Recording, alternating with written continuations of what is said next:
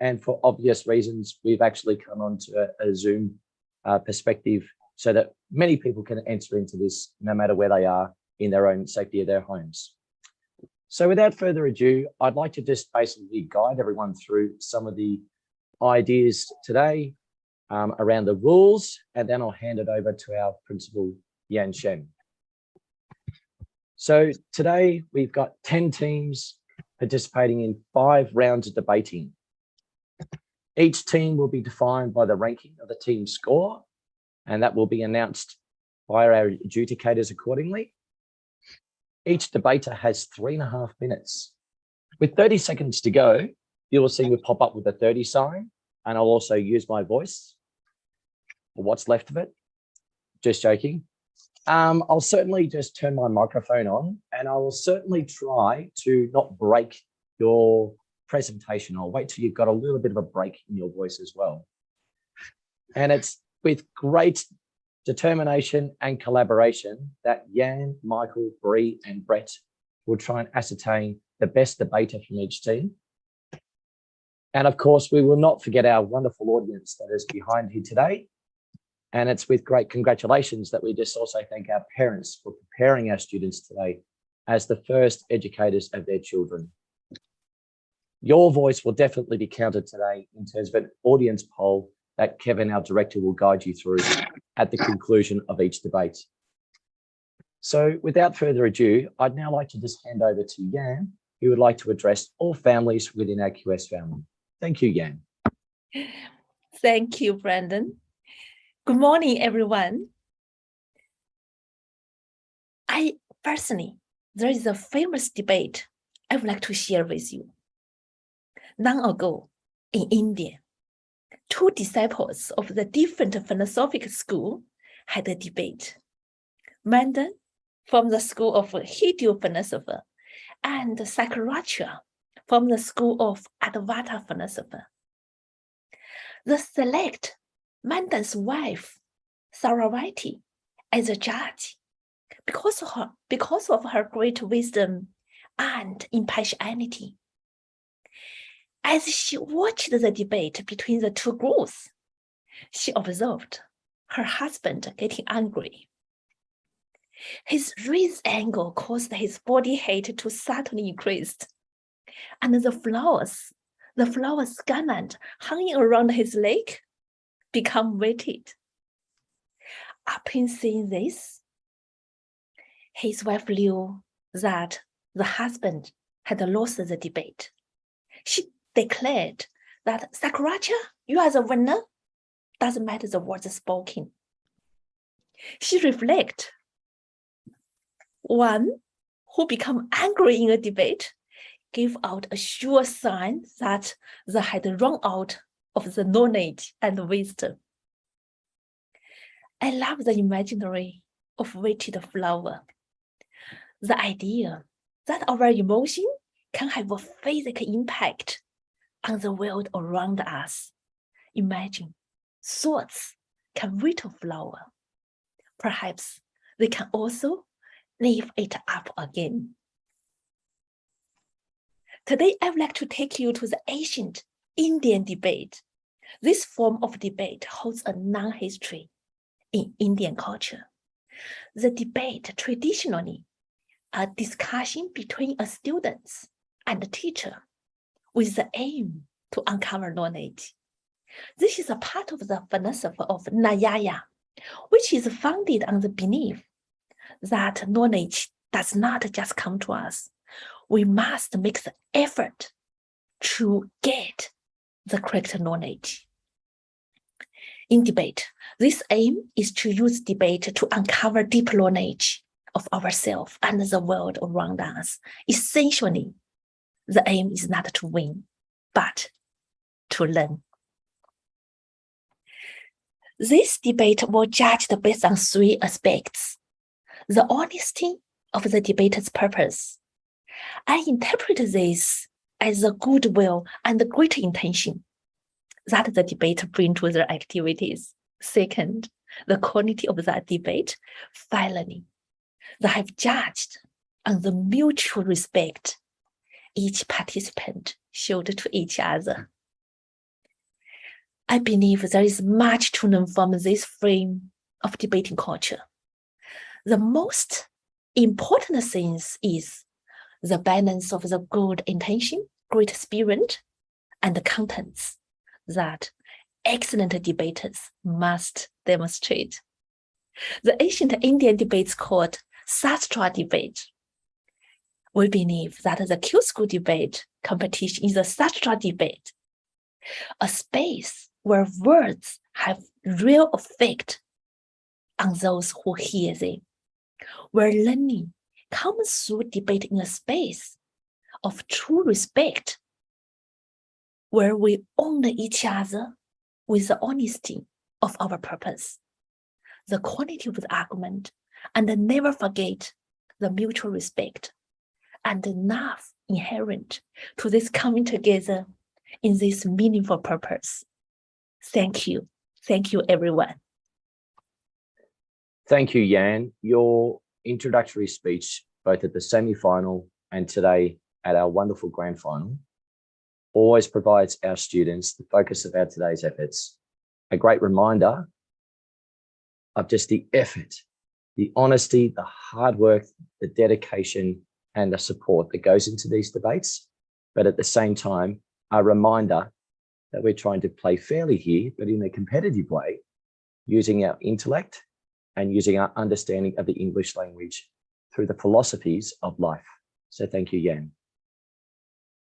I just kindly ask that our adjudicators now just make themselves indisposed, so to speak, and disappear off our screen as I'm about to just ask that our team one, round one debaters, could I kindly ask that round one students, please turn your cameras on, please.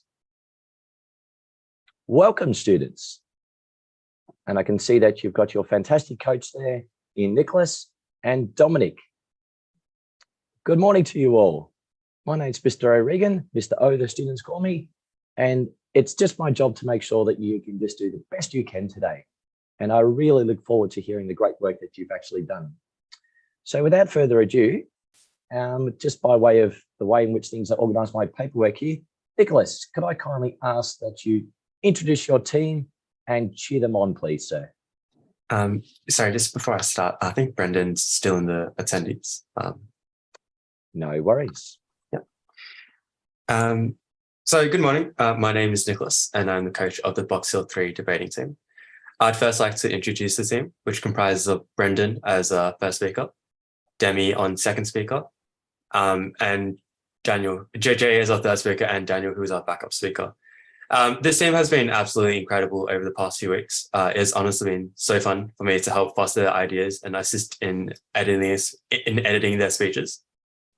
They've really done so well in making it through to the finals, and I'm extremely proud of each of them to even get to this stage. To my team, thanks for all of your hard work so far. Best of luck, and let's try to get the win. Thank you. Thanks very much, Nicholas, and sincere thanks for your efforts that you put in with your Box Hill Team 3 India family today. Good luck to you, sir. Dominic, could I kindly ask you equally introduce your Monash City Team 3 in the negative, please? Sure. So opening up our batting order, we have Ethan as our first speaker, the indomitable, the analytical, the methodical. Coming in at the first drop, our second speaker, Lucas. Yes, he may have the fashion sense of an octogenarian, but somehow he still managed to look better than I do. And finishing off our batting is Eason. Eason, no guts, no glory. He's going to come out swinging. I'd also like to acknowledge the efforts of our 12th woman, Nicole. She's the ultimate team member. She's done a lot of stuff in the background to help support the team. And if you watch the semifinals, you might remember that she replaced our first speaker in the semifinals, and she did it brilliantly. Guys, I'm going to continue the very tortured cricket metaphor. You've stepped onto the playing field, and that means that no matter what, no one can doubt your tenacity, your spirit, your courage. Right? They can doubt everything else, including your ability, but not your guts. So I'd like just to remind you, in cricket and in debate, you leave it all on the playing field. So make sure you debate to your heart's content and you're satisfied with your effort. Good luck, and I hope we win. Thank you, Dominic, for your 22-yard analogy and metaphors with your team. I'm sure that we'll see plenty of boundaries and sixes today, but hopefully no accidental cuts through to the slip cord. And of course, there we go. I'm also a cricket lover. You hit me at the mark there. Well done. Well, to students, as I said before, that you've got 3.5 minutes. I'm going to hold up a sign at the 30-second mark and then at the 10-second mark. I will try not to interrupt your speech. I kindly ask that coaches, if you could please turn your cameras off, please. Thank you kindly, sir. And families at home, it gives me great pleasure to announce our round one topic. Round one topic, resilience and growth comes through overcoming challenges. What a fantastic topic, given what we've gone through in the last few years. And as I said, we've got Box Hill Team 3 in the affirmative and Monash Team TD 2 in the negative. So without further ado, Brendan, thank you so much for coming onto the screen. Can you give me a wave, Brendan?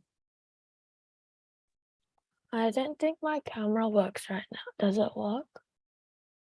I can't see your camera working, but let's just try and see if we can turn it on in a different way.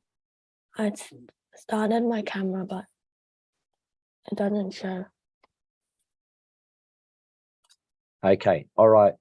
Brendan, I think that we're just going to have to start without your camera. I know that's in some ways just a slight disadvantage, but we are here to overcome slight disadvantages. And I know that you've got it in you. Okay, Brendan? Okay then. Good boy. Well done. So Brendan, your 3.5 minutes starts. You ready? Yep. Okay, your time starts now. Good luck. Good morning, fellow debaters and audience. The topic that we will be debating today is resilience and growth only comes through overcoming challenges. We define overcoming challenges as the ability to recover from obstacles. Regardless of whether the outcome is desirable or not, we as the affirmative team strongly believe that it is only by overcoming challenges that people are able to develop resilience and growth.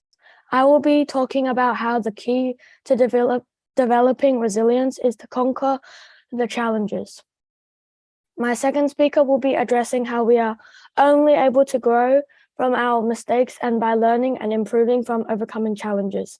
Finally, our third speaker will be rebutting the negatives arguments and summing up our team's case. Now, on to my main argument. It is imperative that people actively participate and are either challenged mentally or physically to develop resilience. If you're always too scared to face a challenge, then you'll never get over it. Running away from the problem will only cause the mental resilience. Without facing or overcoming a problem, it would mean that people feel more complacent about their abilities. This further implies that they are inflexible and vulnerable to any of this sort of change. Mental resilience is about being mentally prepared for an incoming obstacle and being able to get through it even when we might feel like giving up. I am sure that we can all relate to a situation where we have thought about giving up.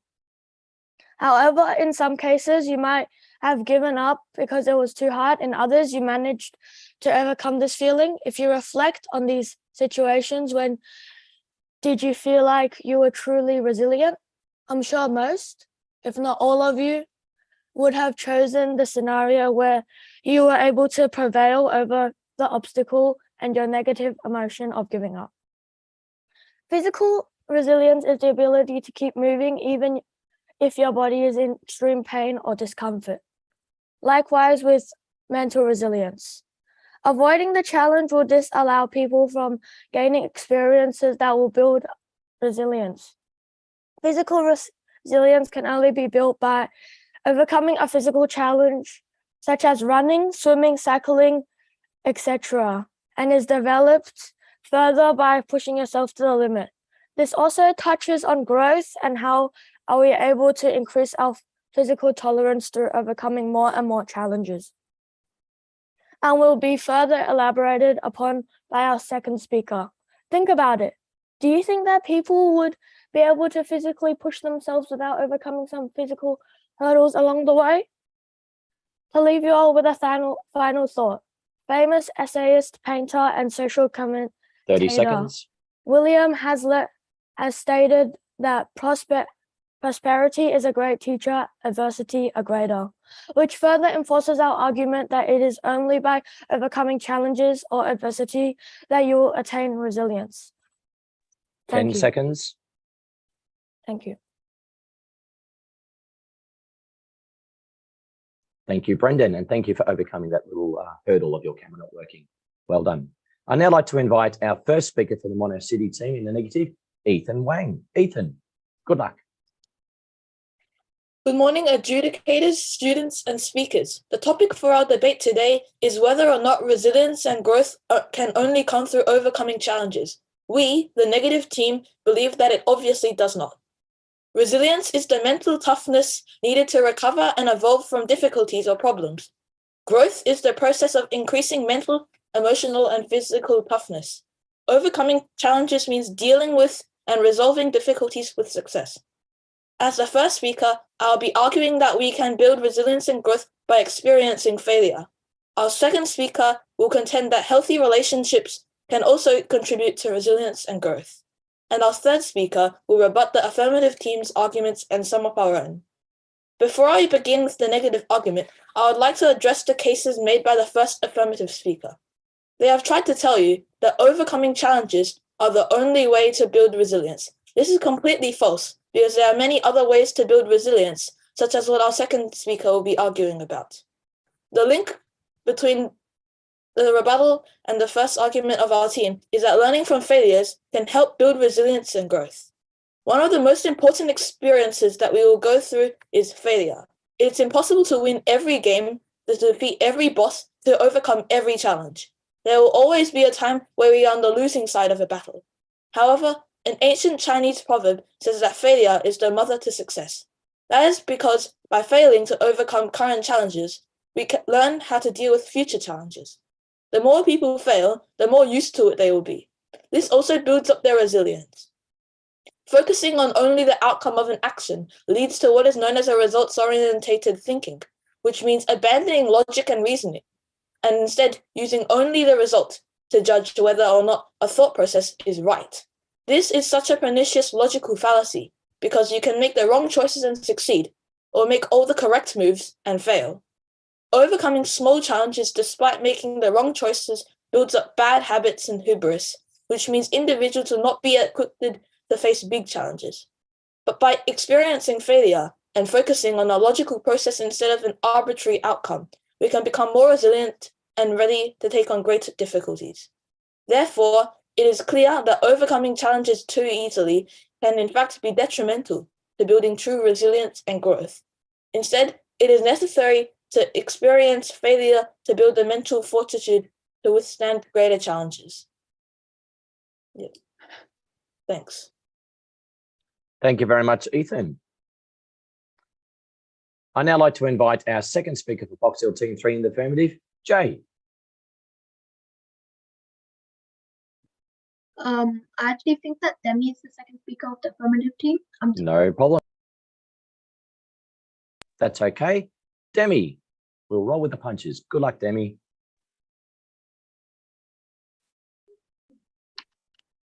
Good morning, fellow debaters and audience. I am the second speaker for the affirmative team, and I am here to argue as to why resilience and growth undoubtedly only comes through overcoming challenges. We as the affirmative team have suggested numerous valid objectives, and there's no reason at all to disregard them. One main point I would like to expose will be the definition of growth and how we can only develop its concepts through overcoming challenges. The negative team has stated that experiencing failure is another way. However, there are errors in the statement. You can clearly see all the loopholes and inadequacies of the statement. It is conspicuous that the negative team has left out the fact that accepting failure is also seen as a challenge. Lots of people can find accepting mistakes difficult. Nevertheless, mostly students. Now, what is growth exactly? Growth can be delineated in multiple ways. However, its main definition is seen as being able to learn from your mistakes, improving and maturing. Throughout a school year, not being able to learn from your mistakes would hold you back from multiple opportunities. Likewise, no matter what one argues, learning from your mistakes, accepting failure, or picking up a new skill can all be classified as growth. More than 70% of the world, which is around 5.4 billion people, agree overcoming one thing is crucial to not just resilience, but growth also. Additionally, this topic can mean a lot of things. Proclaiming that it is not part of conquering obstacles is obscure and inaccurate. On to my next point. These objectives will only be attained through overcoming challenges. Considering the fact that being able to overcome something requires both a new beginning and learning from your errors. Without having any challenges, you can't grow or become more resilient, as argued by our first speaker. Therefore, overcoming challenges is the only way in which resilience and growth can be matured and developed. Challenges can have a variety of meanings. They do not have to be related academically in any way. Seeing this fact, overcoming challenges undoubtedly plays a part in developing growth. Whether it is from an academic perspective or in the realistic world, growth and development will always come hand in hand with overthrowing mistakes. Overall, we together as one margin maintain our positions that resilience and growth only coming through overcoming challenges is entirely agreeable. Whether it is compromising a challenge or accepting a mistake, resilience and growth are both doubtlessly part of this topic. Think about it. If you're denying this reality, what would you put learning your mistakes under? Thank you. Thank you very much, Demi. I'd now like to invite our second speaker for the negative team in Lucas, please. Lucas, head it away. Good morning, adjudicators, students, and speakers. As the second negative speaker, I'll be talking to you about how we develop resilience through stable relationships instead of overcoming challenges, and rebut the second affirmative speaker's arguments. Now, the second affirmative speaker said that we are only able to grow from overcoming our challenges, and that failure is not a way from overcoming challenges. However, this is incorrect, because everyone in their life will go through a failure. It is inevitable. So therefore, overcoming and accepting failure is not overcoming a real challenge. They also said that we are only able to grow from overcoming challenges. This ties nicely into my argument, because we can only not only grow from overcoming challenges, but also develop resilience through stable relationships. These relationships provide personalized responsiveness and protection that buffer people from disruption. They also build key capacities such as the ability to plan, monitor, and regulate behavior. Jana Martin, PhD, is an accredited psychologist who has over 20 years of experience providing consultation to adults and children alike about moral and ethical internal issues that they are dealing with, such as depression, growth mindsets, and positive attitudes. Research studies she has conducted over the years have shown various results, but one thing always remains the same. Resilience comes from healthy relationships more than anything else. In one particular study, different psychological methods were used on a set of people of different ages and genders in order to potentially increase their resilience. Some of these methods used on them included, yes, overcoming challenges, completing tasks, and of course, for individuals that built resilience from the people and the environment they were surrounded by. Of course, for individuals that were surrounded by loving families and supportive teachers were the most motivated and productive, and they also scored the highest on the experimental maths, English, and reasoning tests they were given. Growing up in a loving, supportive family and being mentored by encouraging and devoted teachers is clearly the opposite of having to overcome a challenge. But it is this environment that builds the most resilient individuals on our planet. So yes, in summary, traits such as resilience and growth are not solely developed by overcoming difficult assignments, but are instead mostly built upon something such as a safe learning environment and relentless support from the people around us. Thank you. Thank you, Lucas.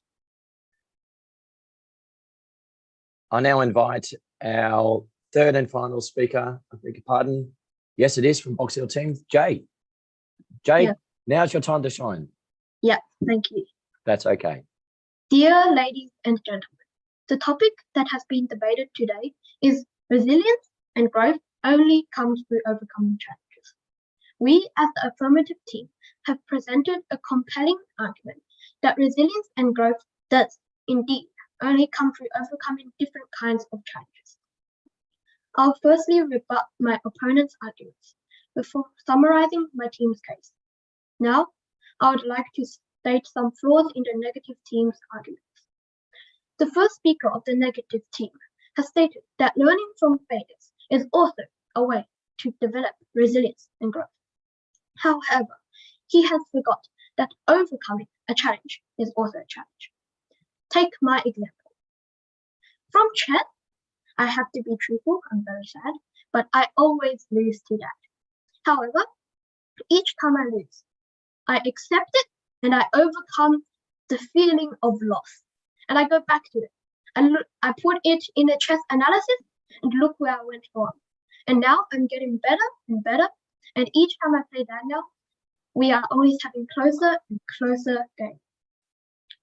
Skipping over these points means that the first speaker of the negative team's arguments is ineligible and otherwise defies logic. The second speaker of the negative team has stated that good relationships with other people is also a way to back up resilience and develop growth. But he has a big loophole. Living in a place with no challenges and only good relationships means that people will be a sunflower in a nice greenhouse. But has he ever thought, what if the plant has to go out one day? What if it has to experience the floods, the thunder, the sun, and the rain? Will it actually be resilient and be able to grow? Now, to quickly summarize my team's case. As our first speaker has mentioned, resilience only comes through overcoming challenges, and is necessary in order to build either mental or physical resilience. Moreover, my second speaker has argued that overcoming mistakes is also a challenge, and gone on to talk more about growth. Consequently, we as the affirmative team believe that resilience and growth only comes through overcoming challenges and also accepting them. And without them, we will not improve, just like the sunflower analogy I gave you before. Thank you for your time. Thank you very much, Jay. Third and final speaker for the Box Hill team 3 in the affirmative. And equally so, in the mono sitting team 2 in the negative, I welcome Eason to bring your team home. Good luck, Eason. Morning, adjudicators, audience members, and speakers. As the third negative speaker, I will be rebutting the affirmative team's arguments and summing up my team's arguments. Now, the first speaker of the affirmative team has argued that physical resilience can only be built by pushing yourself. Physical resilience is not the same as mental resilience. Just because pushing yourself as hard as you can works for developing physical resilience doesn't mean that it works for mental resilience as well. A lot of physically incapable people are very mentally resilient, and they show that being physical resilient is not the same as being mentally resilient. The third speaker of the affirmative team has tried to rebut my team's second speaker and stated that living in a good environment makes it harder to develop resilience. This is false, as for example, if your parents, they treat you really well and they don't make you overcome any challenge, that means you're not living in a good environment. That is simply just treating you like a baby. See, living in a good environment means people knows to make you do something yourself to develop resilience. Not living in a good environment, like I stated before, won't help you develop resilience. Now, I will sum up my team's arguments. My team's first speaker argued that resilience and growth can only be developed through failure instead of success. We can achieve success even though we've made all the wrong choices, or vice versa. Overcoming challenges too easily develop bad habits and will not help us in building true resilience and growth. That's because we can get trapped in results-oriented thinking, where we value the outcome over the process. When we can resolve all of our minor problems without too much fuss, it can make us arrogant and underestimate the real difficulty of life. Then, when we are faced with major obstacles that we cannot solve with ease, it's easy to crumble and give up when our futile efforts have no effect. But by experiencing failure and learning to accept that not everything is in our control, we can become truly resilient individuals. My team's second speaker spoke to you about how resilience can also be developed through having a healthy relationship with others. This was shown by research conducted by Jana Martins, who is an esteemed psychologist. In her research, there was a recurrent theme. Resilience comes from healthy relationships more than anything. That's because individuals with strong support networks, whether family members, spouses, friends, colleagues, or mentors, know that there are people who care about them and will look out for them. There's less pressure to succeed instantly. Instead, those with healthy relationships possess the security to fully commit themselves to tackling challenges, even if that means failing a few times before ultimately succeeding. So as you can see, adjudicators, audience members, and speakers, the best way to build resilience and growth are through experiencing failure and by having healthy relationships with others. To say that overcoming challenges is the only pathway to resilience is simply false.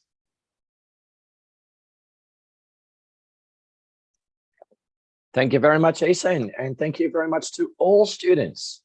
Wow, what a tremendous debate. Give yourself all a big round of applause. Like, seriously, the adjudicators have got a tough job trying to sort out the so-called if there is a winner or if there's a standout winner or what the deal is in regard to this debate. My goodness gracious, what a fantastic opening topic. Resilience only comes through overcoming challenges. Really, somewhat of a timely debate. For many schools around the country, just this week, we've celebrated, or should I say, just reminded ourselves of Are You OK Day? And I see some heads up, nod up and down. And we were all encouraged to don on a little bit of yellow, just to be aware or bring awareness to mental health matters. And I'm sure no matter what our stance has been through this debate today, we'd all agree mental health, we need to look after at the best of times through tough situations. Students, I'd just like to say that there's no doubt about it. We've just started with an absolute cracker opening debate. Many boundaries were hit, just to steal the analogy that Dominic was talking about before, in terms of some very intellectual debates. But our adjudicators will dig into that a little bit more intimately with you in just a moment. I'd just like to say that the polite nature, the slightly competitive way, and the intelligent way that you used our English language has been a real standout feature of this opening debate. There's no doubt about it that students are increasingly aware of Are You OK matters in our life. And certainly I've made mention in our semi-final that the probable godmother of many of these discussions comes from Dr. Brené Brown. And I remember actually just sharing a clip off YouTube of Dr. Brené Brown with my daytime school earlier this week, talking about essentially the combination of making ourselves vulnerable, but also showing great courage. And that's exactly what you've all done today. You've been vulnerable because you pushed out your ideas, your creativity, your imagination in your debating with great intelligence, but also just to stand here as a pillar of strength in a collaborative effort with your colleagues, I beg your pardon, with your fellow teams, to ensure that we can actually ensure that your debating is of a great intellect and great level. No doubt about it that Are You OK Day, as I said, I distinctly remember a time in our education system and we didn't have this present at all. But we've had like student wellbeing leaders in our schools, whether it be primary or secondary, that are increasingly aware of absenteeism within students, just to see if they're okay. And as teachers and as a teaching fraternity, we are certainly very aware that it takes a village to raise a child with families in a partnership home to ensure that students can be as tough as they can, but at the same time, there's nothing wrong with actually ensuring that we've got students that can actually just say from time to time, I actually need help. And sometimes students, we're actually dealing with parents that say to themselves, they need help as well. So maybe it's just a friendly reminder, if anyone's listening to this today and some of the content of what we're talking about, that maybe things to do with chatting with a GP would be a good start to ensure that your mental health is in good stead. So students, as I said, that our adjudicators are frantically working in behind the scenes today. I assure you that Mr. Brett Cable, Michael Daly, Yan, and Bree, between them, they've probably got about, I won't mention a number, it might be a little bit disrespectful, an incredible breadth of experience in teaching to ensure that they can actually give you some very fair and equitable feedback. But just while we're waiting, I was wondering, could coach Nicholas and Dominic, would you like to give a bit of feedback to your team in terms of just the incredible efforts you put in today? Nicholas, I'll start with you, please, sir. Yeah, I think everyone did quite well today. I think both teams were very good, and I think it was a very interesting debate. So it'll be interesting to see who wins. Thank you, Nicholas. Dominic. Guys, at the start, I said that you need to leave it on the field when you're competing, and I can see that you did that. So no matter the result, I'm really proud of all your efforts to get to this point. The topic was about overcoming challenges, and we argued that experiencing failure is a way to grow and become resilient individuals. So no matter what the result is today, I'm sure that you will continue to grow and build your resilience as well. Thank you, Dominic. And as I can see, we've got Mr. Michael Daly, our head adjudicator, on the screen to give you some concise feedback now. Thank you, sir. Thank you very much. Thank you, Michael. Michael, sorry. Let's do the poll first. Sorry. Yeah, just hang on a bit. That's fine. Thank you, Brandon, and thank you, Box Hill Team 3 and Monash Team. I would like to thank you for the backup speaker. They are Daniel and Nicole. So now it is audience participation. So let's do a poll now. So 30 seconds, only a few questions to go. Let's do the poll. Just give me a sec. Poll up. Yeah. Should be up on the screen now.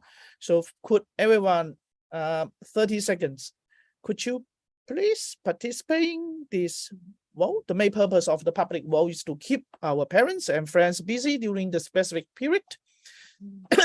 Also to create the opportunity to you to engage with the children's activities. All right. 10 seconds to go now. All right. Please. All right. So time is up. Thank you very much. I'm ending the poll now. Yeah. All right. So I can see our lead educator, Michael, is back. So let's welcome him to giving us a summary of the round 1 competition. Thank you. Well, very impressive, I have to say. I'm, again, stunned by the level of the debate. Really good speaking. I mean, some amazing work going in, and some really sophisticated concepts being dealt with. You know, I think it's pretty remarkable for students in Year 7 to be arguing at this level. So congratulations to all of you. And also, well done for going first, because it's always the hardest, okay? Because you're opening up you're dealing with our adjustment to the experience, and you're waking up as well, you know, so well done. So I'd like to go through the speakers individually. Brendan, well done. And you know, these things happen, technical issues happen, we roll with them, and well done. You know, one of the things about dealing with technical problems is once something goes wrong and you know you can cope with it, you feel a lot safer. So well done for going through that. And the reality is you were probably disadvantaged a little bit because we didn't get to see your face. We couldn't process all those gestures and your facial expressions to match the speech. So that was probably a bit of a disadvantage for you, and we do respect that. You had a really good introduction, you had a strong definition, and you had some very well-ordered arguments. It is always hard going first, and you went first of everyone today, so well done. A little suggestion about voice, and this sort of skill takes ages. And I guess I want to say to everyone, when Bree or I give you some advice on I guess your performance technique, you're not going to get that overnight. It takes a long time to develop those patterns. We would just say that maybe try and get a little more of a legato in your voice. try and get it a little bit more fluid so that we can really process the language clearly, okay? And use pauses and emphasis. Well done. The first speaker for the negative for Monash, Ethan Wang, sorry. Ethan, well done. You were very well controlled in your speaking. It was great that you incorporated a rebuttal. You put in a real sense of, I guess, you showed that it was an adversary debate, right? You had very formal and complex language, which you were very comfortable speaking with. And I think that was really, really impressive. You weren't afraid to use those complex arguments. And I think that was really quite impressive, I have to say. Maybe slow down a little bit. It's always hard. I still have to remind myself to slow down. I think it's a life lesson for many of us. Just think about the ending and the conclusion. It felt a little short just because you kind of stopped a little suddenly. Okay, so think about in future about how you can just craft that ending. It's like all the stuff you do in writing or the denouement, and you still have to follow that almost like a narrative structure. When you're doing a speech, you have to get that little wind down at the end. Well done, Ethan. Excuse me, I have to cough. Sorry about that. Demi, the second speaker for the affirmative, really strong speaking, very confident. What I loved was your body was so upright and it showed such authority. There was such a stillness in your body that gave a real sense of authority. I'm kind of jealous because I still can't get that. You were very, very authoritative. You had excellent intonation, and you were very confident in rebuttal and with explaining a complex argument. You didn't get ahead of yourself. It was excellent. Your intonation was really lovely. Really lovely speech. Lucas, the second speaker for the negative, you had a really strong use of emphasis in your delivery. And it reminded me of just how hard it is to deliver formal speech. Because it's really hard for us as an audience to process. Often if we were reading your text, we'd go back and reread. So you're kind of helping us when you emphasize certain words, that we know what is the most important word. And I really, really encourage all speakers to do that. You really incorporated expert opinion very skillfully, and your argument was very, very clear. Well done. Jay, the third speaker for the affirmative, well done. Again, you are very confident and very, very authoritative. I loved your example, and I loved how you talk about the chess analogy. So, we often don't get speakers talking with personal anecdotes, and it really worked. There was some really lovely intonation. And I would say to you, like I mentioned earlier on, it was to Brendan, try and get a little more legato and work a little bit on emphasis of certain words. That's going to take you a while, okay? Beautiful work, Jay, lovely. Eason, also a very, very good speaker. You were very confident, very authoritative. At the start, you probably felt it. You were a little rushed at the start, and it took you a little while to find your rhythm, but boy, you found that rhythm. You really felt comfortable once you slowed down. And what I loved was there was that passion in your voice, which made it, again, easy for us to understand your content. Your argument was very coherent, and you were very, very comfortable incorporating your expert opinion. So we would like to now announce the winner of the debate, and then we will give the winner of the best debater for each team. So we do notice too that the Monash have a very, very, very terrifying slogan. It's beats 99% of the competition anyway. But not for that reason. We would like to award Monash the debate. Well done, both of you guys, but it goes to Monash. Congratulations. The next step, of course, is to announce the best debater for each team. This was very, very hard. The best speaker for the affirmative, I need to get is Demi Wang. Congratulations, Demi. Very confident, very powerful speech. We'd like to acknowledge that Eason, you were very, very strong. You came a close second, but the best speaker for the negative was Lucas Lee. Beautiful work, guys. Congratulations. Congratulations. Thank you, Mr. Dali. Thank you. Okay, now we need to catch time for the round 2 now.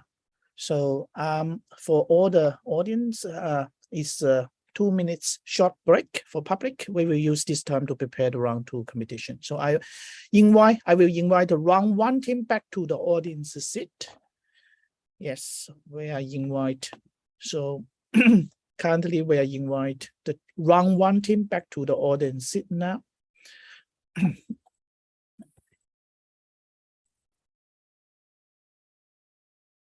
And so we're working on that now. And we also ask the round 2 teams to raise your hand. I'm going to promote you to the panelist. They are North City team and the Preston team 2. North City team and Preston team 2. Please raise your hand. We are promoting you on the stage.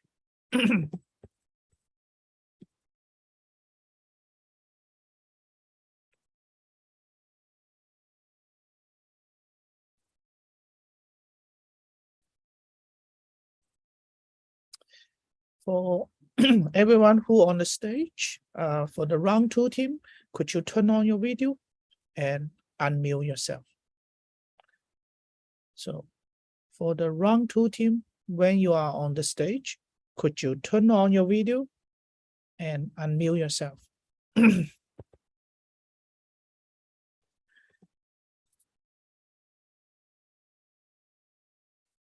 All right, thank you very much. So round 2 teams, where once you're on the stage, please turn on your video and unmute yourself. So Charlie, please turn on your video. Sherry, please turn on your video. And Nicole, please turn on your video. Ray, please turn on your video.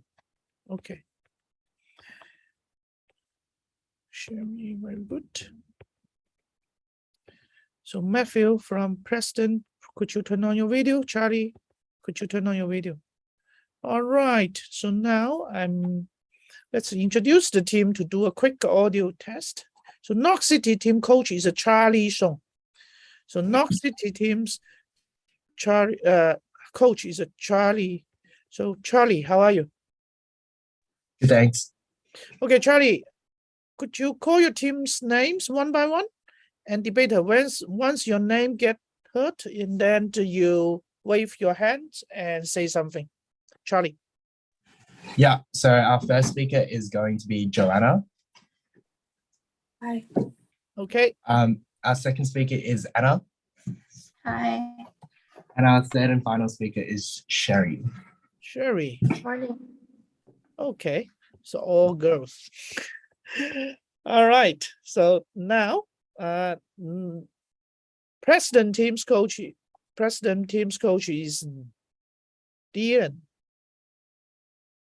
Where is Dylan? So Dylan, are you here? Could you? We're waiting for the coach of we're waiting for the coach of the Preston teams. So, but anyway, I do some testing for the voice first. I like the penguin. At least I can, from the penguin, I can see the Preston teams. Okay, Jare, will you mind unmute yourself and say hello? Hello. Okay, I can hear you well. And Roger. Roger from. Hello. Very good. And Andy. Hello. Very good. Matthew, as a backup speaker, could you? Hey. Okay, thank you very much. All right. So is we're waiting for Dylan from Preston team. Dylan, could you raise your hand in the audience seat? Dylan. All right. Looks like we need to kick off our round 2 competition now. So now I would like to hand over back to Mr. Brandon. Hello. Hello, sir. Good morning, Morning. students. Yes. Thank you, Kevin. Thank you. Welcome to all of you. I'm sure that you've had a formidable setup for this grand final debate this morning. I sincerely wish you all the very, very, very best. Look, do not worry that Dylan is not here. It would be good. Kevin will work hard in the background to ensure that he is here. If he is unable to turn up, I will just briefly introduce you to our audience. So just calm yourself, maybe be considered just a little hurdle that you overcome. So families at home, it gives me great pleasure to announce that our second debate this morning, very different from the first, is peer pressure beneficial to development. Okay, certainly something that comes into the nature of being not only a primary school student, but a secondary school student as well. And in the affirmative team from Knox City team, we've got Joanna, Anna, and Sherry. Good luck, girls. And in our QS Preston team too, in the negative, we have Andy, Giroux, and Roger. And I'd also just like to mention Matthew. Thank you so much for being here this morning. Your team could not do this without you being a backup. So without further ado, Charlie, can I get you to formally introduce your team and cheer them on, please? Thank you so much. We are the Knox City team, and today we're on the affirmative side. We believe that peer pressure will be a positive force, and today our team will describe the reasons for why. Good luck, guys. You guys have prepared well again. I'm sure you'll do well. Be confident, take your time, and do your best. Thanks, guys. Thanks very much, Charlie. And Andy, Giroux, Roger, and Matthew. Unfortunately, your teacher coach has not been able to turn up. But do not worry. I want you to just really calm yourself. I am sure that you've worked very, very, very, very hard. The fruits of your effort are going to be put on display today for all to see. I absolutely wish you all the very best. Yes, Giroux. I think Dylan's here. Dylan.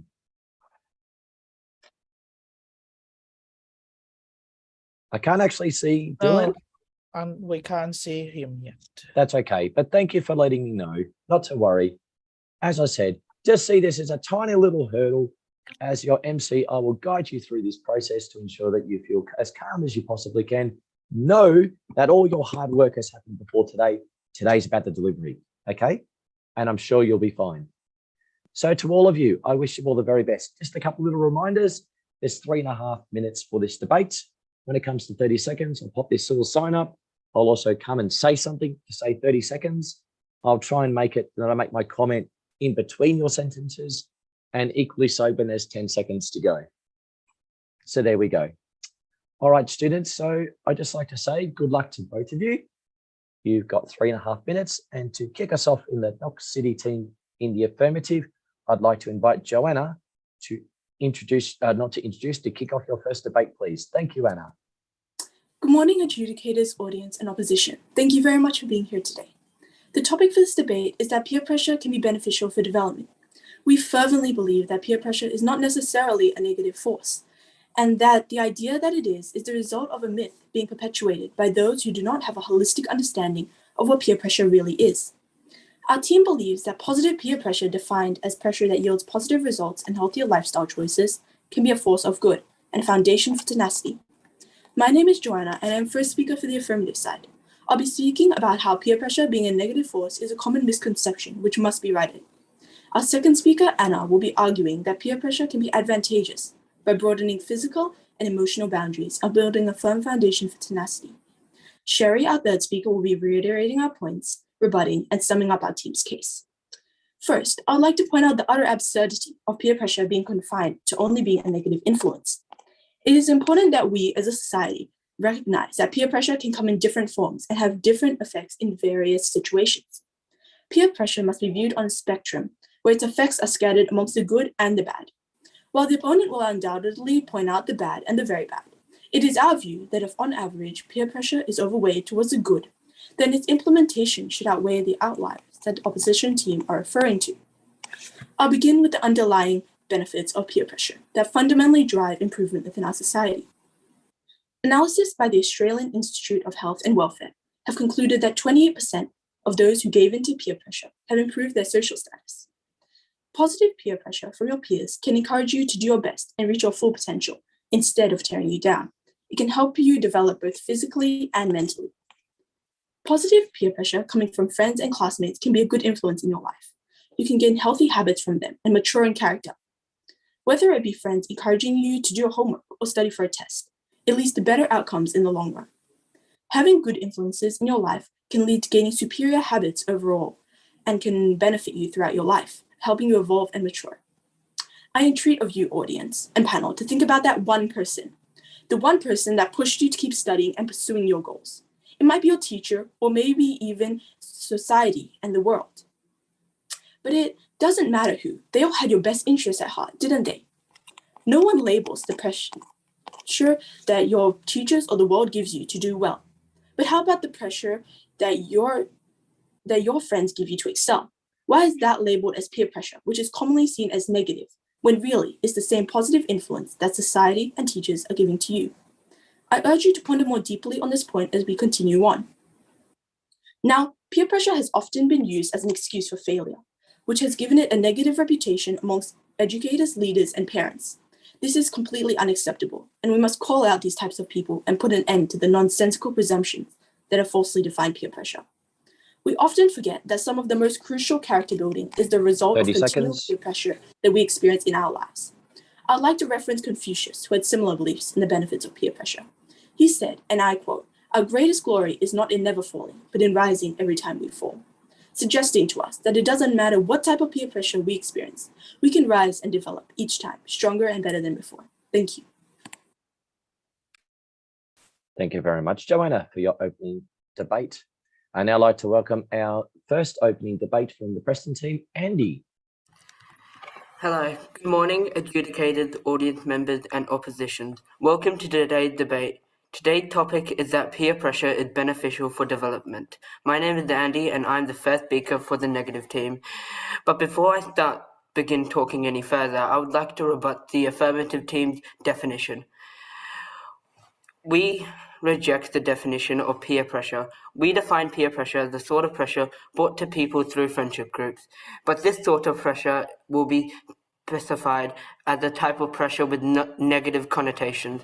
Meanwhile, if the pressure is good, we will define that as encouragement. Furthermore, we define beneficial as an overall benefit. Now, I will rebut the point put forth by the affirmative team.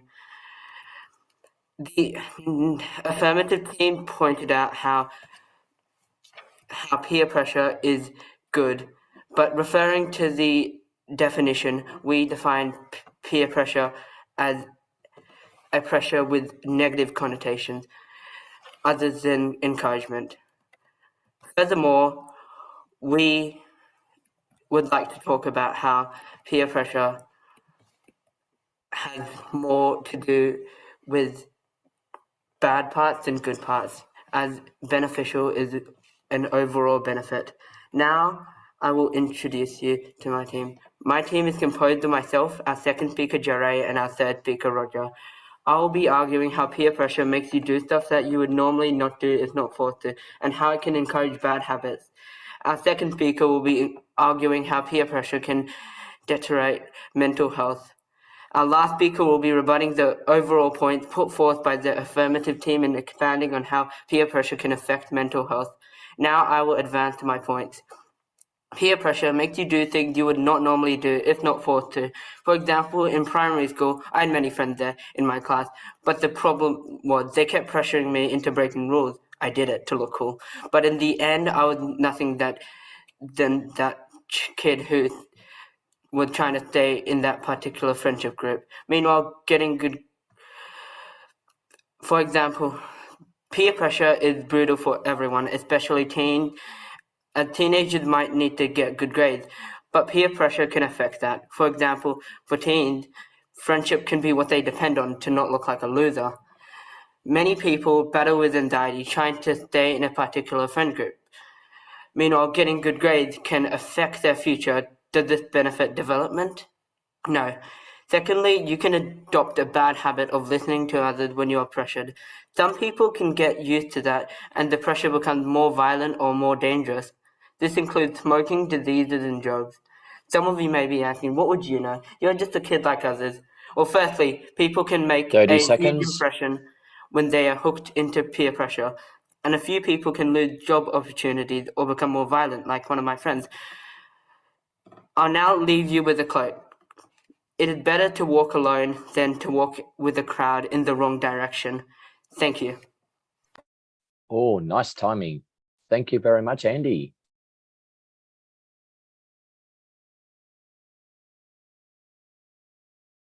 Brandon, I think could you unmute yourself? Thank you. Apologies. Thank you. Thank you very much, Andy, for presenting your opening debate for the Preston team. I'd now like to welcome our second debater for the Knox City team in Anna. Good morning, adjudicators, oppositions, and audience. My name is Anna, and I'm the second speaker of the affirmative team. I would first like to rebut what the first speaker of the opposing team has just argued. They had stated that peer pressure makes you do the things you won't do normally. However, we believe this is incorrect, as you do something you won't necessarily do is stepping out of your comfort zone. And stepping out of your comfort zone is crucially beneficial to our development. I'll explore this statement further into my arguments. Our team believes that peer pressure cultivates tenacity. That is to say, peer pressure doesn't press you down, instead it teaches you endurance and motivates you to lift yourself up. Positive peer pressure can motivate us to improve. Being motivated can then assist us to enhance our work in our lives. For instance, if an outcome we desire is not achieved, what peer pressure does is it pushes us to our limits and breaks our boundaries, forcing us to step outside of our comfort zones to attain what may be a personal best. For example, speaking up in public spaces like classrooms and business meetings can be a form of pushing us out of our safe place. These breakthroughs not only reinforce how we have unlimited possibilities, but also opens us to more opportunities. Peer pressure can also be considered as a positive competition between peers. I define positive competition as a form of motivation that sees a group of like-minded people striving forward together with a mission in mind. For example, when a student sees their friend get good grades, the need to fit in enforces a strict demand on student to also get good grades. We can also see examples of positive competition outside of academics. For example, volunteering for community service works on the basis that people often compete with each other to provide to our local communities. We often see marathons or challenges with charity causes that rely on inherent positive competition within society. Furthermore, peer pressure allows us to build up resilience and to face hardship in later life. Life is full of ups and downs. The stress is unfortunately a normal part of our life journey. What is important is that we learn to adapt and stay positive even during difficult times. Peer pressure allows us to develop the capabilities to stick our noses up and continue to tread along the hard line in order to reach happiness on the other side. Thank you. Thank you very much, Anna. As I just pressed stop on my timer here. I'd now like to invite our second speaker for the Preston Negative team, Injure.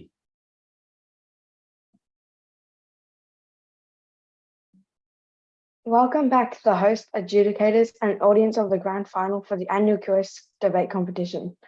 My name is Jure, and I'm the second speaker of the negative team this time around, arguing that peer pressure is not beneficial for development.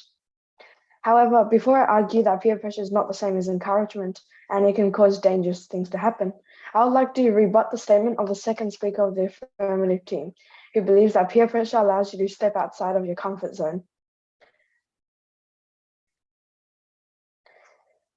Peer pressure, I do agree with some of their point, but not all.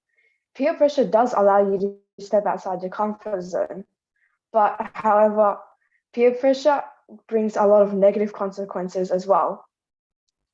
When peer pressure pressures you to step out of your comfort zone, it comes along with many negative consequences, such as drug use and smoking.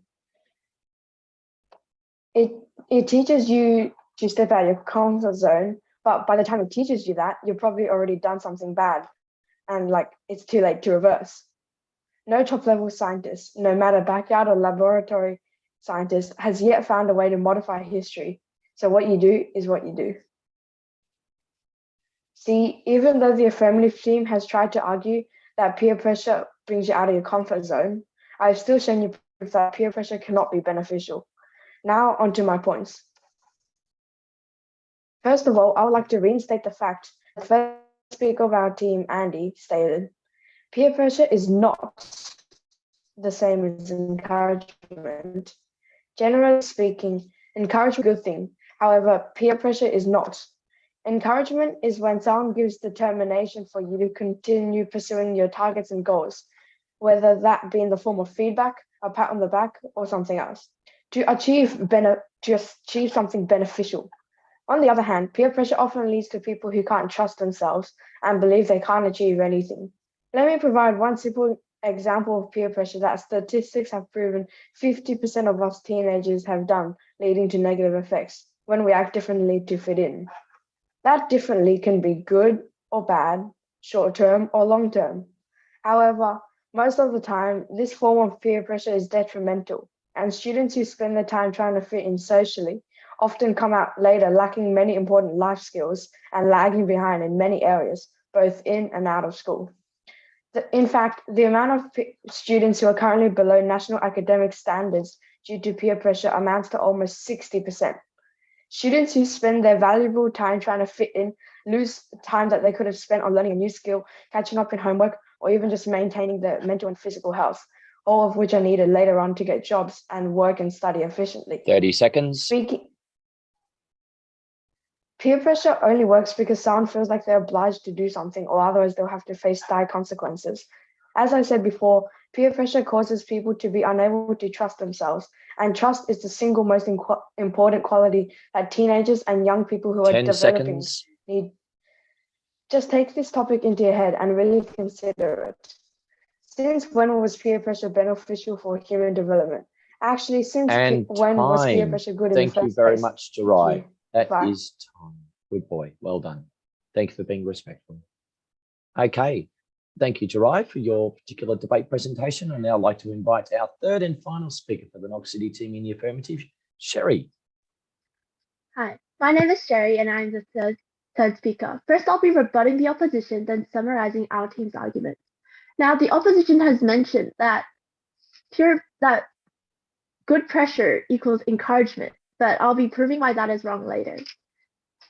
The second speaker just now has mentioned that peer pressure causes deterioration of mental health, but everyone goes through bad periods in life. From this, we build resilience. Other factors, such as toxic friends, environment, can all be contributions to poor mental health. So that is why we can't fully blame peer pressure as the cause. I want to start off by mentioning as well that we concur with the opposition about peer pressure being a negative impact on mental health. We are fully aware that it can be a double-edged sword, but we firmly believe that there are much more positives than negatives. Peer pressure being a negative force is a common misconception that we have proven to be wrong today. Instead of judging peer pressure from a one-sided view, we should look at it from a broader perspective. In different situations, peer pressure can provide benefits to anyone in any situation. It is a positive influence that motivates, guides, and encourages us to work towards a better life. Peer pressure from teachers or society can be mistaken and misinterpreted as negative, but this pressure is sometimes the push needed for a person or student to develop and grow, resulting in character improvement for the rest of their lives. The pressure used to carry out these type of achievements is often overlooked and not labeled as positive peer pressure, which leads back to the negative argument. Good peer pressure is not encouragement, it is good peer pressure. Encouragement is part of this good peer pressure. And that is why we are not identifying the circumstances where pressure provides meaningful benefits. If a teacher tells a student to hand in their work, this is positive peer pressure because it's helping the student gain knowledge as well as responsibility. Our second speaker spoke about peer pressure being a foundation for tenacity. Tenacity supplies many of the important skills needed for life, such as confidence, motivation, sense of purpose, and much more. All these aspects can lead and assist to a more successful and meaningful life.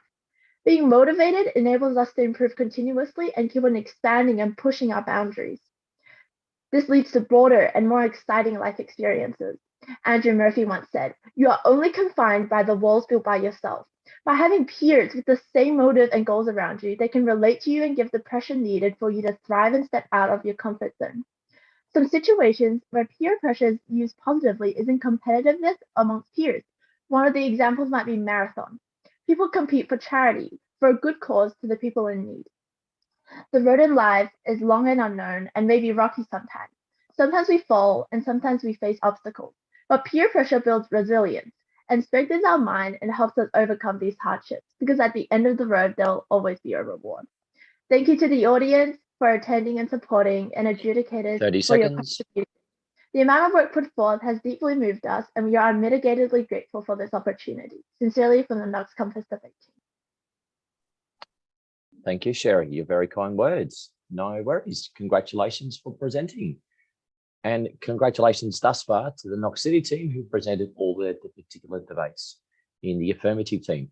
And now comes down to the QS Preston team in Roger, who's going to summarise and be the anchor to bring home the Preston team. Good luck, Matt. Good luck. Roger, sorry. Good morning, adjudicators, debaters, and audience members. I am Roger, the third speaker of the negative team, arguing that peer pressure can lead to bad mental health. But before I explain, I will rebut the opposing team. To the second speaker who said that peer pressure is a normal part of development, I disagree. There are lots of things that are normal in our modern day world, but not all of them are good. For example, diseases, they're not good. I mean, they're not good, but they're normal, right? And for the third speaker who said that it encourages you to say new things, let me get one thing straight. If you say that it encourages you to do new things, that means it's technically beneficial, but we would call that encouragement, not peer pressure, which doesn't go with the topic of today's debate. And to the second and third speaker who said that peer pressure sparks confidence in young people, that is wrong. I mean, well, yes, that is correct. But there are still other ways you can gain confidence while not suffering the consequences of peer pressure. Now, onto my point. Peer pressure worsens mental health. Why? Well, first of all, what do you think would happen to your mental health if you're constantly forced to do things by your friends that you really do not want to do? If you obey them, then your mind will start to rely on them and you'll have little to no control over what you want to do, closing all opportunities to pursue your hobbies and become a good person. You will rely on your friends to make decisions for you, meaning that you can't do anything for yourself. Another reason for this may be because of distancing from parents. Since you basically become a slave to your friends, as explained before, you will become more and more distant from your parents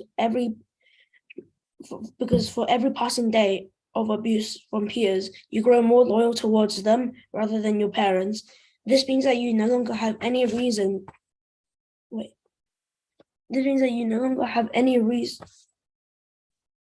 to even talk to them. In your eyes, they're just any other adult that you would meet on the street. But that's not a good thing. Parents are a leading figure, a role model for you. With them, you grow up to be a human with morals, since they know how things work, but you don't. Who else is going to teach you or help you. Your friends? No, they're busy reaping the benefits of you. This is the effects of peer pressure, if you haven't noticed already. Peer pressure does not have a place in society. It causes people to fall behind academically, and it also makes people anxious when there really is nothing to worry about. It also worsens someone's mental health dramatically. Peer pressure, it stops with me. Thank you.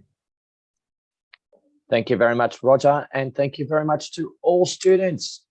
Here we've had our second debate this morning, round 2. Certainly given us much debate and intelligence to ponder over, and much work for our adjudicators who are working very hard in the background to determine, do we have a tie or do we have a winner? Just a couple of brief comments before I invite our director back to guide your families through a poll. Students, this has been a tough debate. I'd first like to just comment about how I actually just love your virtual backgrounds. We've got the Don't Fear Pressure, and we've got the Emperor Penguin with its little chicks in the background. Overcoming adversity for sure. Is peer pressure beneficial to development? Certainly. I love how some of you have actually just spoken about the spectrum in which this debate has been just developed, to take Joanna's word that she burrowed there for a little while. And essentially our level of courage has been under focus as well. No doubt about it, our sense of purpose and why we're here and what we do to actually hold our moral compass to our hearts in the way in which we live. I actually love the fact that you've actually defined the sense of encouragement versus peer pressure as well. So students, you've given much thought for our adjudicators to mull over and assess your particular very intellectual debates. So just while we're waiting for our adjudicators, I'd just like to invite our director, Kevin, who is going to guide your families through a poll. Kevin.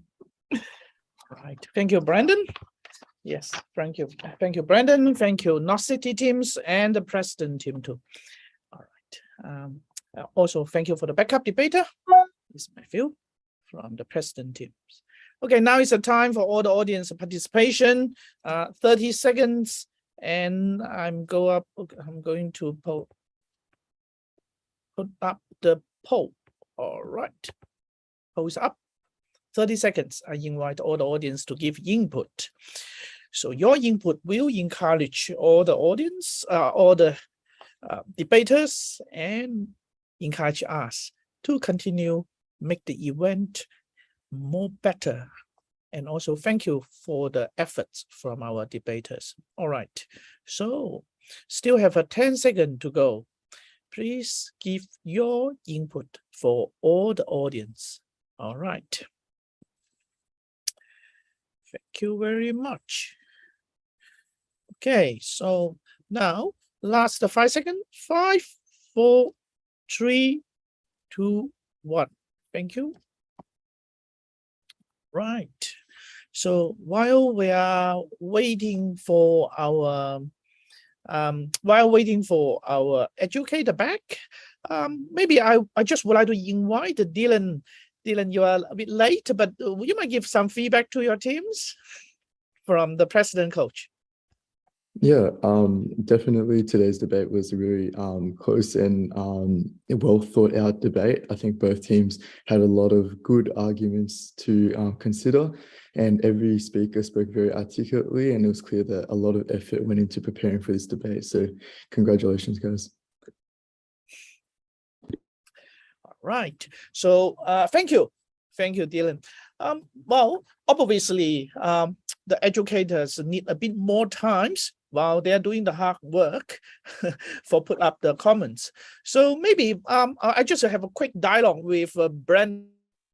So what do you think actually means debating sometimes, especially when you're on the stage, there will be very challenge and then sometimes nervous, and how you make yourself a bit calm, and what's your suggestion? What's my technique?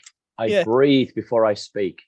I make sure I know my things, because if you know your content, you know you're going to be calm. And with that little calm segue, I can see that our adjudicators have just popped on the screen as well. So great timing. Thank you, Kevin. All right, thank you, Brandon. So, Michael, are you okay? So Bree. Oh, Bree. All right. So sorry. Yes, we welcome Bree to give comments. And for these round 2 teams. Thank you, Brie. Thank you very much, lads. It is my great pleasure to give the comments for this wonderful debate that we just saw. I'd like to preface this by saying I was so enamored with the effort that everyone put forward. And particularly there were some, I want to say there were some speakers who I really enjoyed because of the transparency of the techniques they were using to overcome nervousness. And in particular, this is to do with, as Brendan just said, great segue for me, mate, nervousness and breath. So in particular, I'm thinking of Andy and Roger and Jaru all did brilliant work with kind of taking the moment and, you know, if you're feeling a bit nervous, going, no, this is the me show and I'm taking a second. It reminded me very much of a time years ago when my sister had an accompanist when she was singing in the Stedford, and the accompanist started playing the song and she wasn't used to that accompanist. And my sister, who was about 6, went, no, and stopped her partway through playing and then gave her notes on how quickly she wanted the music played before she started singing.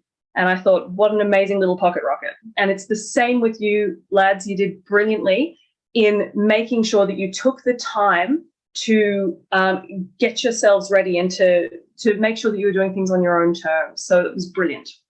Fantastic to see.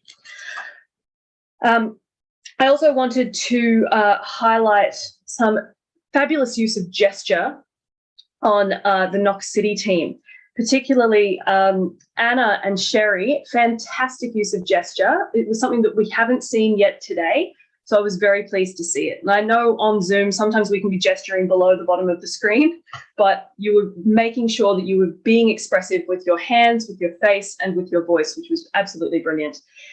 And Joanna, incredibly expressive voice whenever you were speaking. Every word, I felt like you were really focusing on how to land that and how to make it, you know, really milk it, to really build up what you were saying, which was fantastic as well. And similarly, for the boys on the other team as well, fantastic, Preston, when it came to, you know, emphasizing particular words when you were making arguments. Roger, you had some really great use of humor towards the end there, and that was brilliant, and I really appreciated that personally. So, down to business. We, after much argument, have decided on best speakers for the teams and also the winner. The winning team is Knox City. I just had a moment where I thought, oh my gosh, am I going to say the wrong one? Knox City, congratulations. You have the overall best arguments and presentation. Knox City's best speaker, we nearly had a punch-up. If this had been not on Zoom, there probably would have been slaps.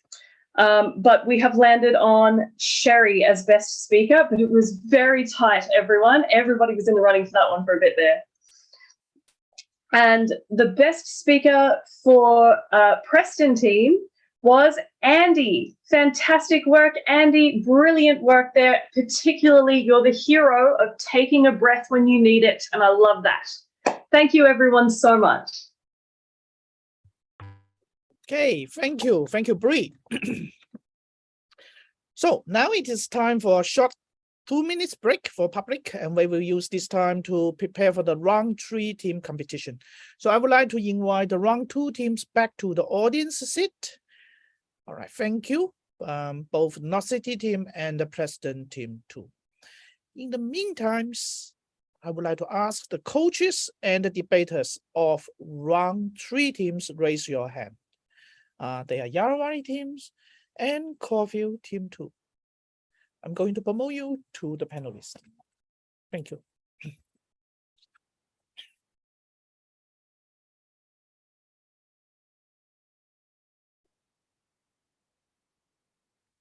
So we are going to promote the round 3 teams to the stage. Okay. So they are Yarrawari team and the Caulfield team 2. Let's take a little bit of time. Thank you. So once you are on the stage, could you turn on your video and also turn on your voice? Wow, Wow. I see the virtual background. There's so many dynamics. All right. Wow, Jordan, I like your smile, and I like the Facebook, YouTube. Actually, for everyone, I think you might know that actually everything we are doing, we have to this final is on YouTube now. You can call your friend to see you on the YouTube. We're in the YouTube channel, QS School Group YouTube channel. All right, Jordan, I can see you so excited. Do you see your all team member are here? Yes, I see everyone here, so that's good. Okay, well, you might call your team's name one by one, and then for the debater, once you hear your name, could you say yes or say hello, and then wave your hand, then I can see you. All right. Do you want me to start off or? Yes, Jordan. Yeah. All right, perfect. So we got first speaker, Jesse. Jesse, who's Jesse? Hello, good morning. Okay, very good, Jesse. We got our second speaker, Emma. Hello. All right. We got our third speaker, Kerming. Kerming. Hello. Now we got Okay, Stephen Kerming. at the background. He's going to be helping us with rebuttals and everything. So. All right. Thank you, Jordan. Okay, so now let's introduce the team of the Caulfield team. So let me see. The Caulfield team, I think it's a Lena. Yes. So our first speaker is Ruby. Hi. Yeah, will you mind wave your hand and then I can see you. Okay, Ruby. Okay, yep. Our second speaker is Ariana. Hi. Ariana, I can see you very well. Thank you. Our third speaker is Andy. Hello. Thank you very much. All right. So, okay, now it's the time. So, everything ready? I hand over back to Mr. O'Regan. Thanks very much, Kevin, and welcome, students. What a fantastic debate topic we've got here. Certainly a very relevant topic given the addition of social media to make our lives a little bit complicated or perhaps improve. That's certainly a philosophical debate for another day. So to all of you and to our families at home, our third debate topic here today is, should social media influencers be regulated? Okay, at a time where we're talking about increasing regulation, should this be a part of it essentially? So without further ado, we've got the wonderful QS Yarra Valley team in the affirmative with Jordan, and we've got the QS Caulfield team too in a negative with Lana. So without further ado, Jordan, could I kindly ask, sir, can you please formally introduce your team and rouse them up, please, sir? All right. I don't know if I'm warmed up enough yet, but good morning, you three absolute goofballs. Hope you're ready with all the last minute work, even though you guys didn't do any listening in my class and the discussion. I don't know, somehow you guys always come up with the bestest of ideas. I'm not an English teacher anyways. And as according to the first Sun Tzu quote I found on Google, he will win who knows when to fight and when not to fight. And I know now is the time to fight. Everyone else, listen in and enjoy our wild ride. Very, very, very entertaining, Jordan. Thank you. And I certainly hope you wake up as the debate progresses, because I certainly have, as have our students, the more they've debated this morning.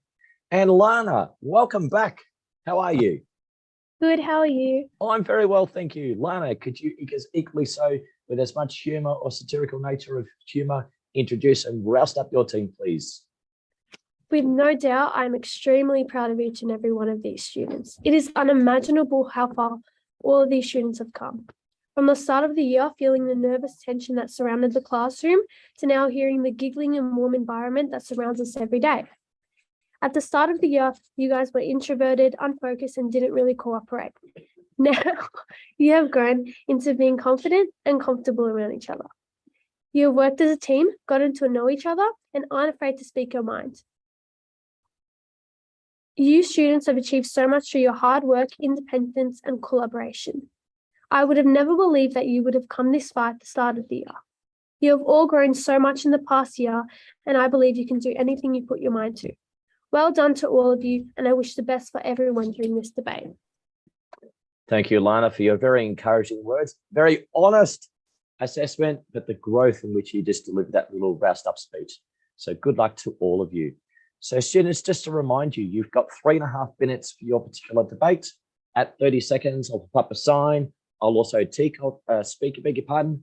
I'll also just trying to make that little comment in between your sentences as to not break your rhythm, and equally so with 10 seconds.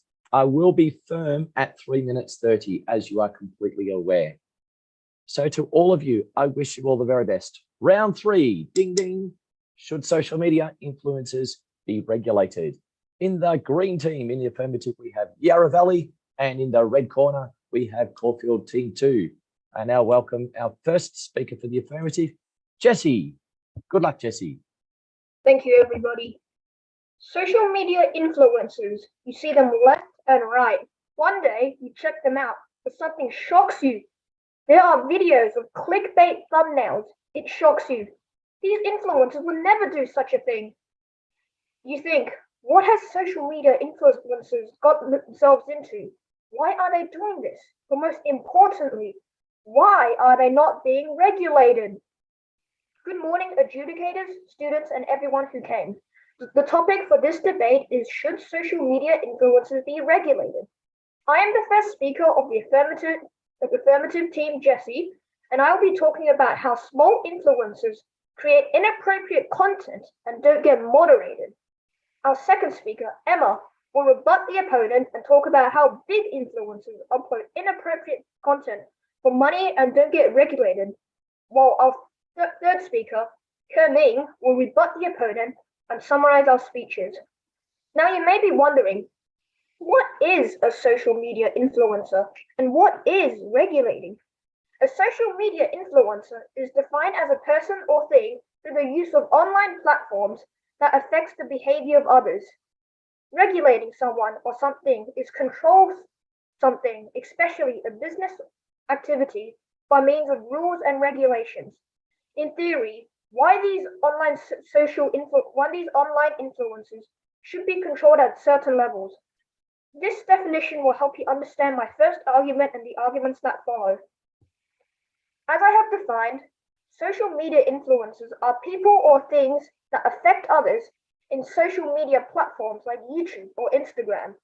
This leads to my first argument, how influencers should be regulated because of the inappropriate content. But it's small influencers that get away. Small influencers get less attention because with the moderators to influencer ratio, the ones with higher followers get more attention. This gives these influencers a wider zone of content to create. This wider zone can cause greater creativity, but greater creativity comes at a cost. Sometimes these creators will think they are invincible, thus creating content to their own liking. This liking can gradually lead to inappropriate content, clickbait content, and offensive content. What if the moderators do find them? This is where the support comes in. These content supports will continuously backlash at the moderators. And since the moderators need breaks and look at other greater influencers' work, since they get more attention and need more regulations, the chances are they'll bring back the small content creators' work. But if regulations are improvised, 56% of children will be saved from the harmful content, according to internetmatters.org, a website known to educate thousands. 30 seconds. As you can see, regulations prevent the damage being done to half the population or more. Thank you. Thank you very much, Jessie. I now like to welcome our first speaker in the negative, Ruby.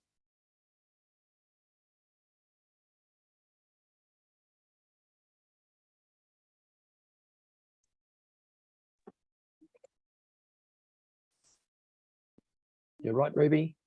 Good morning, ladies and gentlemen, adjudicators and judges. I'm the first speaker of the negative team, and today my team and I are here to prove that social media influencers must not be regulated. As the first speaker, I'll be addressing the age restrictions and legal boundaries regarding social media and validating the importance of why influencers should not be perceived negatively. Our second speaker will rebut the opposing team and elaborate on why, if influencers were regulated, it would defeat the purpose of social media entirely and affect the flow of information in different places across the globe. I would like to start off my debate by rebutting the first speaker's points. The opposition has illustrated that social media influencers can display inappropriate behavior and content, which can form wrong ideas in children's minds. However, even if those points may be true, there are still multiple fundamental flaws in their argument. One being, per se, that young children don't have to go on social media, as there is an age restriction that you have to be 13 plus in order to go onto social media. So technically, it is up to the child to go on social media themselves, which I'll explain further in my points. Now onto my points. To start, the correct definition of a social media influencer is a person who has built a reputation for their knowledge and expertise on a specific topic. The responsibility of an influencer requires them to create content to share with lots of people to benefit from. In today's society, social media has a huge impact on young children, teens, and even adults' lives, and the authority given to these influencers shape the way we as humans think and behave. However, this influence is viewed incredibly negatively, especially by parents. The prejudice held against social media influencers regarding them to be a bad influence on young children's minds is unquestionably inaccurate. A study done by Gen.video concluded that 33% of people surveyed trusted influencers were making shopping decisions, whereas only 17% trusted family and friends. In addition, data from Newsfind shows that 92% of consumers trust an influencer more than an advertisement or traditional celebrity endorsements, which establishes the significance of social media influencers. To lead on from my previous point, social media influencers should not be regulated, as they cannot manage who uses social media or not. This regards to my rebuttal and also the first speaker's points. Majority of the reason why social media influencers are advised to be regulated is because their actions may be seen as unprofessional or not suitable for young children. The reason why you have to be 13 plus in order to use social media is that it is a sufficient age where children are old enough to take responsibility for their actions. However, according to Business Insider, over 40% of children 30 under seconds. 13 already use many social media platforms. These statistics patently prove that regulating social media influencers won't change anything, as no one follows the age restrictions in the first place. Ultimately, young children and teens violating the law have nothing to do with social media influencers, as they have no control whatsoever over young 10 children's seconds. actions. And finally, millions of people live off being a social media influencer. So by regulating this profession, it essentially is prohibiting their ability to do their job. Thank you. And time. Just in the nick of time. Well done, Ruby. I now like to invite our second speaker for the affirmative in Emma. Good luck, Emma.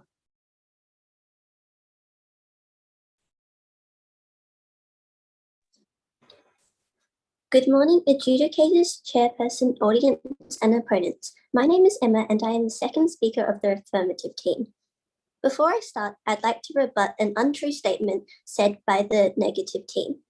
The first speaker of the negative team stated that social media has age restriction, meaning that children under 13 aren't allowed on certain social media platforms. This is undoubtedly false, as we all know how easy it is for us to lie about our age online. It is no surprise that influencers are able to create inappropriate and overall nasty content and get away with it because of the massive followings they gain and the poor regulations and lack of moderators put in place. Influencers need to be held to a higher standard so that they make content fit for their viewers. A recent study from Ipsos, a worldwide marketing research company, found that over 84% of people online have witnessed and are concerned about inappropriate or damaging content on social media. This just shows that it is up to us as a community to hold these content creators to a higher standard and get them to create more appropriate content. If we know that this type of content is available for easily influence younger kids to see, then why are we tolerating this type of content being put out? And why isn't anyone doing anything about this? It is crucial that regulations be put on influencers so that they create content suited to their audience. Now, we all know that money is one of the most important things to our society, and it has ruined certain social media influencers. But once some influencers see the amount of money they're making, they become motivated to earn more money and can resort to creating crazy content that shouldn't be on the internet. Did you know famous TikTokers are earning 5 times as much as the average Australian through a single 60-second video? After seeing all this money flow into their bank accounts, influencers can't help but become more and more hungry for money. Now, we all know what happened to Logan Paul, right? At the peak of his career, he made some questionable choices, leading to him making crazier and crazier videos and going so far as to creating some videos that were so gruesome it led to his downfall. This just shows that influencers can't resist the charm of cash, and that regulations should be put in place so that influencers are motivated by the support of their followers, not the money that comes with it. Thank you. Thanks very much, Emma. I'd now like to welcome our second speaker for Caulfield Team 2, Ariana. Good luck, Ariana. Hello all. My name is Ariana and I am the second speaker for the negative team. I would like to start with rebutting the opposing team's points. The opposing team's points reasoning is just fear-mongering rather than logic. They are attempting to trade for their success in your fear. I don't see any points other than their manipulation of our institutionalized distrust of the internet and influences. Fear is not an argument and cannot be treated as such. There are already regulations for social media as a whole. I don't see why we need to so viciously target people just trying to make a living or share their views, just because of the first speaker's prejudices against what exactly? Video thumbnails and clickbait? Harmless advertising that you want to wrongfully illustrate as drawing children into a rabbit hole of mostly family-friendly entertainment is simply untrue. My point for today is how censoring social media influences and posts defeats its purpose and negatively affects the flow of information around the world. It is clear that regulating social media would completely undermine its use. A writer from the Observer Research Foundation said in a report that online discussions simply mirror what is already happening in society. Social media influencers shouldn't be regulated because they're only showing what's actually going on in the world, one of the main pillars for social media's creation. Social media was created for people to be able to meet and educate each other when they couldn't in real life. If social media is regulated and therefore censored, it will no longer be able to communicate as people's true opinions and therefore not allow them to meet similar-minded people. If what can be shared online is regulated, then that will no longer be possible. Why would you ever want to do something that would so directly contradict the purpose of one of the most integral parts of modern life? Not to mention, regulating social media influencers would negatively impact the flow of information around the world. Social media influencers just communicate what's actually going on in their corner of the world. Censoring information would evidently be awful for worldwide education and knowledge. We learn a lot from social media influencers. It is a source of information for many people and does not follow the presented stereotype of false information. If influencers are regulated, that will lead to only certain videos and posts allowed on the page, right? And wouldn't that mean that these influencers, literally named for influencing people, would only be able to influence people in a certain way? Wouldn't that completely change people's worldview if people are so exposed to only one way of thinking? Social media influencers have gained too much traction for a change in their content to be anything but harmful. Therefore, social media influencers should not be regulated because it would defeat the purpose of social media and impact worldview and worldwide information detrimentally. Thank you. Thank you, Ariana. I'd now like to welcome our third and final speaker for the Yarra Valley team, Kerming, to bring his team home. Good luck, Kerming. Okay. Hi, my name is Kerming, and I will be the third speaker for the affirmative team. Today's debate has been very eventful. Both sides have presented very strong arguments, but as good as their arguments may be, the negative team have some deficiencies within their argument. I'm going to prove them wrong and show you their mistakes. First, the negative team mentioned that regulating influencers will limit their creativity. creativity. This isn't true. Many influencers are not doing wrong things, which means regulating them won't do anything. The reason why we need to regulate social media influencers is just because if something slips through, we don't want all the kids just seeing it. I have a brother, and though mentioned before, kids can lie about their age and get onto YouTube, one of the most popular social media influencing platforms. Influencers have to target the audience at everyone. And if young children like my brother or any other people's siblings see these very disastrous and misleading videos, it might be bad for their development, as these children are only 6 and they are developing.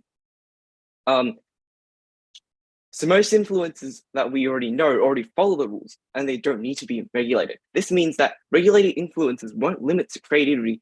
It will only stop the unnecessary content from being seen. The first speaker also mentioned that we need to regulate the viewers, but we have to keep in mind that the topic is that we should regulate the social media influencers rather than their viewers.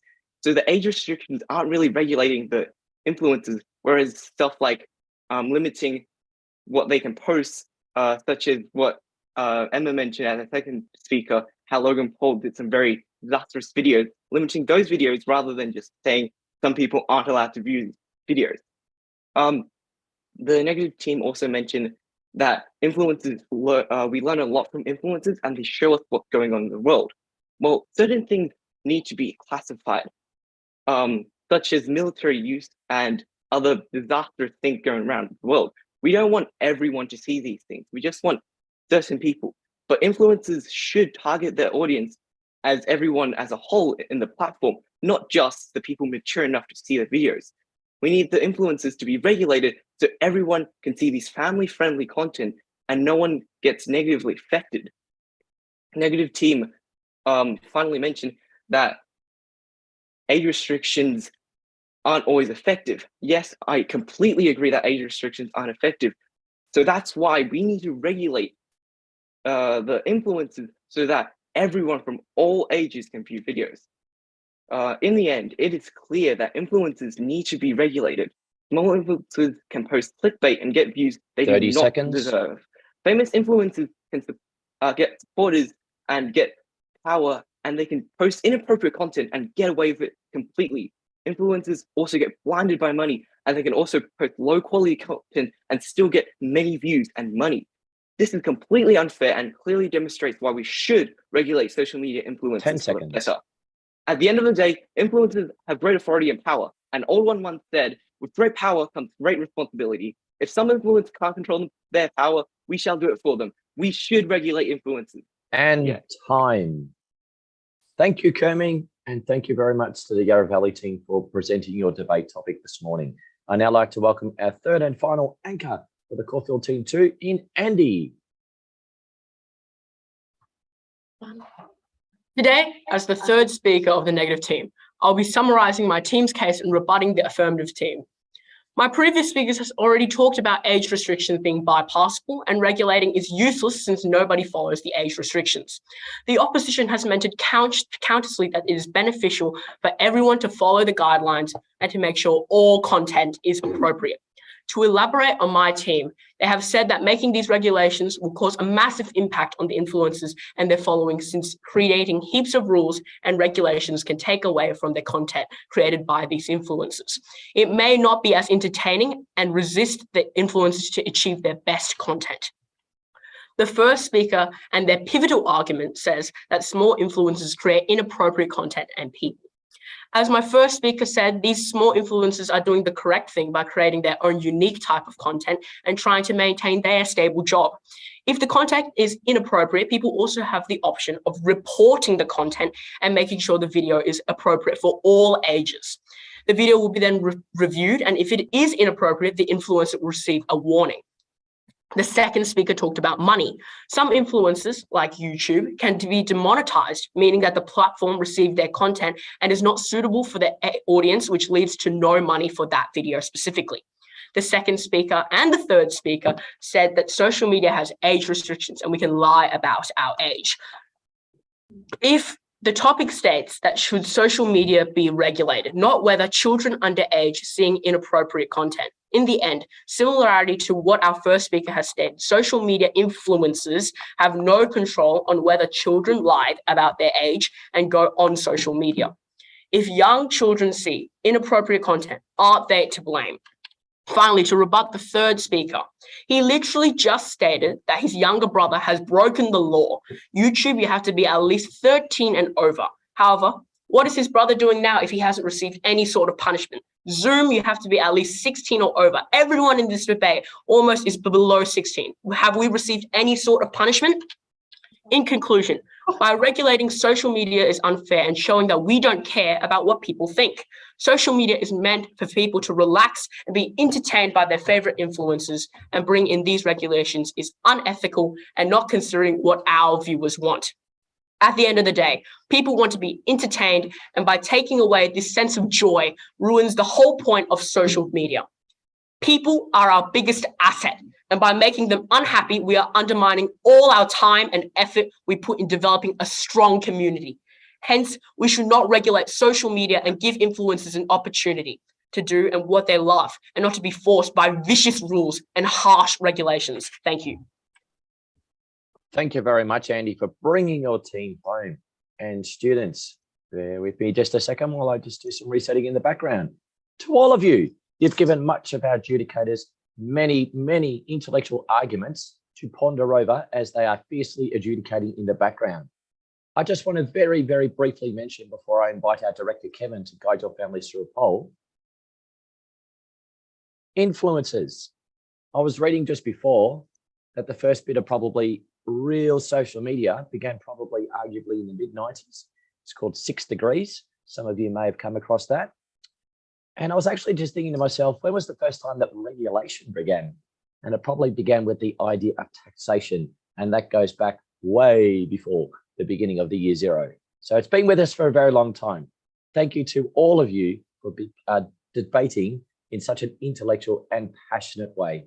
I now invite our director, Kevin, who's going to guide your families through the poll. Kevin. Thank you, Brandon. Thank you, Yaravari teams and the Caulfield team too. Wow, so excited, full of power. I can see the body language, everything so impressive. Now it is time for all the audience at the same as a power as the debaters. Give your voice, give to input for the poll. All right, let me bring up the poll. Yep, it's on the stage now. 30 seconds to go. So your input will help us and help all the debaters. Thanks for their effort. So please give us your input. Okay, let me see. Now 10 seconds to go. We can see some input coming already. So the last 8 seconds. So 5, 4, 3, 2, 1. Thank you very much for ending. All right. Yes, that is the, as I say, this is the very, very good rebuttal, especially the third, both sides. Okay. So that is the, while we are waiting for the educator back, they have a hard time. They have a really hard times to go. Okay, so Brandon, is there any others more feedback would like to give into the teams? Absolutely. Actually, I just thought I'd just briefly provide the opportunity for Lana and Jordan, if you're there. Thank you, sir. Just a very quick positive comment to your team, please. I might start with you, Lana, please. You must be so proud, Lana. I'm very proud. I think they did extremely well. They had really good body language. They projected their voice, and I'm very proud of them. Well done, Lana. And I'd just like to point out to our audience, Lana, you're competing against an adult here in Coaching with Jordan. I think we just need to give a bit of round of applause to you, young lady. Absolutely. Formidable effort. Jordan. was great, actually. Honestly, you guys always blow my expectations every single time. You know, during our preparations and stuff, we're like doing really well, but you guys just do 10 times better. And also like to give a shout out to the enemy team. You guys were pretty darn good as well.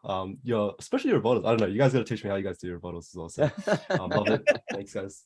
Absolutely. Thank you, Jordan. Students, there's no doubt about it. We've noticed the nature of your debate has crescendo since the semi-final, which took place 2 weeks ago. Like the nature of your arguments, the intelligence, the intonation in your voices has certainly been incredible. And one thing that's really stood out to me personally is your wonderful use of language. I've listened very attentively, while certainly not going to synthesize your debate because you know them very, very well.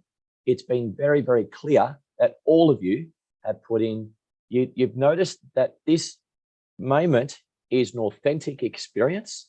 There's some genuine prizes that are up for grab to give you a bit of extrinsic motivation, but intrinsically, you've come along, you've wanted to battle and play this out. And I must say, going back to what I was talking about before with influences and regulation, there's been much debate in federal parliament on this exact topic within our Australian context. Sometimes do people pay money to access politicians in one corner? And is regulation going through their House of Representatives into the Senate? And speaking of somewhat of a political statement, we have the great senator with us here, Mr. Michael Daly, who's going to give you some adjudicating comments. Thank you, sir.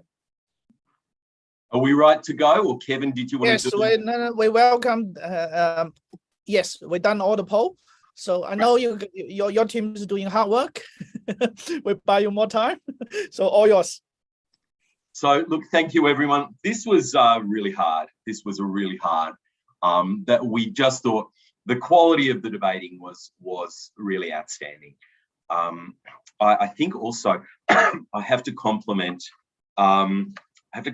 both Jordan and Lana on your speeches.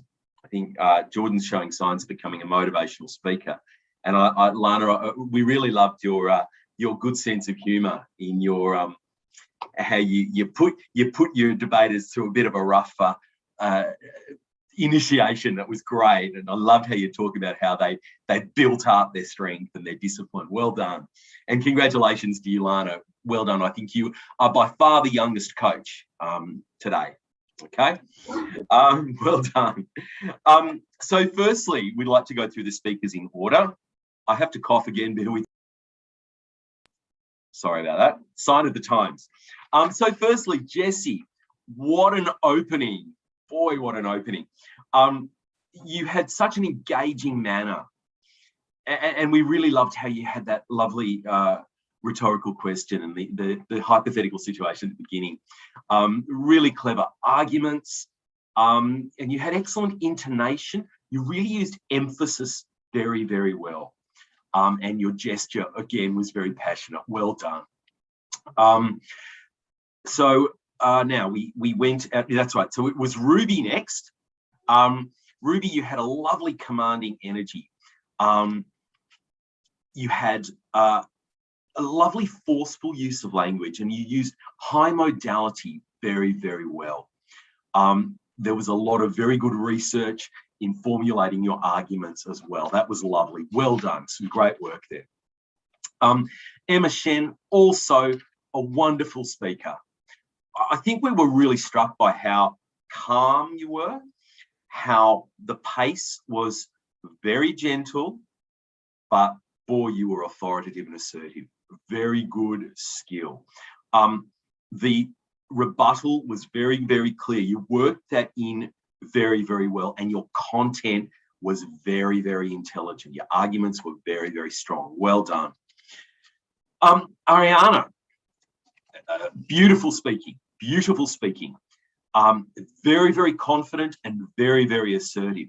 We really believed what you were saying, that you had 100% conviction in what you were saying. That is great.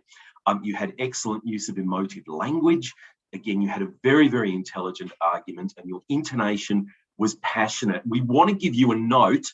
We can tell how passionate and how strong you are, it's good to balance that at times, so that you save your most powerful moments to really pack a punch. Yeah. So maybe try and work on some balance. But beautiful, beautiful presentation. Kerming, again, you had very, very good rebuttal.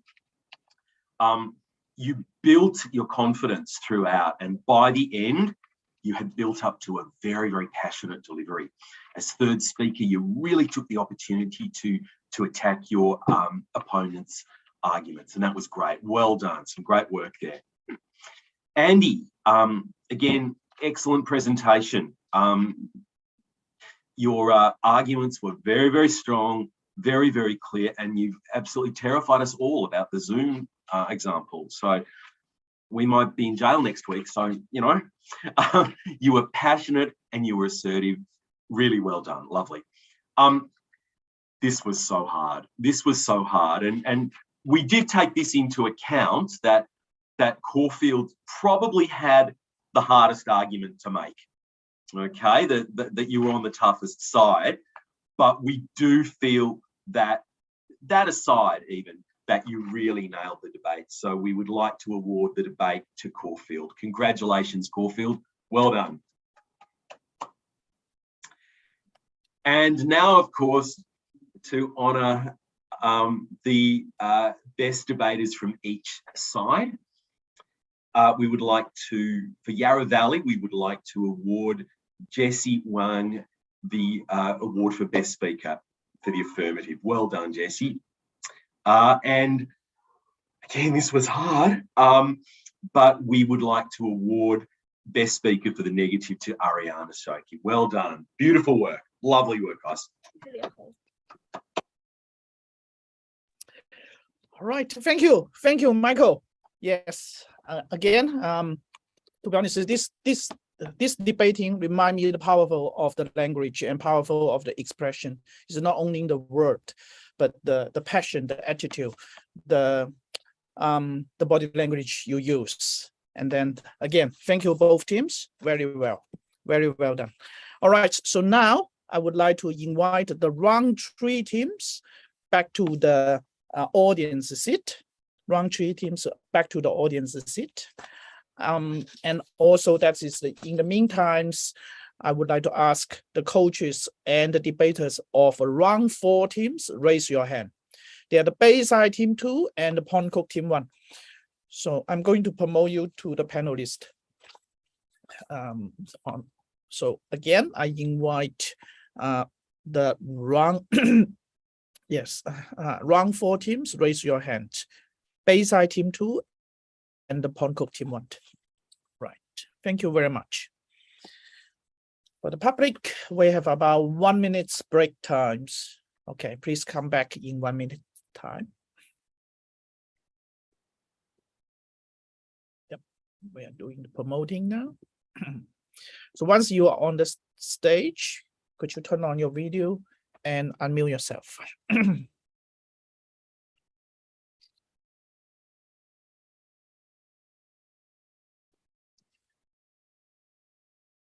Right, this takes some time for all the audience to the stage. Okay, very good. Please turn on your video and unmute yourself when you're on the stage. Wow, everyone's virtual background is always surprise me and impress me. Okay, so Aaron, Guncha, Tim, Eric, could you unmute yourself and turn on your video? Turn on your video, please. Turn on your video. All right, so now we are working on to promote.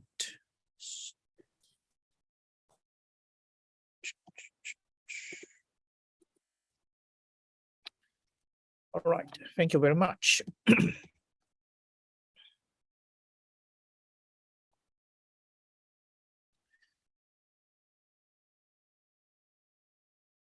Okay, so now everyone on the stage. Round 4 teams. Let's introduce the team and quickly do a audio test. Bayside team coach is Emil. Emil, how are you? Not too bad. How are you? I'm good. I'm good. Do you see all your team members here? Yeah, they're all here. Okay, you might call your team member names one by one, and then we quickly do an audio check. First we got Tim. Hello. So Tim, okay, could you wave your hands? If you're possible, could you turn on the reading lamp on your desk because your face is a bit dark. All right, that will be, if you turn on the reading lamp, that will be getting better. Yes, now better. Okay, use the light put towards to your face. All right, so please continue. Email. And then Alexandra. Yes, very good. Alexandra and Eric. Hello. Okay, Eric, I can see you well. That's all? Email. Okay. All right, thank you.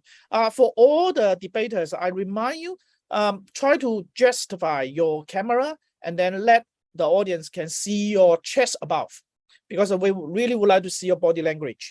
So chest above, not only your head. Okay, chest above, especially Tim. So yeah, very good. All right, now we go for we quickly introduce the Pond Cook teams. Pond Cook teams, the coach is Guncha. Am I pronounce your name correct? I'm sorry. Will you mind unmute yourself? I can't hear you. Can you guys hear me? Yeah, perfect. Sorry, we just had a little quick last minute coach change up. So I'm taking over for Vincent today. Yes. Good job. Am I pronounce your name correct? Yeah. Okay, good job. Will you mind call your team members' name one by Yeah. one? So we've got Eva as our first speaker. Eva. Hi. Okay, thank you. Eva. And then we've got Win as our second speaker. Hello. Okay, I can see you. And then we have Aaron as our last speaker. Hello. All right, Sunshine, very well. Okay, thank you both coaches, all the debaters. Okay, I'm asking you to mute yourself. Now I formally hand over back to Brandon to kick off our round 4. Thank you, Kevin, and welcome students and coaches. Welcome to round 4, ding ding, and welcome to all of you. Without further ado, to families and students watching at home, welcome to this afternoon's topic, this morning's topic. Learning about history can stop us from repeating past mistakes. What a fascinating topic indeed. Without further ado, Emil, could I kindly ask, could you please formally introduce your team and rouse them up, ready to debate, please, sir? No worries. So first up, as our first speaker, we've got Tim. And then following that up, we've got Alexandra. And then to round it off, we've got, I can't see them right now. Oh, there he is, Eric. Rightio, guys. Very proud of you. You've come a long way. I've had some really fun debates with you guys this term. It's been really fun coaching you. And best of luck. Speak nice and clearly. We've got this. Thanks very much, Emil. And equally so, Guncha. Sounds like there's been just a last minute change, which happens in life. Congratulations for stepping up to the plate. Super proud of you. Well done. Can I get you to equally so introduce your QS Pond Cook team, please, and rouse them up? Yeah, so obviously as our first speaker, we have our lovely Eva, and then followed by Win, and finally we have Aaron as our third speaker. Personally, I haven't coached this team, but I have heard so many great things and I have taught a couple of them, so I know how, sorry, one second. Sorry for that. And I know how well prepared they are, and I know Vincent, their coach, is extremely proud of them and so excited to see them perform today. Fantastic. Thank you, Guncha, both to you and Emil for rousing up your teams. Very sincere words. Students, just a friendly reminder, you got 3 minutes, 30 seconds to deliver your debate. I'll be your MC just to guide you through the timing of that. When there's 30 seconds to go, I'll pop this sign up and I'll say it. I'll try not to interrupt the flow of your particular debate though. And equally so with 10 seconds to go. When it gets to 3 minutes 30, I will be a little on the firm side so that it's a fair playing field, understandably so. So just to remind you, 3 minutes 30, as I said, learning about history can stop us from repeating our past mistakes. And welcoming In our first speaker for the QS Bayside team in the affirmative, I now welcome Timothy to deliver his particular debate. Good luck, Tim. Good morning, adjudicators and peers. My name is Tim, and I am the first speaker for Bayside Team 2 Affirmative. Today, we are arguing that learning history can prevent us from repeating the same mistakes as we did in the past. I will be talking about how learning from mistakes can always help us improve in the future. Our second speaker, Alexandra, will be discussing how learning from mistakes in history and the consequences can help us learn. And our third speaker, Eric, will be rebutting and adding in any extra detail. Firstly, I want to discuss our definitions on this topic. Our definition of history is the knowledge or the study of the past, and preventing us from repeating the same mistakes means to not do the same wrong things again in the future as we did. Being able to learn from mistakes is one of the biggest benefits from learning history. As a species, humans have made a lot of mistakes. History is filled with some terrible things, some more extreme than others. But one thing we know for sure is that we never want to go through the same troubles again. By understanding what has gone wrong in the past, we can know what were the causes of the problem and we can look to avoid it in the future. Thank you for listening. I'll pass over to the negative team. Thank you very much, Tim. I now like to welcome our first speaker for the QS Point Cook team in the negative, Eva. Thank you. My time starts now.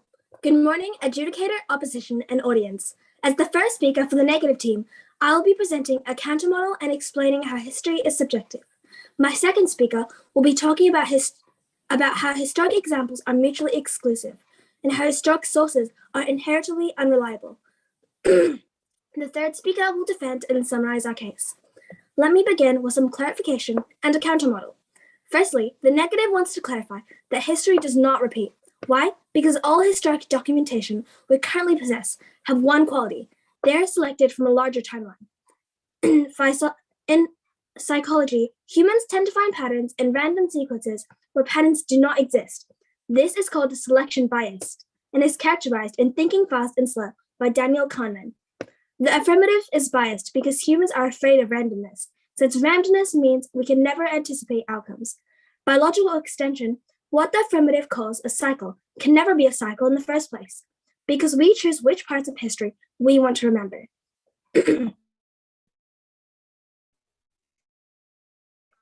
Model suggests that learning provides a solvency to few problems. The negative's countermodel is that lessons we learn from history cannot solve anything because history is subjective to interpretation. Now, onto my substantive, which is about the subjectivity of history. Any historic example can have multiple ways of portrayal. This proves that history is subjective. The logic is clear.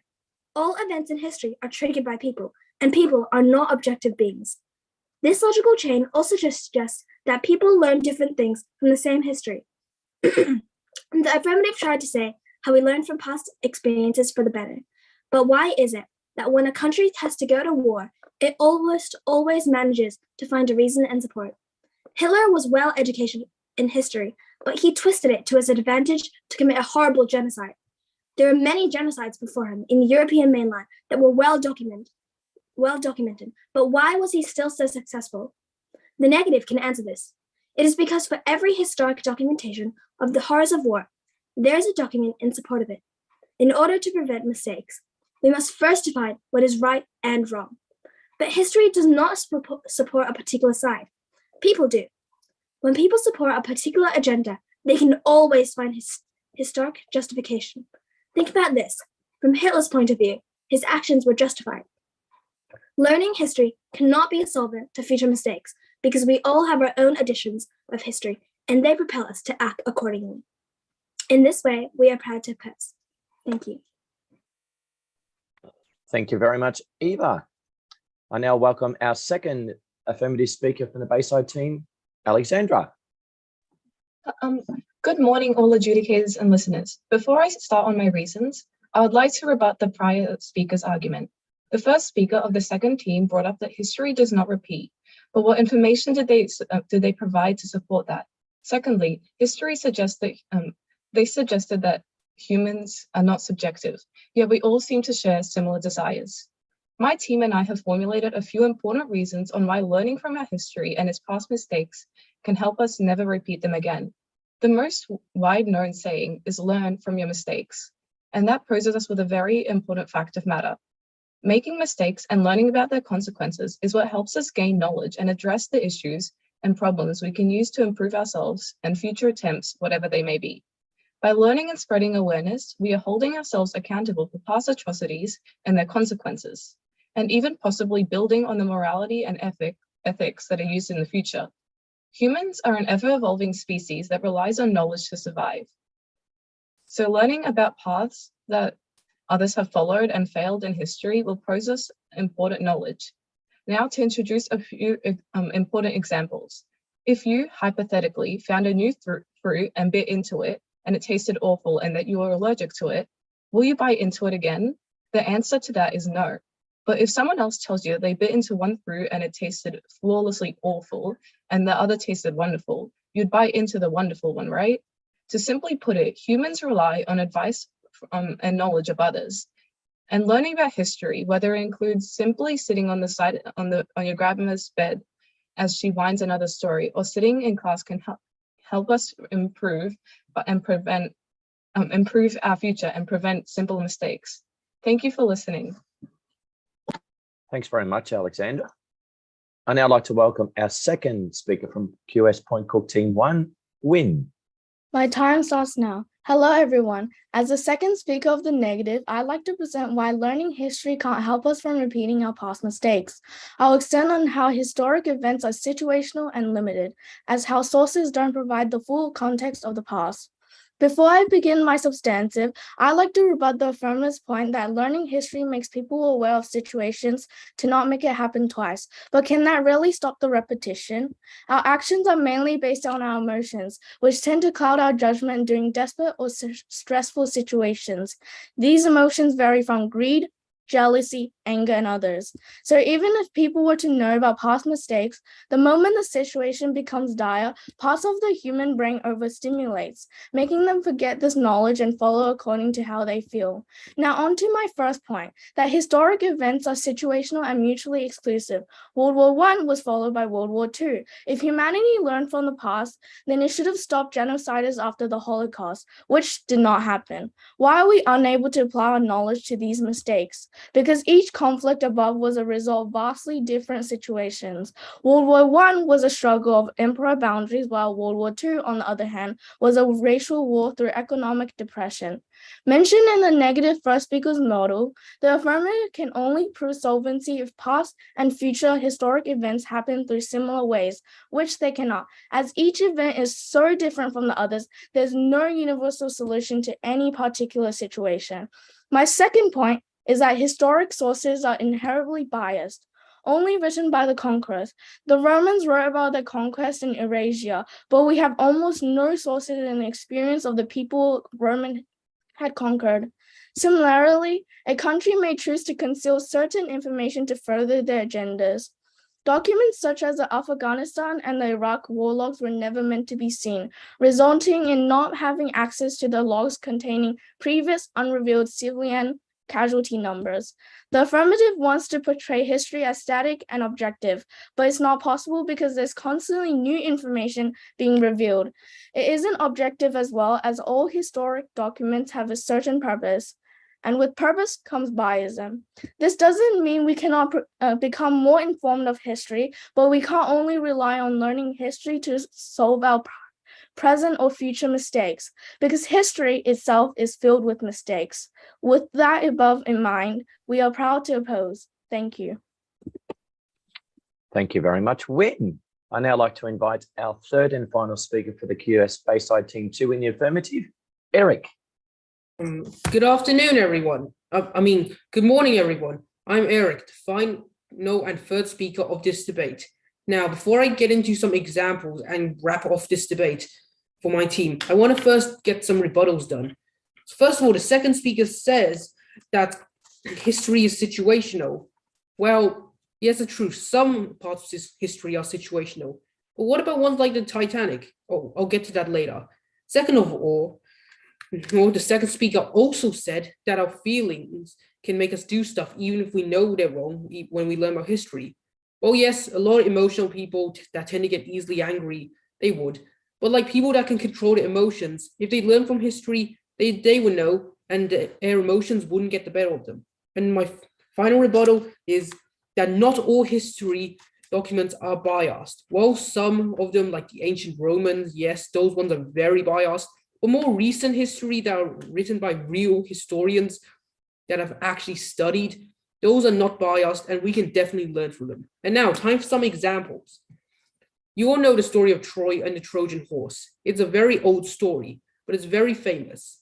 And a lot of people have learned from that mistake. Because the way the story goes is the Greek soldiers put a wooden horse outside the city of Troy. The Trojan people let the horse in, think he was a gift, and the Greek people attacked them. Nowadays in war, do you see people putting wooden horses there and then sneaking into cities? No, you don't. Why? Because people have learned from their history, and if they do see a horse, they're more than likely going to burn it. Second example, which is actually a very big one, is the Titanic. The way that the Titanic crashed, there were a ton of mistakes involved, but let's talk about the main ones. First of all, the sailor was not paying attention. And when he crashed into the iceberg, he decided to ignore it. And then, not only that, but even though the Titanic did have enough lifeboats to probably let people escape once the Titanic started to sink, the people decided to only fit around like 6 people into the lifeboats, when the lifeboats could have carried more people. And they did this very slowly as well, and they weren't taking things serious at all. So because of that, many people died in the Titanic. Nowadays, boats have better technology, and iceberg radar systems are a thing as well. That way they wouldn't even crash in the iceberg in the first place. And if they do, they would know to evacuate immediately. And finally, there is Russia. Remember the time where Russia used to own Alaska? Well, they don't anymore. Why? Well, the thing is, Russia needed money. So they decided to sell Alaska to the United States. At first, you might think, that's fine because Russia's big enough already. It doesn't need extra land. It's not the land. You see, Alaska has a lot of natural resources, such as oil and coal. And if Russia sells Alaska to the United States, Russia loses those natural resources. And yeah, it's not a big deal. Until the Crimean War happened, they wanted Alaska back, but it was too late. The United States refused. So thank you all for listening. And in conclusion, history may seem boring at first, but if you learn it, you never know, it might help you. Maybe it won't help you now, but in the future, you become a soldier or just a politician or anything really, even a sailor. 10 seconds. History is very important. So on to the negative team. And thank you all for listening. Thank you very much, Eric, and thank you very much to your Bayside team for presenting your debate. I'd now like to welcome our third and final speaker for the QS Point Cook Team 1, Aaron. Good luck, Aaron. My time starts now. Good morning, audience, opposition, and adjudicators. My name is Aaron, and I'm the third speaker of the negative team.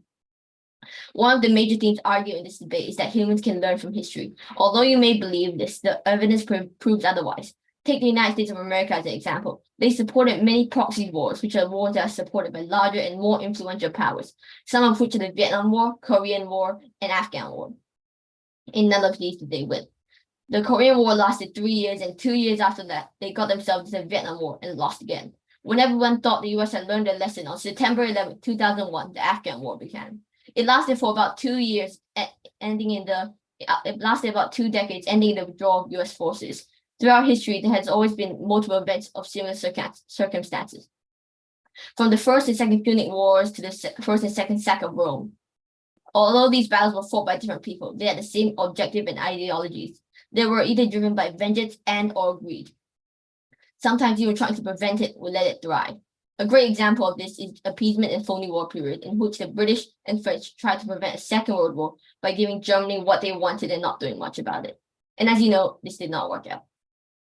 I would now like to rebut the opposition. The foundation of the opposition argument is based on the assumption that we, most humans, are capable of learning from our mistakes. However, they fail to consider a crucial factor, human nature. We are not able to learn from history because human nature never and will never change. Each human only has a personal interest at heart. Greed. It is the downside to every human being. The difference between us and other animals is greed and selfishness. Animals do not know greed. They will only take what they need, while humans will do anything for power and wealth. There will always be someone around to make the same bad decisions as another person. History repeats itself endlessly for those who are unwilling to learn. This quote shows that although some may study history, few are willing to put it over their own ambitions, because humans are creatures of habit. No matter how much you study history, no one has the power to control others. There are no universal moral rights, and someone could continue to believe they are correct even in the face of opposing evidence. Therefore, they will not learn from their mistakes, because to them, they weren't mistakes in the first place. On both sides of a war, there will always be people who believe in their cause, and only the victors will get to decide what is right and wrong. As my second speaker has mentioned, history is written by the victors. It is subjective and biased. We always hear about how bad Germany was in World War II, but we rarely hear about the atrocities of the British or the French Empire, like the triangular slave trade. The affirmative third speaker tried to say that modern-day historians are not biased, but in truth, no matter the time period, anyone can be biased due to greed. The third speaker also tried to mention that the Titanic was not repeated. But what about the situation with the SS Venturous? Why was that sunk? Why did that ship sink? Weighing the evidence provided by both sides demonstrates how the negative holds in favor. The negative has proven 30 that seconds. all points mentioned by the opposition are invalid and suggested counterpoints. Therefore, we win this debate. Thank you for listening. Well done, Aaron, for bringing home your team point cook. Congratulations to all of you students. Bear with me while I just reset some times and things in the background here. Students, you've certainly presented a very complex debate here for round 4. Learning about history can stop us from repeating past mistakes. No doubt about it, if you got 10 people in a room and you ask them to identify just by writing down things to do with a picnic, you'd rarely find that any of them write down things that they've got in common. Let me just throw some names at you, because I'm sure that doesn't matter if you presented on the Bayside or the Point Cook team today.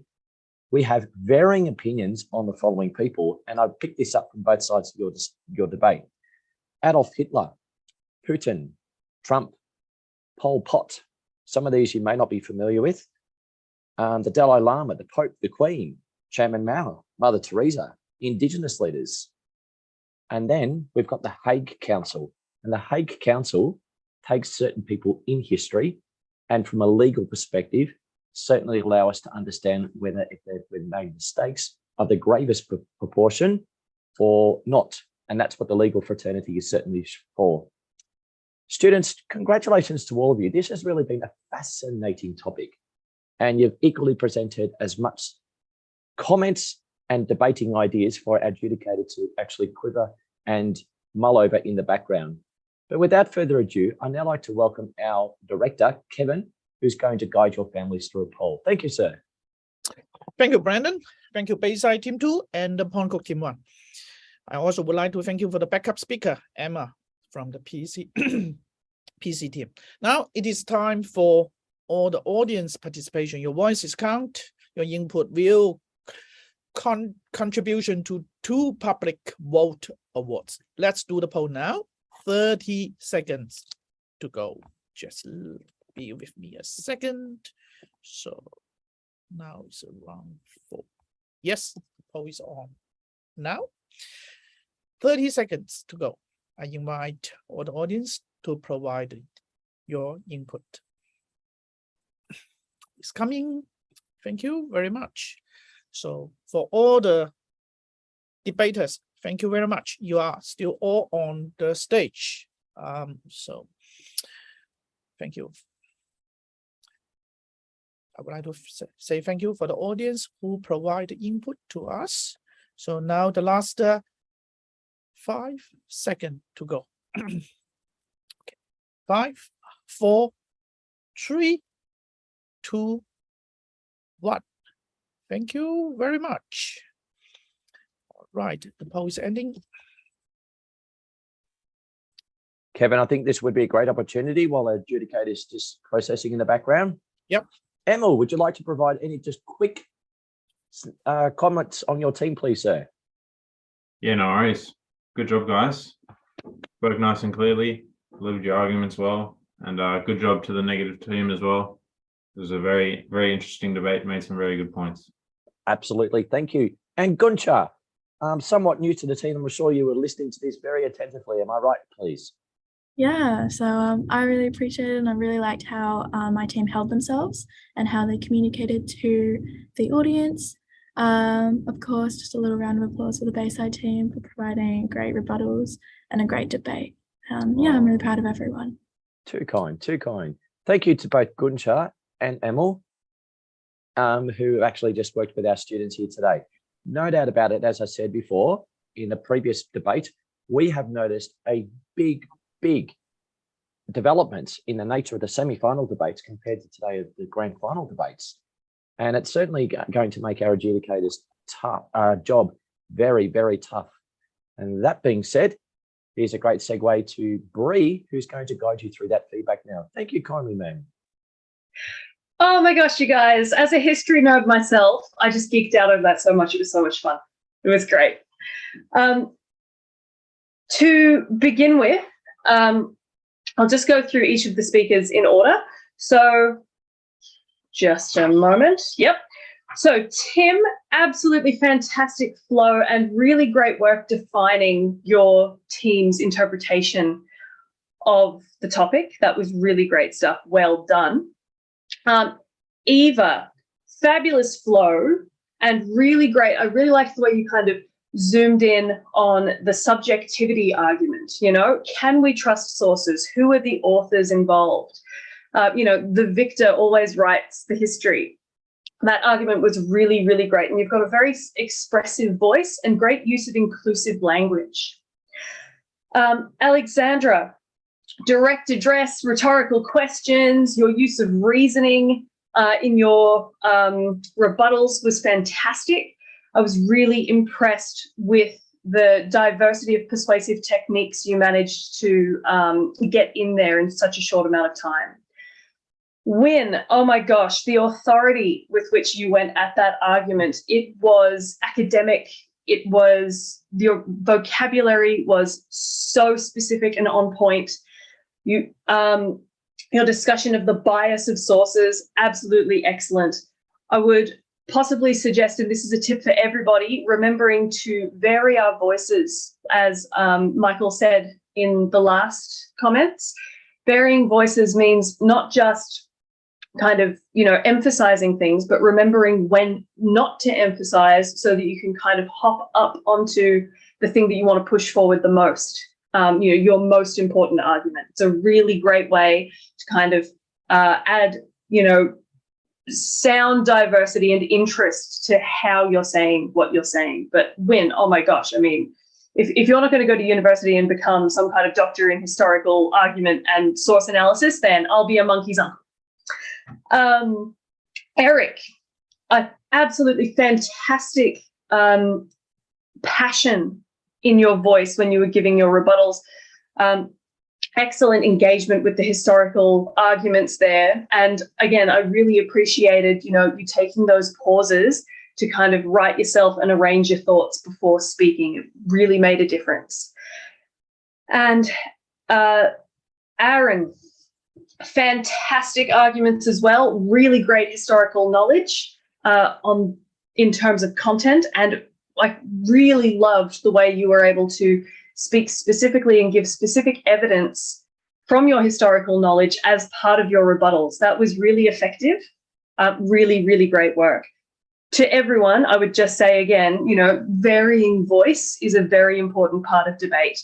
So remember to try to connect with your audience a bit more, maybe read a bit less off of your notes and really just try to engage with your audience by telling them what you know in an expressive style. One other note that the adjudicators that I wanted to suggest to everyone on this one is this topic was brilliant because we got to see your historical knowledge. However, I would suggest that in future, try to think more creatively, and this is for everyone, try to think more creatively to add more diversity of argument and evidence in a topic like this. We basically had a battle of the books right now, and we had heaps and heaps of historical knowledge and content and all the rest of it and examples from history. However, I think there's possibly other avenues that we could have gone down in terms of finding evidence for these things. Otherwise, we tend to rely too much on this happened, then this happened. and this point of view versus that point of view, rather than potentially considering things like statistical evidence. We had a little bit of that, but we could have had more, personal examples, anecdotes. Try to really diversify the argument that your team is making so that you're not just flogging a dead horse by the end of it. Not that anybody was, but there is a danger there with kind of becoming a bit too uniform in our argument when we could go for a bit more creative diversity. So, with no further ado, I've got so many notes here, everybody. I'm so sorry, I'm reading off of these. So the winner for this particular debate was Point Cook team, and best speaker for Point Cook was Aaron, and the best speaker for Bayside was Alexandra. Well done, everybody. It was a very tight race, and again, thank you so much, because I have learnt more just from listening to you and experiencing your speeches. Thank you very much. Thank you very much, Brie. I know the educator teams are doing the hard work in the background. Now it's time for a short 2 minutes break for the public, and we will use this time to prepare for the round 5 competition. So I would like to invite the round 4 teams back to the audience seat. And in the meantime, I ask the coaches and the debaters of the round 5 teams, raise your hand. They are the Caulfield Team 1 and Box Hill Team 2. I'm going to promote you to the panelist. So round 5 teams, raise your hand. Caulfield Team 1 and Box Hill Team 2. We're going to promote you to the panelist.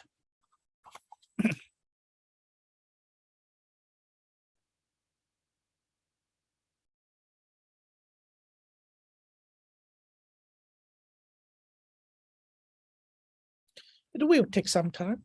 For the public, yes, it's a short break. Please come back in about 1 minute. Yep. All right. Lana, I see you again. Nice to see you again. All right. Alan, how are you? Alan. Okay, for everyone who on the stage, please turn on your video and turn on your microphone. Turn on your video and turn on your microphone. All right. So, Maya, Yihan, Chloe, Jason, very good. Usha, and Linda. Yes. So let's quickly introduce the team. Caulfield team's coach is Lena. Lena, could you call your team members' names one by one? So our first speaker is Linda. Linda. Hi. I'm sorry, will you mind wave your hand? Let me see you. Okay, very good. Linda, okay. Our second speaker is Maya. Maya, could you wave Hi. your hand and say hello? Yes, sorry, Maya, your camera and is too low. Will you mind adjust your camera? Then we can see your chest above. Yep. Okay, now is it better? Do you have a reading lamp on? Because your face a bit dark. All right, that's fine. Yeah, sorry. Lena, will you mind continue? And our third speaker is Chloe. Hi. Okay, good. Thank you. All right, so now let's quickly introduce the Box Hill teams. Box Hill team's coach is Alan. Alrighty, ladies and gentlemen, for Box Hill Team 2, in the driver's seat for our first speaker, we have Cecilia. How you doing, Cecilia? Will you mind say something, Cecilia? Yes, good. Thank you. Alrighty, amazing. For our second speaker, the glue that holds us all together, we have Usha. Hello. Outstanding. And of course, our closer, the third speaker, we have Yihan, bringing up Hello. the rear. Yeah, very good. Usha, if you can bring up the virtual background, that will be looks board. You still have some time, okay? All right, so thank you, Alan. So all the debaters, all right, debrief and relax. All right. Now, I formally hand over to Brandon. Thank you kindly, Kevin, and welcome students. Welcome back to Lana, and welcome back to, beg your pardon, welcome for the first time, Alan, the two wonderful coaches that have been working extremely hard with these students so that we can actually take full credit to this authentic opportunity for this debate. To families and students at home watching this, welcome to round 5. Is peer pressure beneficial to development? And in the green corner, we have Caulfield Team 1 in the affirmative, and in the red team, we have Box Hill 2 Team 2 in the negative.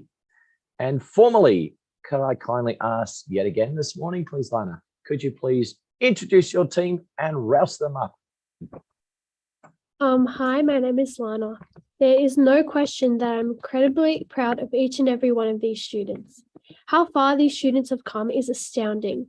From the beginning of the school year, you weren't as focused, extroverted, or as comfortable. To the present, where we hear laughter and are surrounded by a welcoming atmosphere every Sunday. But now you've successfully gotten to the point where you feel secure and at ease with one another. You've collaborated as a team, got to know each other, aren't hesitant to express your opinions, and interact in a way that shows respect for each other. You pupils have accomplished so much thanks to your dedication, individuality, and cooperation. At the beginning of the year, I would have never believed how much you have grown. I think you guys can accomplish anything you set your mind to because you are capable of achieving great things. You have matured so much this year, and we are all extremely proud of you. Wish good luck to everyone, and yeah. Such kind words. Lana, you've really got a lovely way of words and working with people. Well done. And I love the way that you actually just wished the opposition all the very well too. That's very kind of you. Thank you. And Alan, good morning, sir. Can I get you to pump up your team as well, please, sir? Good morning, ladies and gentlemen. My camera has been stopped, but that's probably for the best. Ladies and gentlemen, hot off the heels of a draw, believe it or not, in the semi-finals, we've got Box Hill Team 2. First things first, I want to give a special shout out to our man in the wings, the bedrock of this team, and that is Jason, my boy. We're very, very happy to have you here. You might not be speaking today, but remember, you're always with us, and that's what matters at the end of the day.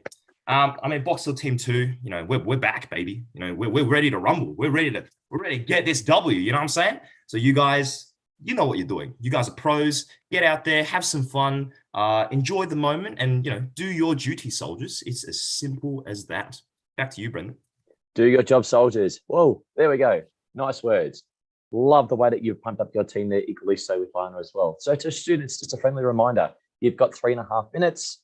At the 30-second interval, 30 seconds to go, I will come up and flash this sign, equally so with 10 seconds to go. I'll try not to break what you're saying and just do it sort of partway through your speech if I possibly can. So without further ado, as I said, is peer pressure beneficial to development? Brings us to round 5. I'd now like to formally welcome Linda, who's our first speaker for QS Caulfield Team 1 in the affirmative. Good luck, Linda. Good morning, adjudicators, fellow debaters, and audience members. My name is Linda, and I am the first speaker of the affirmative team. We, the affirmative team, strongly agree with the statement that peer pressure is beneficial for development. Today, I'll be giving a definition of what peer pressure is, how it isn't a negative thing, and how it helps you step out of your comfort zone. The second speaker, Maya, will be rebutting the first negative speaker and also arguing about how peer pressure influences us in a good way and also helps us academically.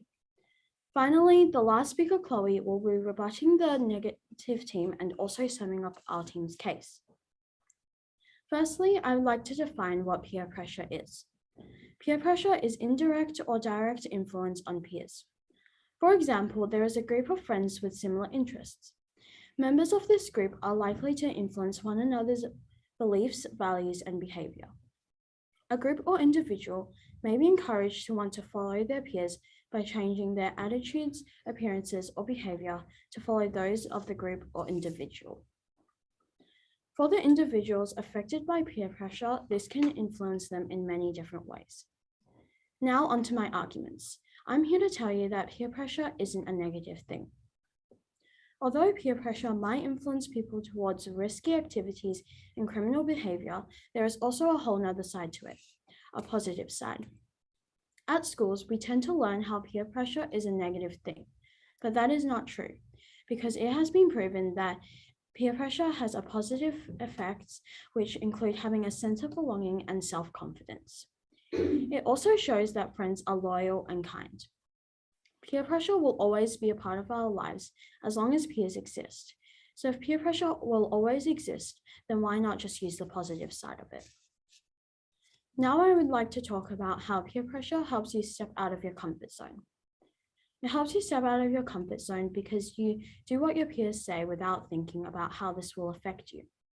According to Dr. Clark, a clinical psychologist with a doctorate degree, said that stepping out of your comfort zone can give you a mental boost of confidence. It allows you to experience new things you haven't tried before, while also opening up to other people. If you try this, you can open up to all sorts of possibilities and opportunities that you may not have thought were possible. You will also learn to say no to the things that you don't want to do because you don't always have to say yes to everything. Stepping out of your comfort zone isn't just for the sake of your friends, it is also for you. Therefore, peer pressure is beneficial for development. It isn't all that bad and can also help you step out of your comfort zone to try new things. Peer pressure can make you feel a sense of belonging and also shows that a friend 30 seconds. is loyal and kind. Stepping out of your comfort zone is a good opportunity and you might actually like the new things you try out. After reviewing about this topic, you must vote for the affirmative side. Thank you for listening. 10 seconds. Oh, and there we go. Time. Nice work. Thank you very much for contributing your first particular presentation for your team. Thanks, Linda. I'd now like to welcome the first speaker for Box Hill Team 2, Cecilia. Ladies and gentlemen, if there is one thing we all know, it's a feeling of peer pressure. Whether it's your best friend daring you to go up and talk to someone you like at a party, or your classmates egging on a fight at school, we've all seen it before. When there is an audience, there is peer pressure. The question for today, though, is whether this feeling is beneficial to our development as individuals and as a society. It is our opinion that this is not true. The first issue, which I will discuss, is how peer pressure can make people lose themselves and make them do things beyond ordinary reason. The second issue is how peer pressure can affect mental health. Before I begin my own argument, I would just want to point out that something that the affirmative team has said. They said that peer pressure can have a positive effect, and that's true. But as our third speaker will address in more detail, there is a clear difference between support and peer pressure. Peer pressure traditionally involves trying to change someone's mind, and this normally doesn't end well, as I'll explain later. Now, let's turn to my point, that peer pressure is the ultimate killer of individuality. When presented with a decision, it's sometimes obvious what the appropriate thing to do is. However, there may be moments when we are surrounded by others and are unsure what to do. We may even feel motivated to do the opposite of what we know to be correct. So, what is the source of this uncertainty? Obviously, it's peer pressure. How many times have your parents told you to do the opposite of what your heart tells you? How often do you get weighed down by the pressure to become a doctor or a lawyer? Just think about how many singers, athletes, and artists the world has lost because of the words, get a real job. But at the end of the day, what's more important when it comes to your destiny? Folding to the pressure of those around us or making your own path? Peer pressure is funny. It can make us do unbelievable things that we may never expect ourselves to do. It corrupts our decision-making process and stops us from thinking about what's right and wrong. What becomes important is not what we want, but what the group wants. And while this normally isn't a big deal, when it goes bad, it goes horribly, horribly wrong. Take the Jonestown Massacre. In 1978, Jim Jones founded the People's Temple, also known as Jonestown, in Guyana. Through ruthless and non-stop influence, Jim Jones managed to coerce 900 helpless victims into taking their own lives. After years of brainwashing and being subjected to extreme indoctrination, the people of Jonestown felt they had no choice but to follow along. Although extreme, Jonestown is a powerful example of how far peer pressure can push us over the edge. We can never assume that peer pressure is beneficial. We've seen how it robs us of our identity and originality. Some may say that peer pressure can be useful to motivate others to do good things, such as recycle or quit smoking. But by the same token, it can also be used to persuade someone to do something undesirable or uncomfortable, such as trying a cigarette in the first place. All this just goes to show that bending to peer pressure 30 is the seconds. biggest killer of one's identity and has a physical cost to individuals, which my second speaker will discuss. Ultimately, though, it is entirely dependent on how it is utilized. And as Jonestown has shown us, unfortunately, peer pressure often ends up on the wrong side of history. 10 seconds. Thank you. Thank you very much, Cecilia. I'd now like to welcome our second speaker for Caulfield team number 1 in the affirmative, Maya. Good luck, Maya. No, I got my speed. We're just facing a couple technical difficulties. That's okay. That's okay. No problem at all. Take your time. It's okay. You just tell me when you're ready. Big breath. That's the way. It has no bearing on the adjudication. Okay.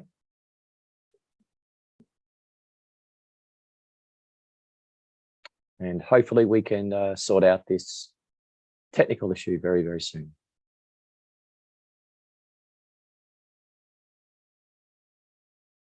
There we go. I think we're Yes, we are nearly there. Looks like we experienced some technical challenge.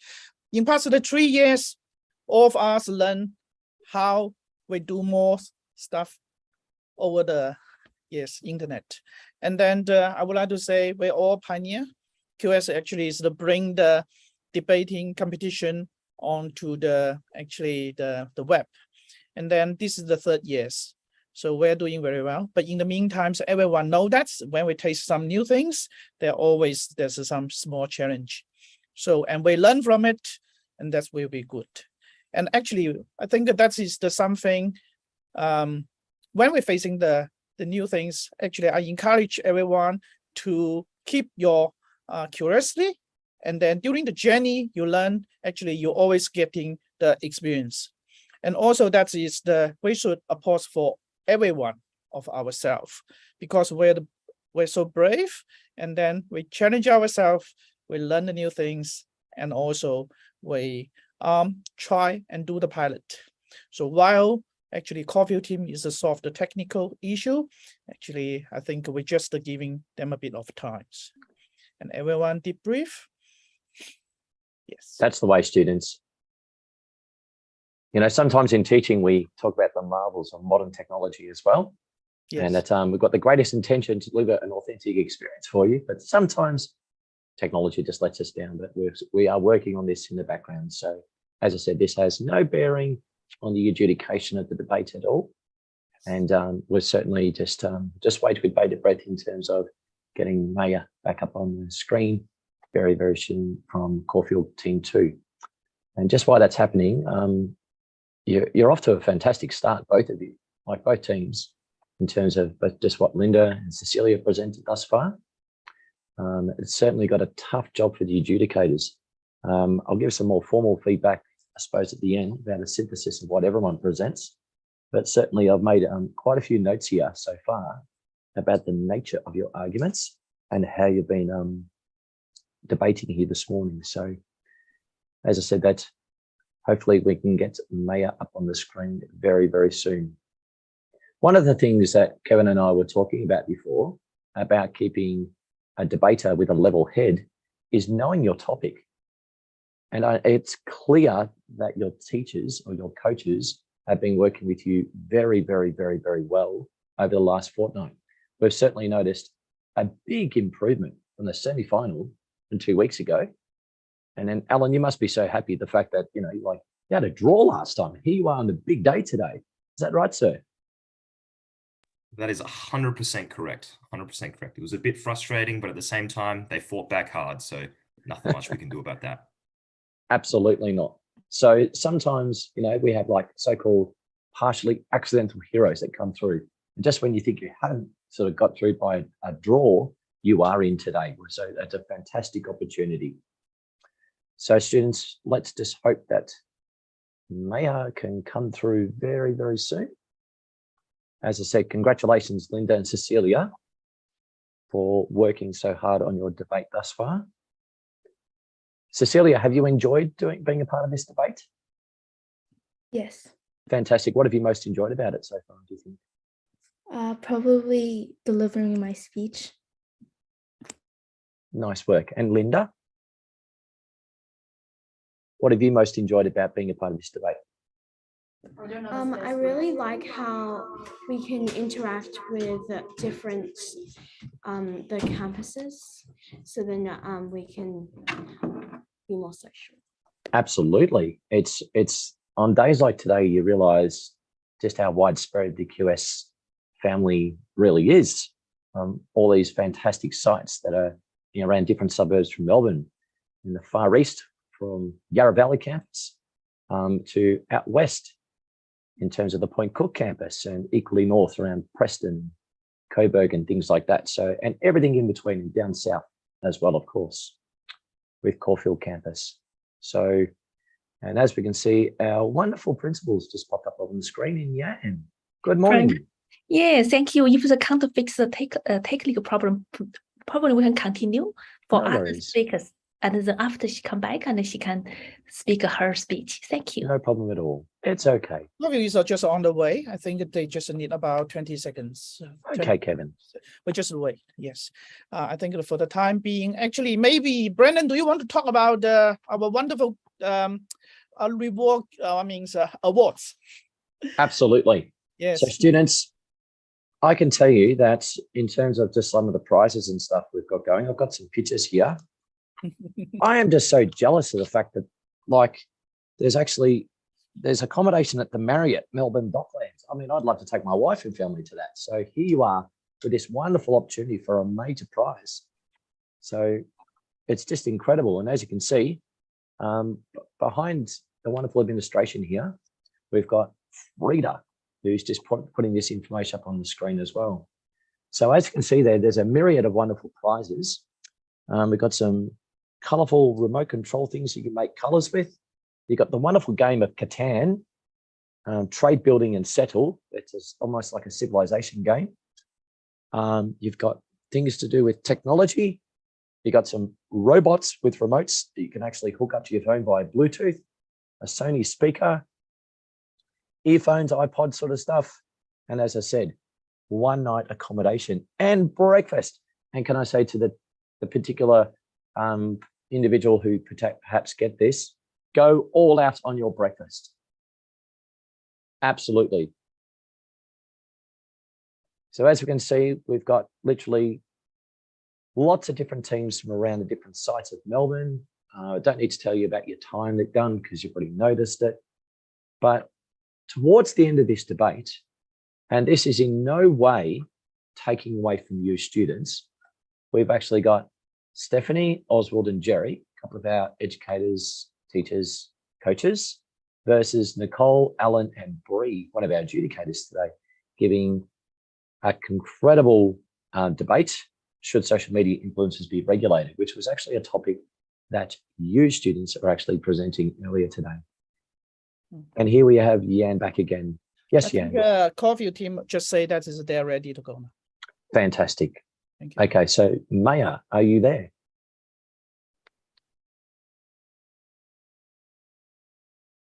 Maya's going to be speaking from my laptop. No problem at all. Maya, I want to say well done. You're just probably feeling a little bit frazzled at the moment, but I'm here just to calm you down. I want you to be yourself, and I want to remind you that what just happened there has no bearing on the assessment through the adjudicators. Do you understand? Yeah. Good girl. No worries. So are you ready? Yes, I am. Fantastic. I wish you all the very best. Your 3.5 minutes begins now. Good luck. Good morning, adjudicators, fellow debaters, and audience. I'm here to talk about how peer pressure can be beneficial to one's development. Peer pressure is particularly when we generally get impacted by the ways of life and perspective of our companions. The considerations conduct the taste of style, music, TV, and different backgrounds of the majority. There are some times that seen profoundly affecting the living of the general public. We will generally get impacted by the ways of life of our friend bunch. The changing lifestyles of our companions frequently drive us to impact our perspectives on and driving it. Peer pressure can assist us with investigating ourselves and examine ourselves on our lifestyles. A proportion of these practices that the majority follow may really show us the approach to everyday life. We might have the option to improve ourselves further. Understand what the majority follows opens us to the world external our home. We comprehend the things happening around us. We are presented to a wide assortment in human behavior. Openness to peer pressure offers us a chance to ponder their preferences and their viewpoints towards life. It allows us an opportunity to pick the best from what the majority can do. On the off chance that we are lucky to get a decent friend group, your companions can assume a good practice and forming our character in a better way. Their perspective may impact us to change for advancement. A proportion of our companions are dear to us, and they don't compress us to do drugs and alcohol and other stuff that our companion gathering may really convince us to achieve helpful change in our character. Peer pressure can lead us to go with the ideal decisions throughout everyday life. Thus, presently, we know that the constructive outcomes of peer pressure take on positive routines. Peer pressure isn't always awful. It can assist you with considering yourself and improving yourself for the better. Friends may know what you lack in and they might try to improve that. And you are close to them, you can trust them to be giving us 30 seconds. advice. The first speaker tried to tell us that you are motivated to do something that is opposite to what is correct. This is incorrect, as you can look at the brighter side. Why do people think the negative way? Think brighter. Why do people think that peer pressure makes people do bad things? 10 that seconds. they do not want to do?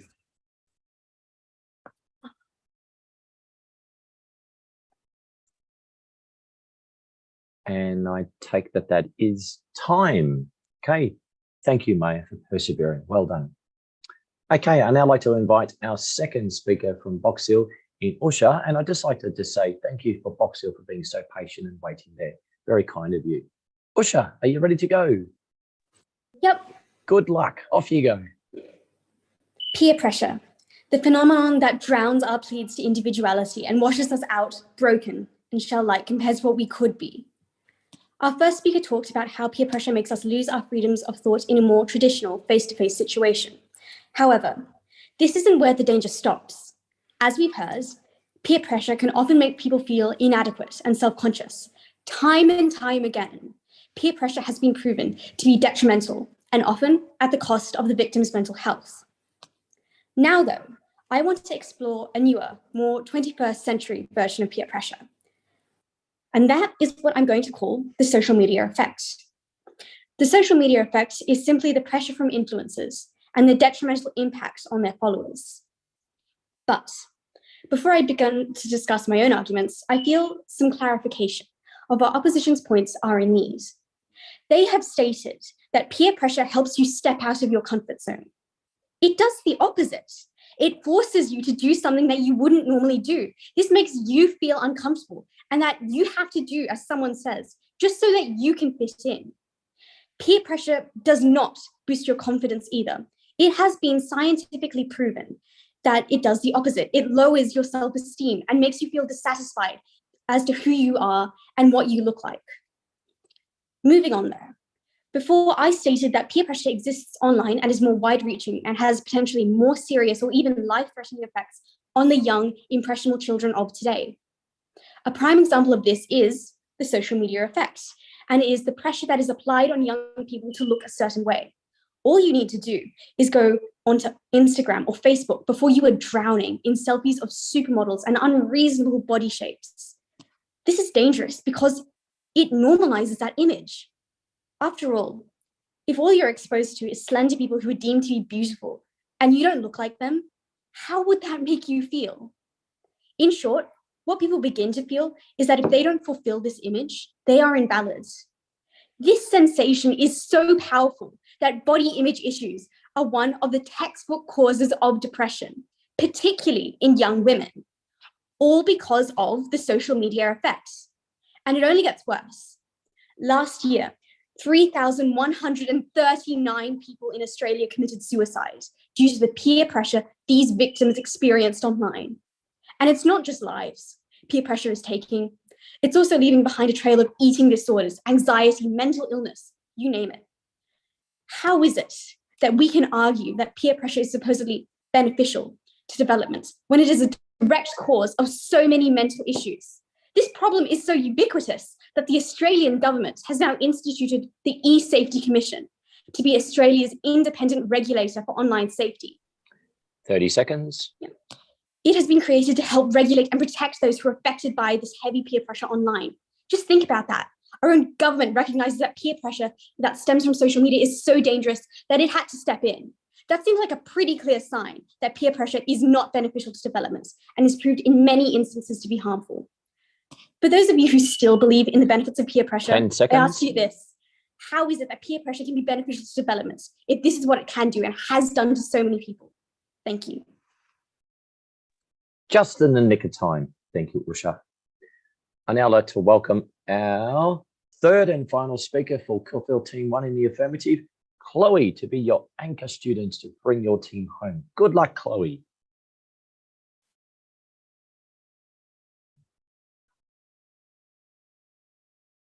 Chloe, can you turn your microphone on, please? Sorry. That's okay. Okay, you ready to go? Yeah. Good girl. Good Off you go. morning. Good morning, adjudicators, chairperson, fellow debaters, and audience members. My name is Chloe, and I'm the third and final speaker of the affirmative team. We, the affirmative team, strongly agree to the topic peer pressure is beneficial for development. As third speaker today, I will be rebutting the negative team and summing up our team's case. Firstly, to rebut the opposition. The first negative speaker tried to tell you that you are motivated to do something that is the opposite to what is correct. This is incorrect, as you can look at the bright side. Why do people think the negative way? Think brighter. Why do people think that peer pressure makes people do bad things that they do not want to do? But friends and your peers always want to be your best self and wouldn't want you to do the wrong thing. People know that people have different opinions and how to respect other people's feelings. Like Linda has already stated, it's actually not bad for you, as you can learn to cope and learn new things. Peer pressure isn't bad. For example, the first speaker of the negative stated that you can do the opposite of the thing that you want to tell you. If someone was pressured to use drugs or smoke, their heart will tell them to stop. People have strong mental health that wouldn't just want to do something that someone tells you to do. You're pressured to believe you're a better self and believe in your beliefs. Being pressured to do something can make you believe that you do not want to do it. But instead, that you do not want to do it, but instead believe in your own self by making you a better person and being more confident. For example, if someone tells you to do something that you really don't want to do, you can just say no. It's like bullying. You have to stand up for your own self. The second negative speaker tried to tell you about the social media effects. Firstly, I want to ask you, what does social media have to do with peer pressure? We should think about the body image instead, compared to what is in the outside. Body image doesn't affect people's personality. And so peer pressure shouldn't too. Social media influencers may have some influence on people, but that doesn't change their beliefs. If someone who is really influenced by their role model, which probably is their parents, they probably would listen to them. And if they would do something bad, they should know that they shouldn't do that. Peer pressure is also like having role models and not. People who have beliefs or think or look up to people, they know that they shouldn't do it. If someone does something 30 bad, seconds. then they shouldn't do it. The opposition team's points are all invalid and shouldn't be listened. Now summing up onto our team's case.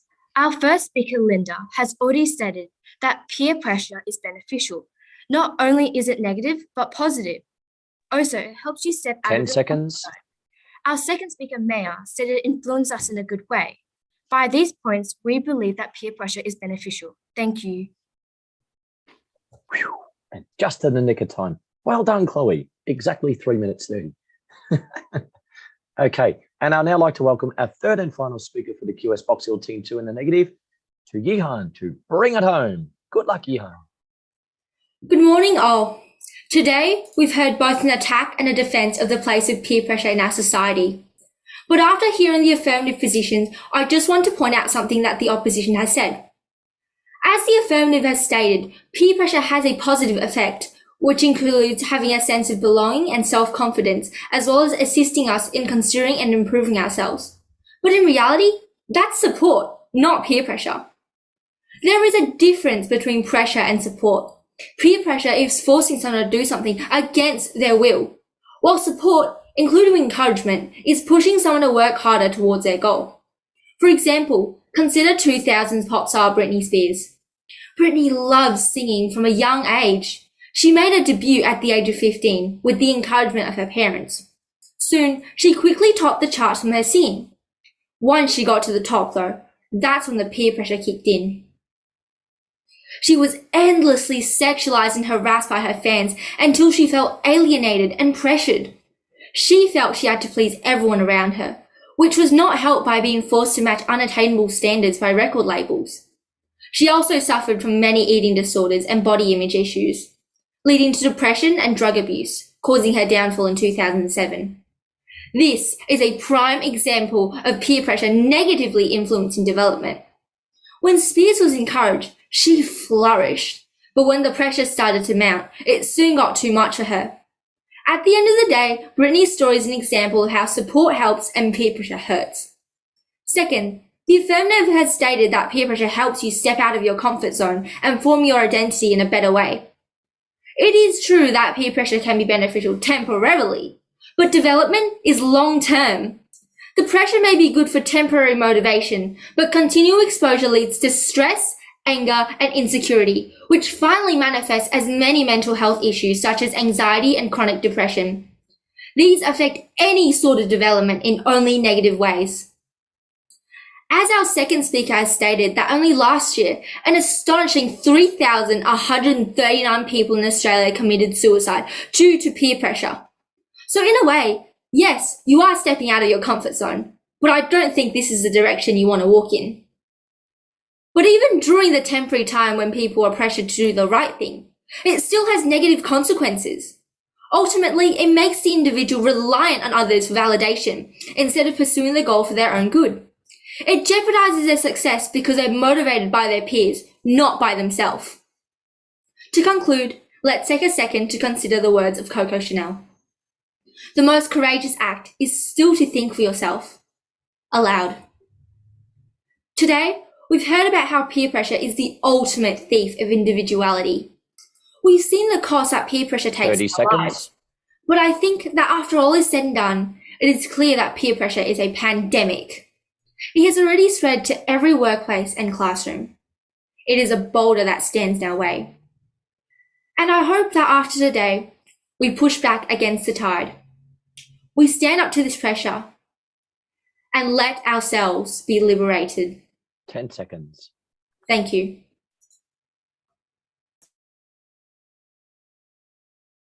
Nice timing, Yihan. Really nice timing. To all of you students, congratulations. Have a big breath. Alan's clapping his hands. And I'm sure that Lana is very, very pleased with her team's effort equally so. Just quickly, Alan, would you like to say anything positive and congratulatory to your team for their efforts thus far, please, sir? I mean, you guys killed it. Like, there's not really more to say. I mean, shout out to Caulfield as well. You guys obviously had the technical issue and stuff like that. Yeah. I mean, there's nothing really you can do in the face of that. So it's incredibly. We got to respect the effort you put in, nonetheless. So shout out to you guys as well. But for my team, I mean, it's just been so much fun, you know, hanging out with you guys, talking about things, debating, you know, because at the end of the day, that's really what we're all here for. So win or lose, you guys are insane. Simple as that. Thank you, Alan. And Lana, what would you like to say to your team, please? I think our team did really well, especially with the technical difficulty. Maya handled the situation really well because her speech deleted. I think the other team also did amazing. They had really they just did the debate really well, and I'm very proud of. Nice. Thank you, Lana. Very quickly, I love the nature of your debate to your students this afternoon. No doubt about it. I just want to point out two very quick things. The idea of being a sense of belonging as finding your place and space in this world, and certainly as a reminder of last week of Are You OK Day, if anyone needs help, to be in touch with the necessary authorities. Last thing I'd actually quickly like to say is that no matter what side of the debate you were on today, as a group of people, we can go fast together, but we go far together. And with that in mind, I'd like to hand over to Kevin, our director, who's going to guide your families through a poll. Thank you, Kevin. Thank you. Thank you, Brandon. Thank you, Caulfield Team 1 and Box Hill Team 2. And then, and also thank you for the flexibility. That is a Caulfield Team shows. Okay, now I also would like to thank you for the backup speakers, Jerry from the Caulfield and Jason from the Box Hill Team 2. Now it's time to do some audience input, 30 seconds. Now I put up the poll now. Just give me a sec. Okay, 30 seconds. So, and I ask all the audience to give some input to us. Okay, just 4 questions. So now I can see some results coming up. So please, so for the audience, your input is very important for the debaters. Thank you very much. So there will be, I encourage everyone to vote. Okay, last 5 seconds now. 5, 4, 3, 2, 1. The poll is ending. Thank you. Poll is ending. All right, I can see our educators. Michael is back. So Michael, I hand over the stage to you. Michael, will you mind unmute yourself? That's all right. I had a beautiful theatrical opening there, but I'll start it again. Wow, what a day. That was an amazing debate, and congratulations to all of the debaters and the coaches. Wonderful work, wonderful work. So we'll go through the individual speakers first. Linda, you had a really nice, gentle and calm rhythm. That was lovely. You had some good arguments that were well constructed, and you explained them very clearly. A nice, deliberate pace. Lovely work, Linda. Cecilia, you had a very engaging opening, and it was very assertive and very confident, but you really got us in as an audience, which is a great skill. I think your example of Jonestown was pretty strong. So there was some lovely work there. Very clear, very strong. Maya, you were unlucky to deal with the technical issues today, and you know these things happen, and we deal with it the best we can. So I think you were a little thrown by the space and the situation you were in. So well done for staying calm. I think it might have thrown your rhythm out a little bit, but you had some good arguments and some clear some clear ideas about what you were saying. I'm not going to give you feedback on your your rhythm, because I'm pretty sure that that was because of your nerves, because of what was going on and what had happened. There were a lot of distractions around, and clearly you weren't comfortable. So well done for dealing with that, and for going on after what must have been a very stressful time. You know, for us, it was probably about 5 minutes. I'm sure to you it felt like 5 years. It's an unpleasant feeling. Usha, what a speaker.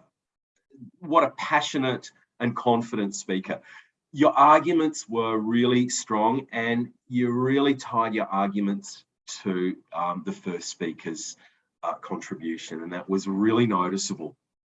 You had a very confident use of voice, some great persuasive techniques with your arguments, but you actually wrote an oral text, okay? And I always tell that to my year 12 students. When they're writing a persuasive text, they always write, you know, when they're writing an oral speech, they write a persuasive text, then they read it out. And it is a real skill in writing for speech, because speaking is very different to writing. This is why speechwriters work for politicians. You know, it's not just a matter of writing text, it's writing for speech, and you just nailed that. It was lovely. And you're really comfortable with formal language as well. Well done. Chloe, lovely, lovely work. You were very calm. You were very self-assured. You had a very, very gentle delivery, but with very well-structured arguments. Very, very good work, Chloe. That was lovely. Yihan, again, very, very confident. You really brought a thread through your team that started with Cecilia, that Usha carried on, and that you completed. We could really see that work through. You were confident, you were articulate, your pace and your timing were excellent, and you really tied up your team's arguments with very sophisticated language. So the winning team, because of the quality of the thread of their arguments, is Box Hill. Beautiful work, guys, lovely work. And the best speaker for the affirmative is Chloe. Well done, Chloe. And the best speaker for the negative, for Box Hill, is Usha. Well done. Stunning work, guys. Lovely work. Thank you very much. Thank you very much, Mr. Dali. All right. So now I also thanks again both teams. It is times for public. It's time for just a very short 1 minute break. And then we use these times to set up the stage for the wonderful teacher showcase debate.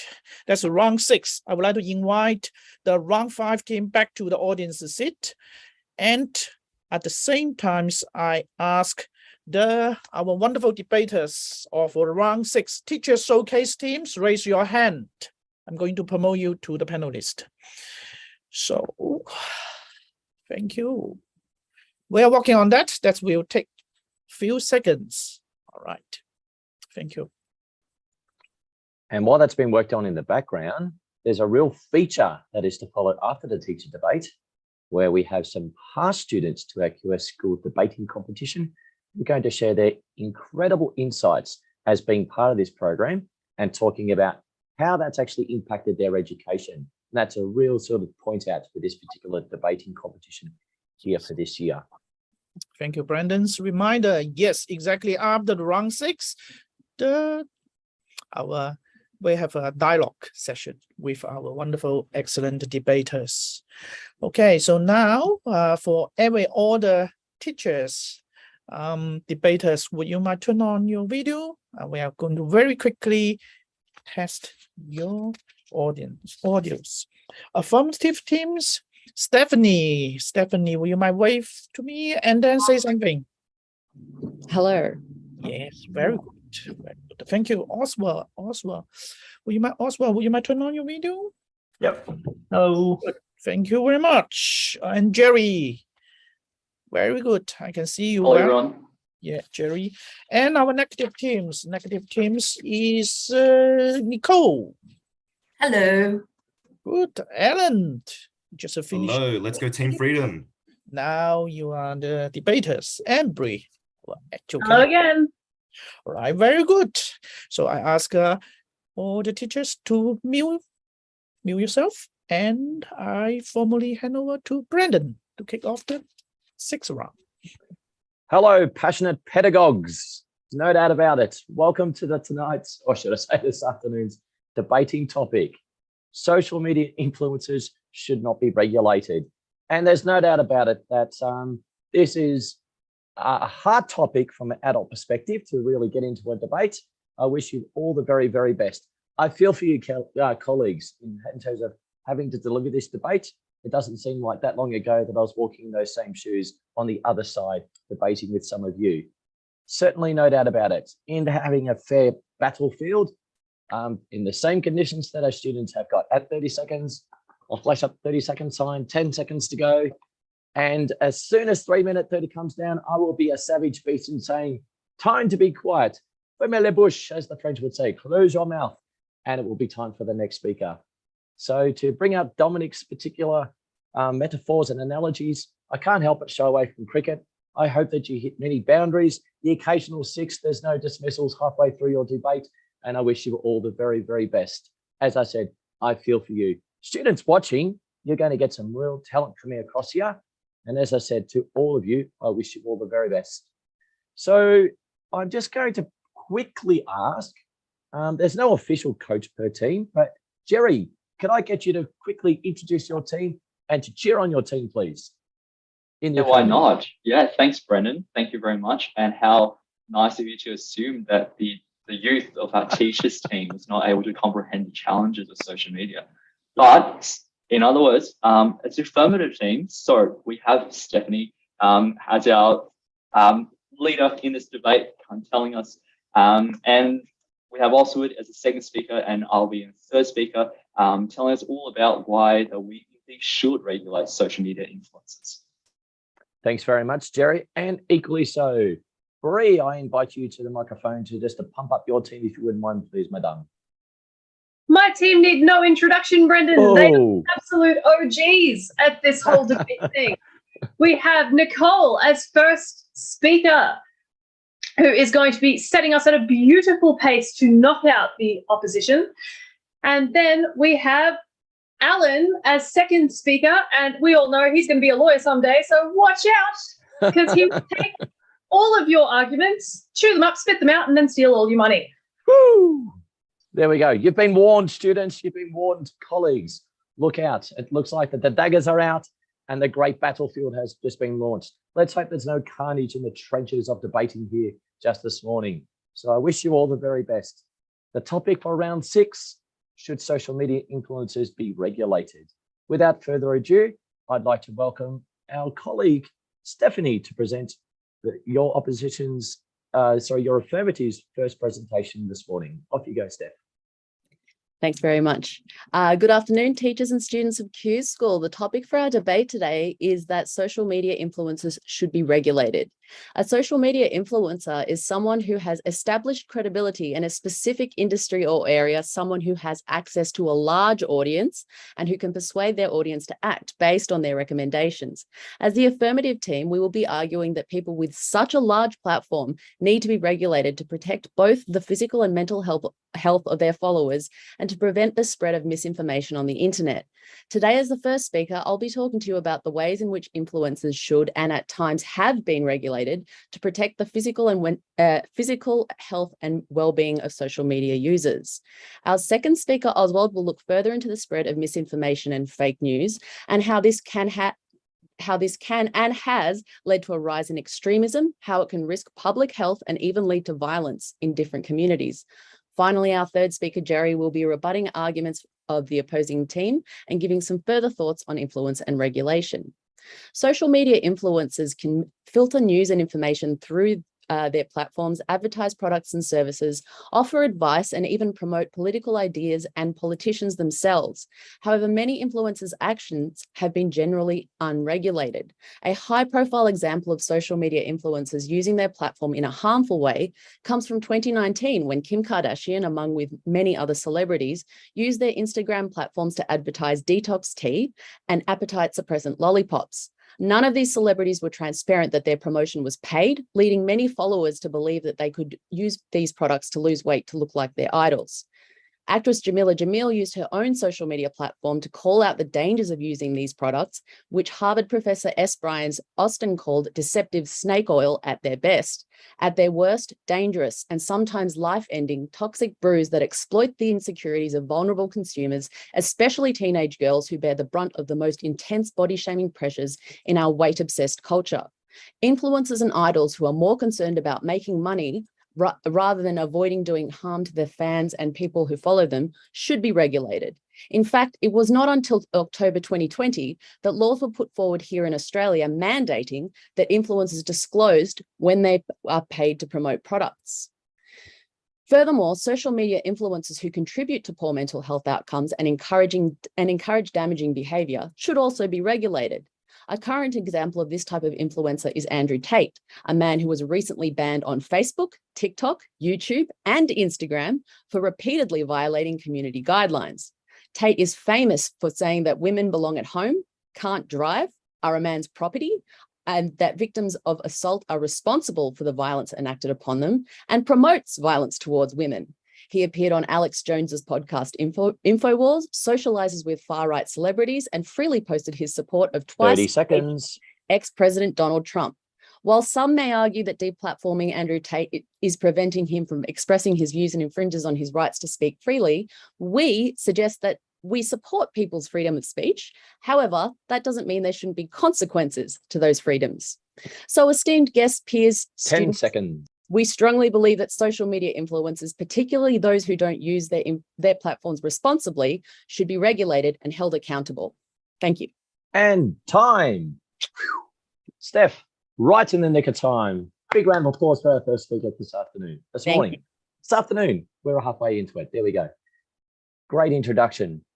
And not to shadows in the great, I'll start again, sorry. Without further, and for my third take, it's been a long morning. I'd now like to formally introduce our first speaker for the negative in Nicole, who's going to argue passionately against everything Stephanie said. Take it away, Nicole. All right, thank you very much. I'm going to start with a quote. According to the United Nations Universal Declaration of Human Rights, you can't argue with these guys.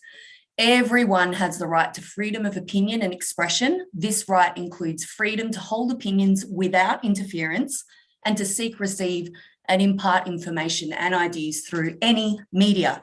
Yes, you heard that right, without interference, without regulation. The right to impart information through any media, even if you're an influencer, no doubt. Warm greetings to our adjudicators, students, parents, staff, and of course, my wonderful fellow debaters. We are indeed engaging today in a robust and very healthy, respectful debate on the question of whether social media influencers should be regulated.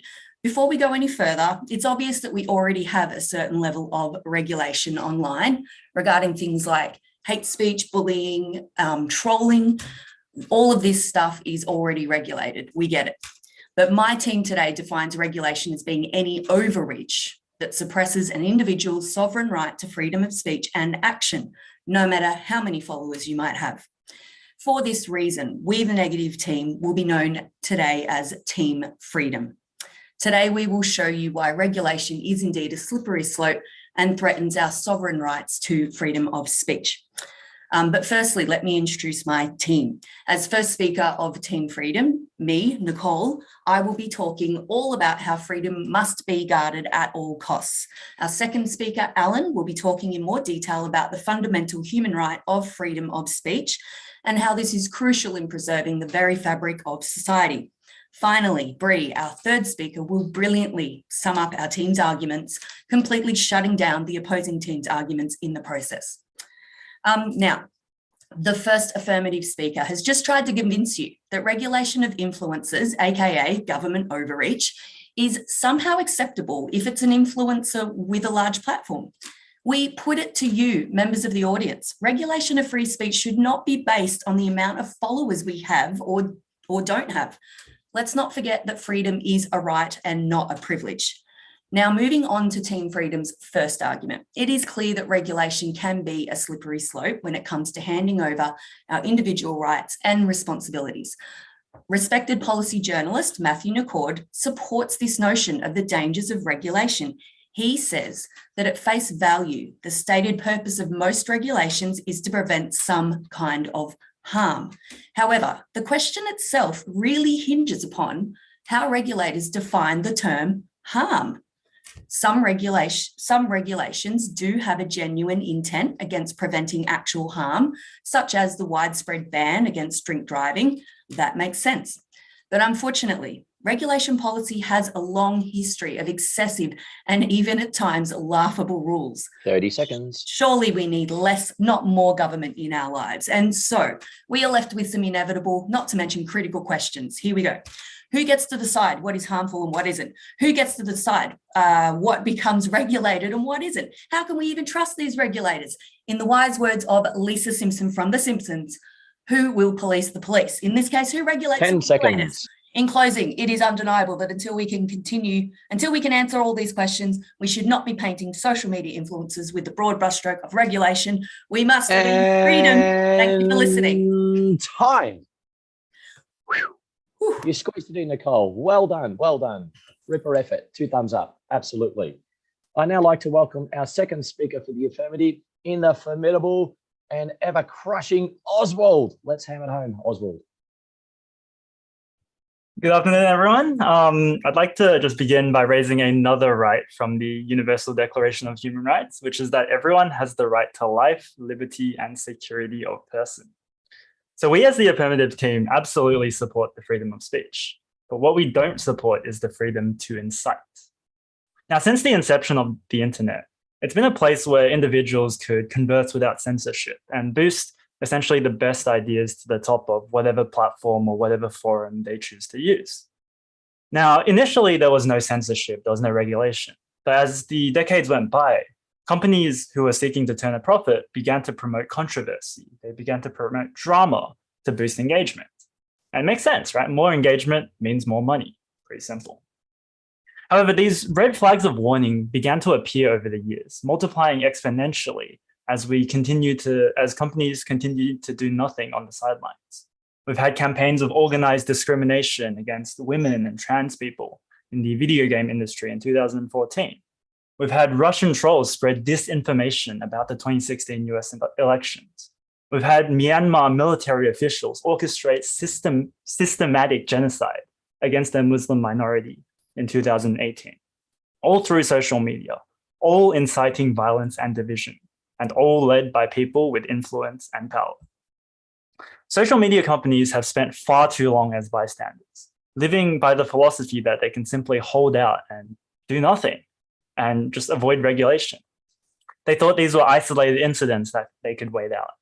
But this is just a ticking time bomb, waiting for a catalyst to explode. And explode it did. You may remember in January of last year when unbelievable pictures of pro-Trump rioters storming the Capitol building in the US spread across news outlets. This was the home of Congress, the heart of democracy. Spurred on by tweets built around the inflammatory rhetoric of former President Trump, who quote, "If you don't fight like hell, you're not going to have a country anymore." These extremists acted on their misled beliefs that the election had been stolen from Trump, and was proof that Trump's echo chamber of misinformation had succeeded. I'll ask you a few questions, Nicole. At what point do we stop and realize that influential social media users have the power to incite extreme action? In this case, comparable to terrorism. At what point do we realize that without regulation, social media enables the spread of so much fake news that the lines between reality and fiction begin to blur? To prevent violence from escalating on social media, we need to do a better job of controlling the spread of messages that are clearly false or misleading. The deplatforming of Trump and Tate, this is just the beginning. We have to instate regulation around what can and what can't be posted on social media. It cost the lives of many officers and injuries to hundreds of others to finally convince the world that change was needed. How many more lives will it cost before legislation is actually passed? Thank you. Nice work, Oswald. Nice work. What a way with words you have, sir. Absolutely. Nice work. I'd now like to welcome our second speaker from the negative, Alan. Rip it away, Alan. Thank you very much, Brendan. Ladies and gentlemen, I want to start off by saying I feel sort of in a unique position here, sort of the youngest person in this debate. You've heard the boomers, you've heard the millennials have their turn. So I'm going to try and turn the wheel, so to speak, explore the issue a different way. And instead of talking about these rights and these declarations, I'm going to explore what social media is actually about and why telling people what to do on it, it kind of ruins the whole point. Now, when I'm teaching, I steal money. I practice law. And that means I believe in evidence. Unfortunately, they wouldn't let me use a PowerPoint for this. So I've decided to cheat, and I'm going to use my Zoom background as the PowerPoint slides instead. Now, there's nothing in the rules that says I can't do this, but critically, there's nothing that says I can't. So without further ado, please turn your attention to my background, or Exhibit A. There we go. Yes, I did unironically post that on Instagram 4 years ago. Let's have another one. Not bad at all. Now, you might very reasonably be thinking, oh God, how do I turn off my screen? But before you do that, let me tell you about something, okay? In the 21st century, we're gonna get this off, hang on. In the 21st century, every human being is an artist, and our canvas is social media. The fact of the matter is, Facebook, Twitter, they're just online museums, right? Consider other forms of art. Books, paintings, music. We don't have laws telling us what you can and can't say in books or music. So why should we have laws telling us what you can and can't post on Instagram? The beauty of the internet then is you get to be who you want to be without anyone telling you that you can't do that. The second someone else comes in and says, oh, you can't do that on social media, well, what's the point of social media anymore? Now, I know what the affirmative is going to say, all right? They're going to say, oh, you're still allowed to post selfies online. You're still allowed to post terrible minion memes. We're just here to get the bad guys, right? These rules are just supposed to stop the people that we don't like from saying things we don't want to hear. But at the same time, just because you don't like something doesn't mean that they shouldn't be able to say it, even if it is false or misleading. At the end of the day, we're all entitled to a presumption of innocence. No person has the right to dictate what other people should do. Embrace the madness. Learn to love the good, the bad, and the ugly that is the internet. You don't have to love the good or the bad or the ugly of the internet itself, but you do have to love the fact that we can get all three in the same place. Because it's only when we have all three do we finally see the big picture of who we really are. Thank you very much. Nice. Very great closing there, Alan. And I love the artistry interpretation of what actually constituted debate. Always the great insight of a great lawyer in the making, shall we say. Thanks, Alan. Nice work. And without further ado, I'd now like to welcome the third and final speaker for the affirmative, Jerry, the Jerry Meister. Come into town, sir. All right, hello. Hey, good afternoon, everyone. So I guess I'll continue the trend to start with a quote by quoting the wise words of the wise tweet of Donald Trump. Hang on, actually, that doesn't quite sound right, does it now? So, ladies and gentlemen, as the affirmative thing, the problem with social media is not that it is intrinsically harmful, but that in the wrong hands, it is a ticking time bomb that jeopardizes the well-being of individuals and societies. So today's debate has really boiled down to two main themes. Firstly, whether or not regulation threatens or in fact promotes our right to freedom of information. And secondly, the pragmatic challenges of implementing such regulations. So the negative team kept on trying to tell us that somehow it's going to impede individuals' sovereign right to freedom of information, but what they failed to realize is that information is bi-directional. It is both about imparting and also receiving information. So in a muddy depth of our kind of conflicting and prejudiced views on social media, and also exacerbated by an algorithm that's unique to the online museum, so to call it, that Alan brought up, that kind of reinforces our confirmation bias. We're at a mercy of information shoved down our throats and difficult to really claim any autonomy of thought. If we truly want to empower individuals' freedom of speech that a negative team actually wants, just like we do, we need to regulate those that are trying to brainwash wider society. So onto the pragmatic challenges that this debate has also come to focus on.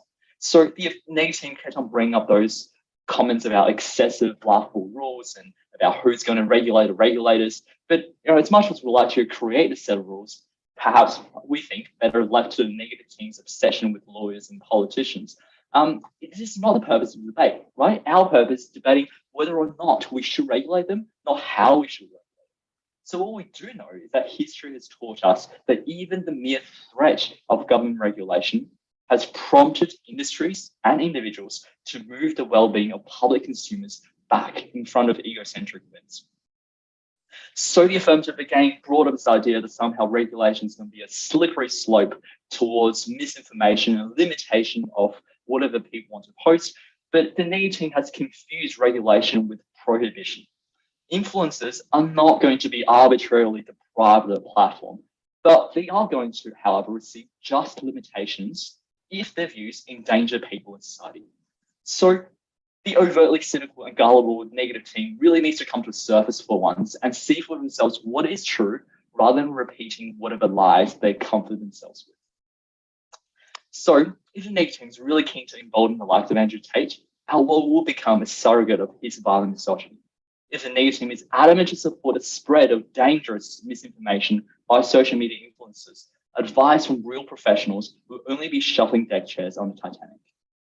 Ladies and gentlemen, instead of being advocates for the greater human good, far too many social media influencers have rendered human society a blind follower of injurious popular culture and misinformation.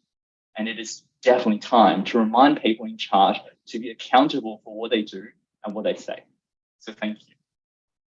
Oh, nice work, Jerry Meister. You've been a true anchor third person for your particular team here this afternoon. And congratulations. And I'd just like to say thank you to Stephanie, Oswald, and Jerry at this stage. And equally so to bring it home for that negative, I now hand it over to the gem of Gippsland. Please welcome Bree. Thank you very much, Brendan, and thank you to everybody who spoke before me. I've enjoyed myself thoroughly. I particularly enjoyed Jerry's wild attempts to try to just completely redefine what social media actually is and what impact it can have. Swing and a miss, mate. Swing and a miss. You have heard from our team so far, ladies and gentlemen, how social media regulation will actually not solve the problems that we're seeing as a result of social media. I'm saying that in inverted commas, my little bunny ears are up, because I want to come back to that a little bit later. In fact, what we see with social media is if we were to regulate it, we're going to end up suppressing the voices of people who have a right to express themselves on this perfectly fine platform. And as Alan said, this is a creative space. This is a place which is supposed to be democratic, where anybody from any walk of life can make their contribution to the world conversation. This social media platform is a way for us to connect with each other in a way that we never have before. Now, Steph's arguments to begin with were mostly, emotive, around, oh, poor little girls learning, all the wrong things from social media about, how to hate themselves. Girlfriend, I hated myself before social media. We didn't need it. We've always had the same messaging. Patriarchy is going to come through in whatever media we have at any point in time. Social media is just a new version. So let's deal with patriarchy and burn that thing to the ground before we remove everybody from Twitter. Secondly, you heard Oswald. Oh, Oswald. Oswald likes to talk as though communication between certain people can be dangerous. I have to question any instinct that asks us not to communicate. I'm sorry, but if we try to divide people so that they can't unionize, then we're actually afraid of people coming together. Now, I'm not defending any particular cause. I'm certainly not defending people, who misuse their social media platforms. What I'm saying is that if you want to divide some people, you have to divide everybody. The whole beautiful point of the internet was to create a way for the whole world to come together to share information. Yes, unfortunately, sometimes that is misinformation, and the use of misinformation can be dangerous. However, I would suggest that it's actually our global responsibility to educate young people so that they can navigate their online spaces and understand the difference between true and untrue information that they may find, so that we can be critical readers, as we've always had to be. Again, the Herald Sun has been around since before the internet, and yet people have always been influenced by these voices. It's about being critical and having agency over what we take in and what we do 30 not. seconds to go. Finally, Jerry, algorithms, for real? Algorithms. You're going to say that social media creates an echo chamber where we can only hear what we think ourselves. I suggest to all of you, again, this is about critical thinking, being active in our communities, and paying attention to where 10 our seconds to go. is coming from. It's on the individual to protect the freedom of speech that we all require and to use that information wisely. Thank you. And time. Woo! As Bree slams down the greatest thing on earth, that is H2O to go. Nice work, Bree. And well done to all of you. It's been a real pleasure just watching you all fiercely debate, as I said at the start of this, in the trenches of being passionate pedagogues and lawyers, sorry, to present these great debate ideas here today. Just quickly, I know Michael and adjudicators are working frantically in the background to either present some sort of, some sort of feedback to you all, but I'd just like to quickly mention that earlier today we had this same topic presented by students who equally and passionately presented in their own Year 7 ways some great ideas that you touched upon as well. Life with or without regulation and its benefits. Are we threatening people's way of life? And the students presented some incredible different representations of that through different people, no different to the way in which all of you have presented here just this afternoon. No doubt about it. If there's one thing I'd just like to quickly say, that I actually love one thing that Alan, you all said, but Alan, there was something that you said that I think can bring us all together here today. We've actually got to learn to love the good, the bad, and the ugly. Okay, and I just think that's a really lovely way to synthesize everyone's arguments together. There were some things that you argued, I thought, wow, what a great insight. That's very clever. And no doubt about it, the way that you passionately agreed or disagreed with one another, I really do hope that this was a true showcasing of ideas for our student body out there today. So, Alan, thanks for sharing that great little insight. And no doubt about it, as I said earlier today, we go far by ourselves, but we do go fast together. And it's really been a fantastic opportunity for our students. So I know that Michael is working frantically in the background down there with Brett and Yan. And just quickly, if I could just maybe throw it out to you, Jerry, what's it been like working with other adults and presenting the debate here today? It's been a very wildly educational experience, hearing the very biased views of certain oppositions, not to mention particular names, but no, it's been absolutely enlightening. You know, I agree with you, Brendan, saying a lot of the points brought by the negative team has been, very fair, have to concede, but also in the spirit of debate, they're wrong. You know, it's not right. Thanks very much, Jerry. And just quickly, Bree. Oh, Bree's got the pandemic about it all of a sudden. Yes, please, Bree. What was the question? Sorry, I was just what's it been like? Jerry's nonsense. and the banter continues, no doubt about it. What's it been like working with these wonderful colleagues to present your debate here today, please? Oh, it's absolutely wonderful. I mean, just to see, I particularly love choosing to be on the side that has the more challenging, point of view on the topic. And Nicole was ready to go straight away. She was like, oh my gosh, she's got so many ideas. Freedom, Avengers, let's go. Like, it's so great to see the angle that she took. And then, of course, you've got Alan coming in from the other side and, really getting into that kind of philosophical aspect of, you know, anti-censorship and creative freedom, which was just wonderful as well. I really enjoy being third speaker because I get to kind of hang back and really pay attention to what everyone says along the way. And yeah, it's such a privilege to hear and to see the developmental process of these ideas, you know, over the weeks. Thank you so much, Bree. And as I said to our students, that this is in no way to take out the tremendous efforts that you put into your debates today. And just quickly, after Michael gives some adjudicating feedback to all of you, we are looking forward to very much sharing some insights to some students that have been through this program that are in Year 8, which will be a great showcase to our families. So thank you, Michael. Take it away.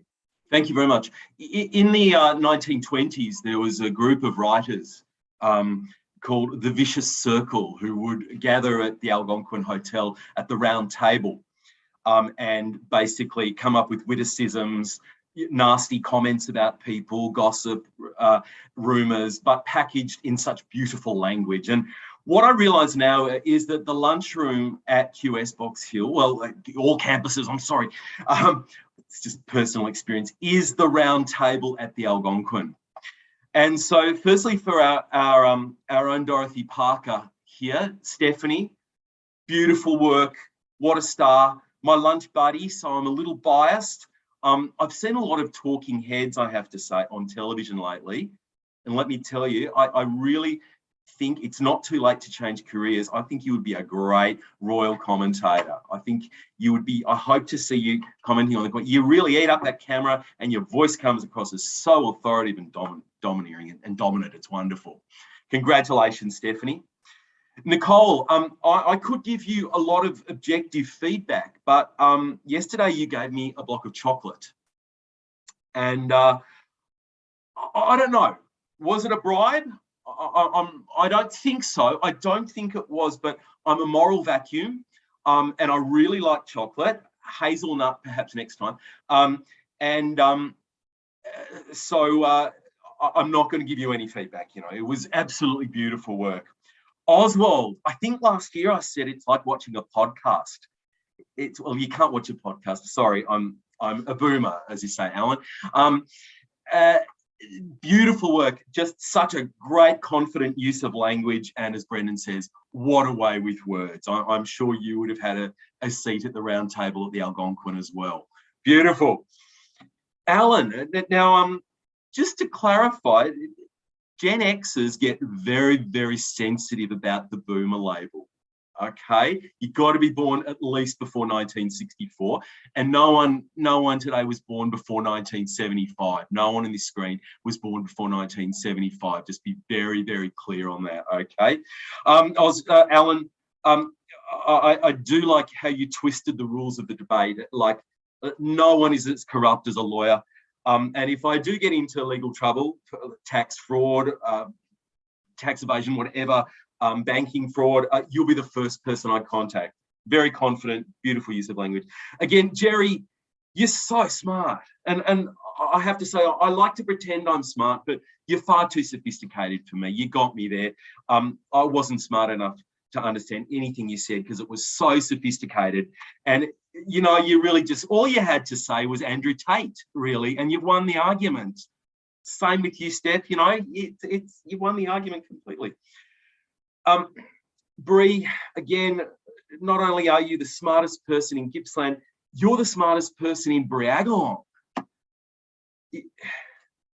That's a highly sophisticated and intellectual European outpost in the north of Gippsland, somewhere in Gippsland, no one knows where. But again, you argued like the true libertarian that I know that you've always been. And it just reminded me, third speaker for the negative. What a perfect place for Bree. Just the last word. How perfect. We all have different opinions on who should have won there, but because we're such cowards, and we don't want to deter you, any staff member from participating in the debate again, we're going to call it a draw. So beautiful work. I think it's fair enough to recognise that I've got a feeling that the negative didn't believe a word they said, but, well done anyway. Okay, beautiful work. So Brad, do you would like to say something as well? our educator. All right, thank you, Michael. Thank you, all our teachers teams. Wonderful result. And I also would like to say I love the virtual background that much. This superstar behind this negative team is the way you find them from, and you all superstar of today. Actually, all the debater are. All right, we need to quickly move to our, actually, there's one more wonderful dialogue session. That is the Brandon will interview our previously excellent debater. Now I invite all the teachers team back to the audience seat. So I invite all the others, actually 3 previously debaters, and then to raise your hand. All right, so in the meantime, I actually just take 1 minute. Okay. Okay.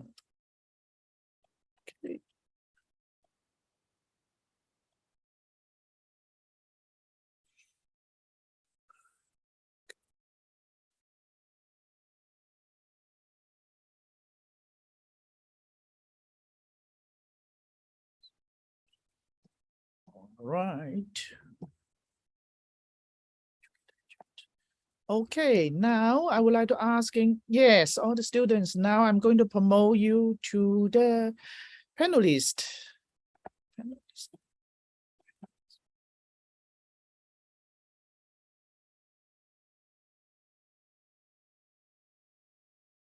Sorry, just hang on.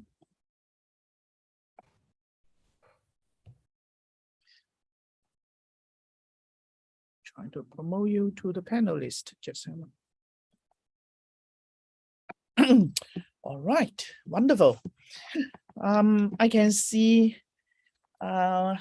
Millie. Okay, will you mind say something and then to say hello to the team? Hi. Very good. So excited to see you back. And Lindy. Hi. Okay. Okay. And Aman. Hello. Hello, so nice to see you. I see all of you actually in last year's. Wonderful for your back.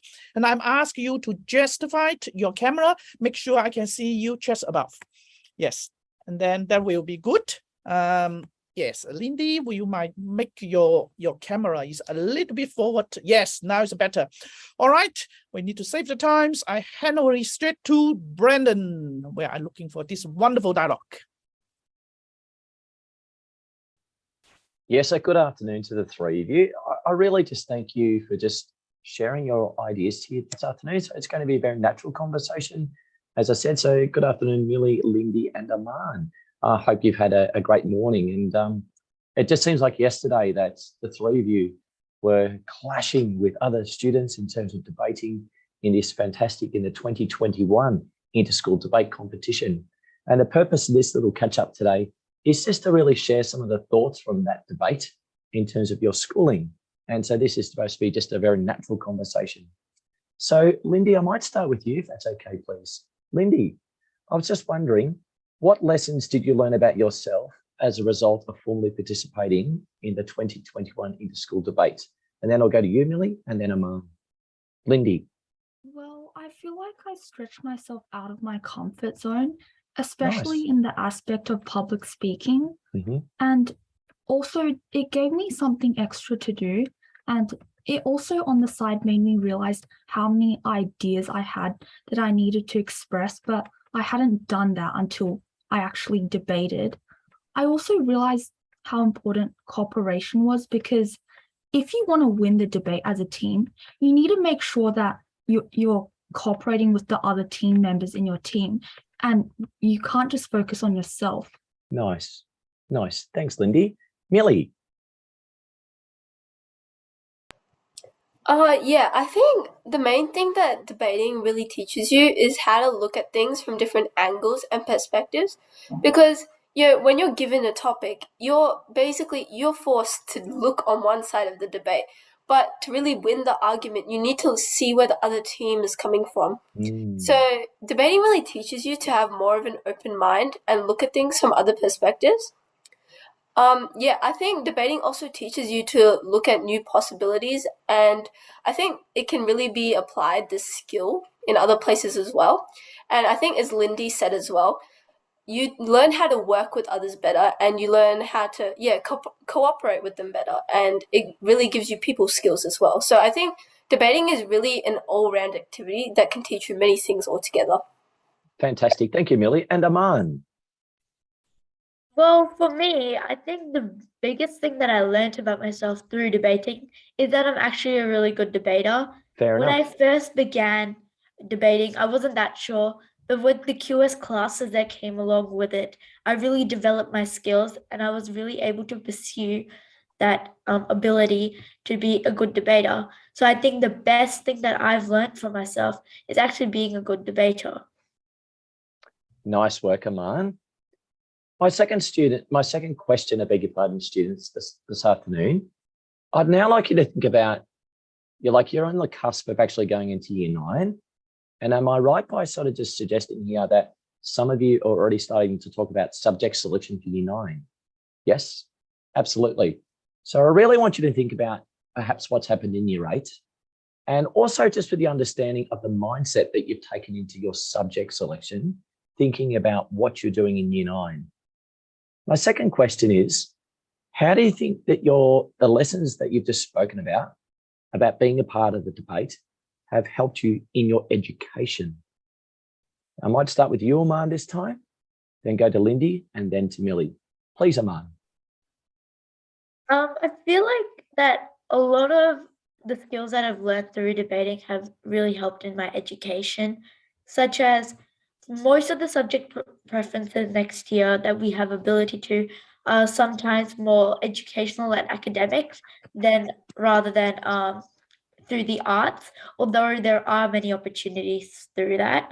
I really do believe that by learning these skills in debating, such as using gestures and sometimes putting on a face to hide what you're actually feeling, or maybe just talking really confidently, will really help through academics.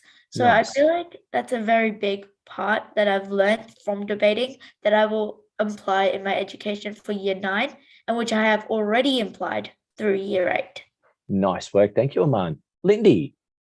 Well, I've learned a lot of public speaking skills through debating, and I'm choosing drama next year. So Nice. obviously public speaking is going to help me through that, and debating has really helped me. But debating is also about your manipulation of linguistics. And at my school, there's literature. So since I know how to use linguistics and to convert that to a speech that other people can understand, it's probably going to help me in literature. Nice. Thanks, Lindy. And Millie. So when I was choosing my subject selection, actually, I ran into this problem. Most subjects, they can be categorized into 2 different parts. There are more fun subjects and more academic subjects. So I was having a problem deciding, should I go for something more fun that I'll have more time enjoying, or should I do something more academic that may be more giving you more stress, but you learn more things. So I think debating really is a mix of both of them. You learn so many things, but you also have fun while you're doing it. So I think I've experienced both of them. So in the end, I ended up going with, some fun subjects and some more academic subjects as well. And I think debating gives you an all-round perspective of both of those types of subjects. So I think debating really helped me in school in that way. It also helped me with my confidence a lot, because before, I hadn't done any really public speaking or anything of the sort. So I think debating was my first real experience doing that, and I really enjoyed it. This year, I actually did a public speaking competition, and I think the overall public speaking can be something that's really nerve-wracking, but I think once you get the hang of it, it can be really fun and teach you lots of things as well. Thanks, Millie. Probably my last question I have for you this afternoon, students, is I'd just like you to think about maybe some other lessons that you think you would give to the younger students that are watching today, just in terms of education or debating. And Millie, I might start with you, please. Yeah, I think not only in debating, but overall, I think just really take the opportunities you're given.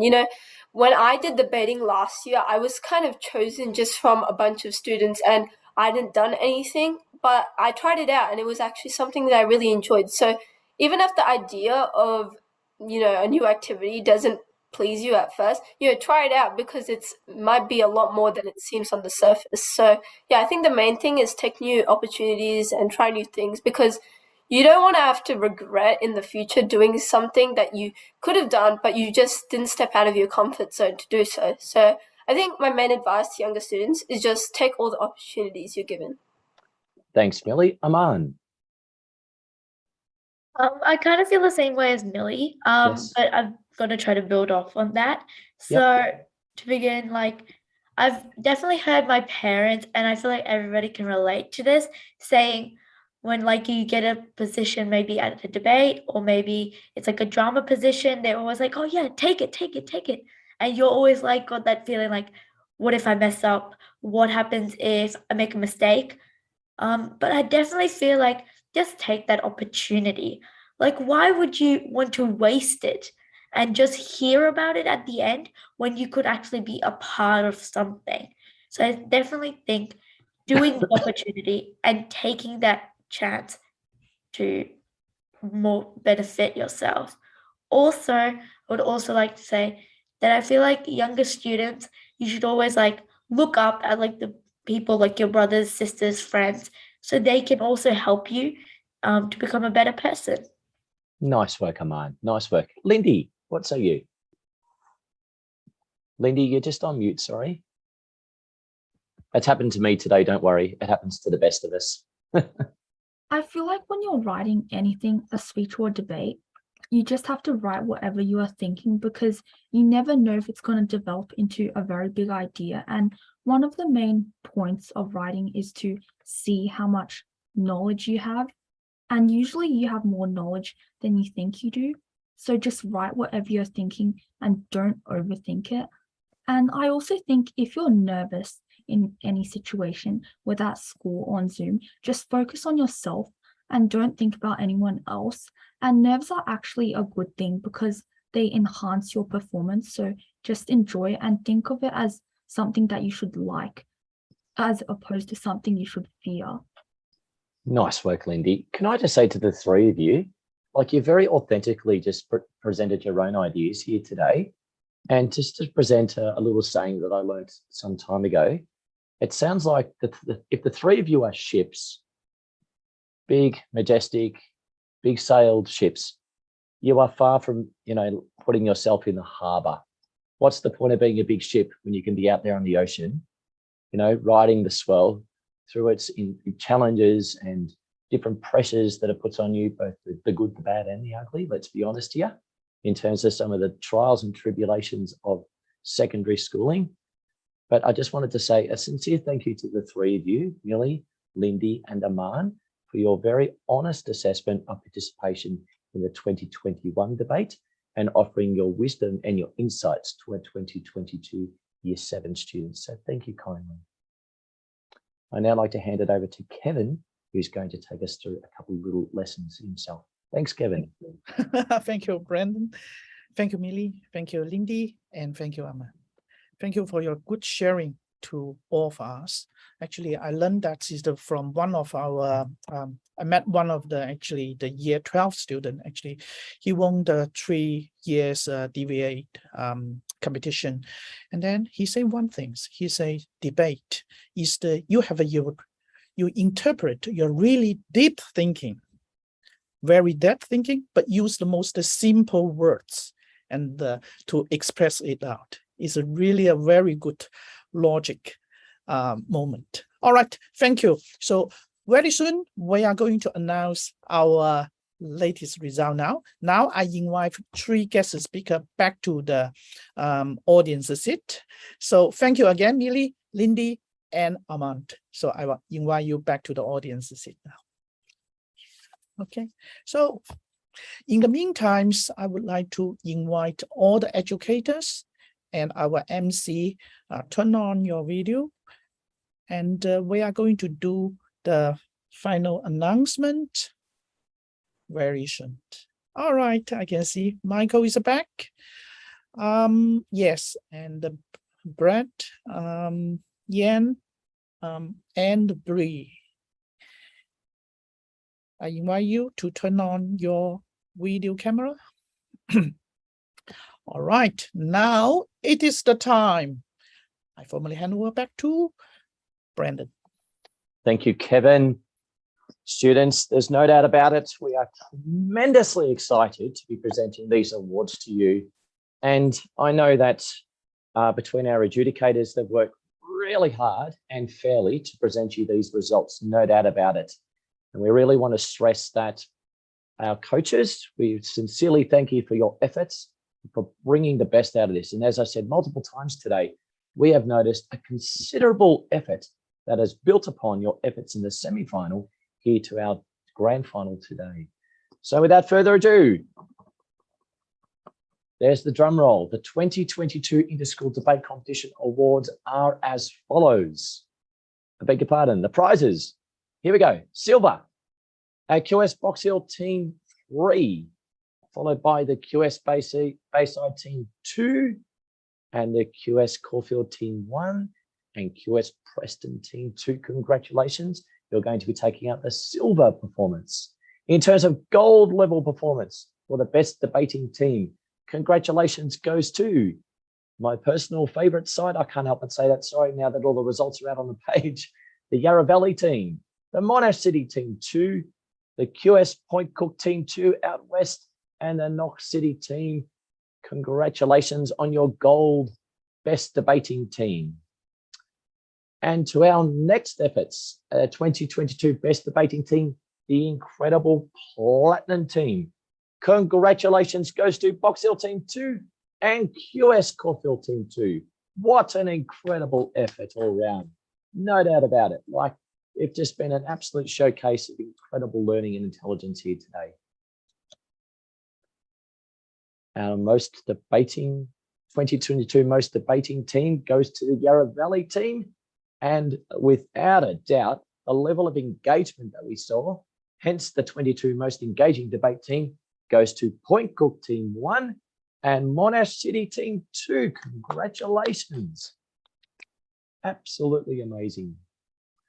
Now, this is not all about the intellectual efforts around academia here.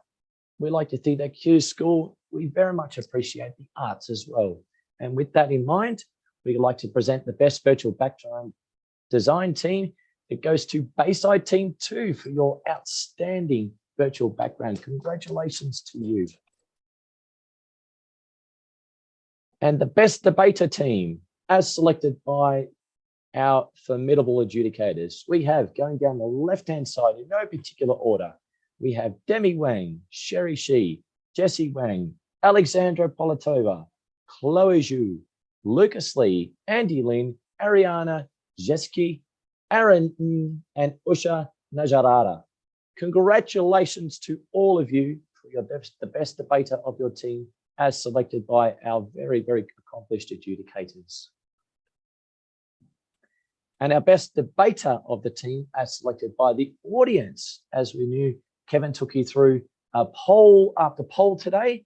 And congratulations goes to these students, to Jay Shi, Joanna Kui, Kerming Wang, Eric Lee, Maya Shang, Eason Zhu, Jirai Yang, Andy Okiyu, Win Lee, and Yihan Wang. Congratulations, students. No, that's really recognizing. And look at this, the 2022 Interschool Debate Competition, the best debater of the year. Incredible congratulations goes to Usha Najarara. Wow, what an incredible effort. And the most popular debater of the year for 2022, Ariana Jeski. What an incredible debater you are, as are you, Usha. Congratulations. As you know, there's just been incredible debate after debate being presented here today, which has made our adjudicator's job just incredibly complex and challenging. So just a reminder to our families that as a QS Family School Group, we do not only focus on the academic excellence, which, yes, certainly gets you somewhere in life, but it's the way we work with each other in terms of our emotional intelligence that gives us a great joy to present this showcase of learning today. As you can see, we are situated right across Melbourne from Box Hill in the city, right across different suburbs of Melbourne. So if I could just quickly say to all families, our sincere thanks to all of you. It's been our most humble and wonderful opportunity to present this authentic learning experience to all families. And I'm just going to give perhaps the last word to either Kevin or our principal, Yan. So sincere thanks to all of you. Thank you. Thank you very much. Yan, will you mind say something? I want to say thank you to all the students, teachers, parents, and MC and adjudicators. Without you, we can't have such a wonderful show. Thank you so much. We will see you next year, everyone. Thank you very much. Michael? Oh, you mute yourself again. Thank you very much. Congratulations. Stunning work. Very good. Well done. Brad, you are the hero in the back. No, the kids are the heroes, mate. These debates get better every year. Every year. And Bree.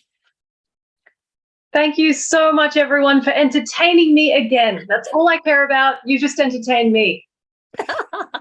Thank you very much. Actually, this is the first years QS put this one in the YouTube channels, and then we have so many expressions, even say, I love you. All right, special thank you for the program leader. She's Freda this year, and today's coordinator, Alicia. Both of them actually put in huge effort in coordinating these events. And also we have the logistic team, Sarah and Cindy. And special thank you for Nine Campus leader support. And thank you for all the headquarters, marketing teams, IT team, and campus office. We're looking forward to see you all next year. And then again, all the best. I thank you everyone again. So our event formally finished today now. All right. Thank you. See you all. Thank you. Thank you. Bye-bye. See you all. Thank you, Brandon. Thanks to everyone.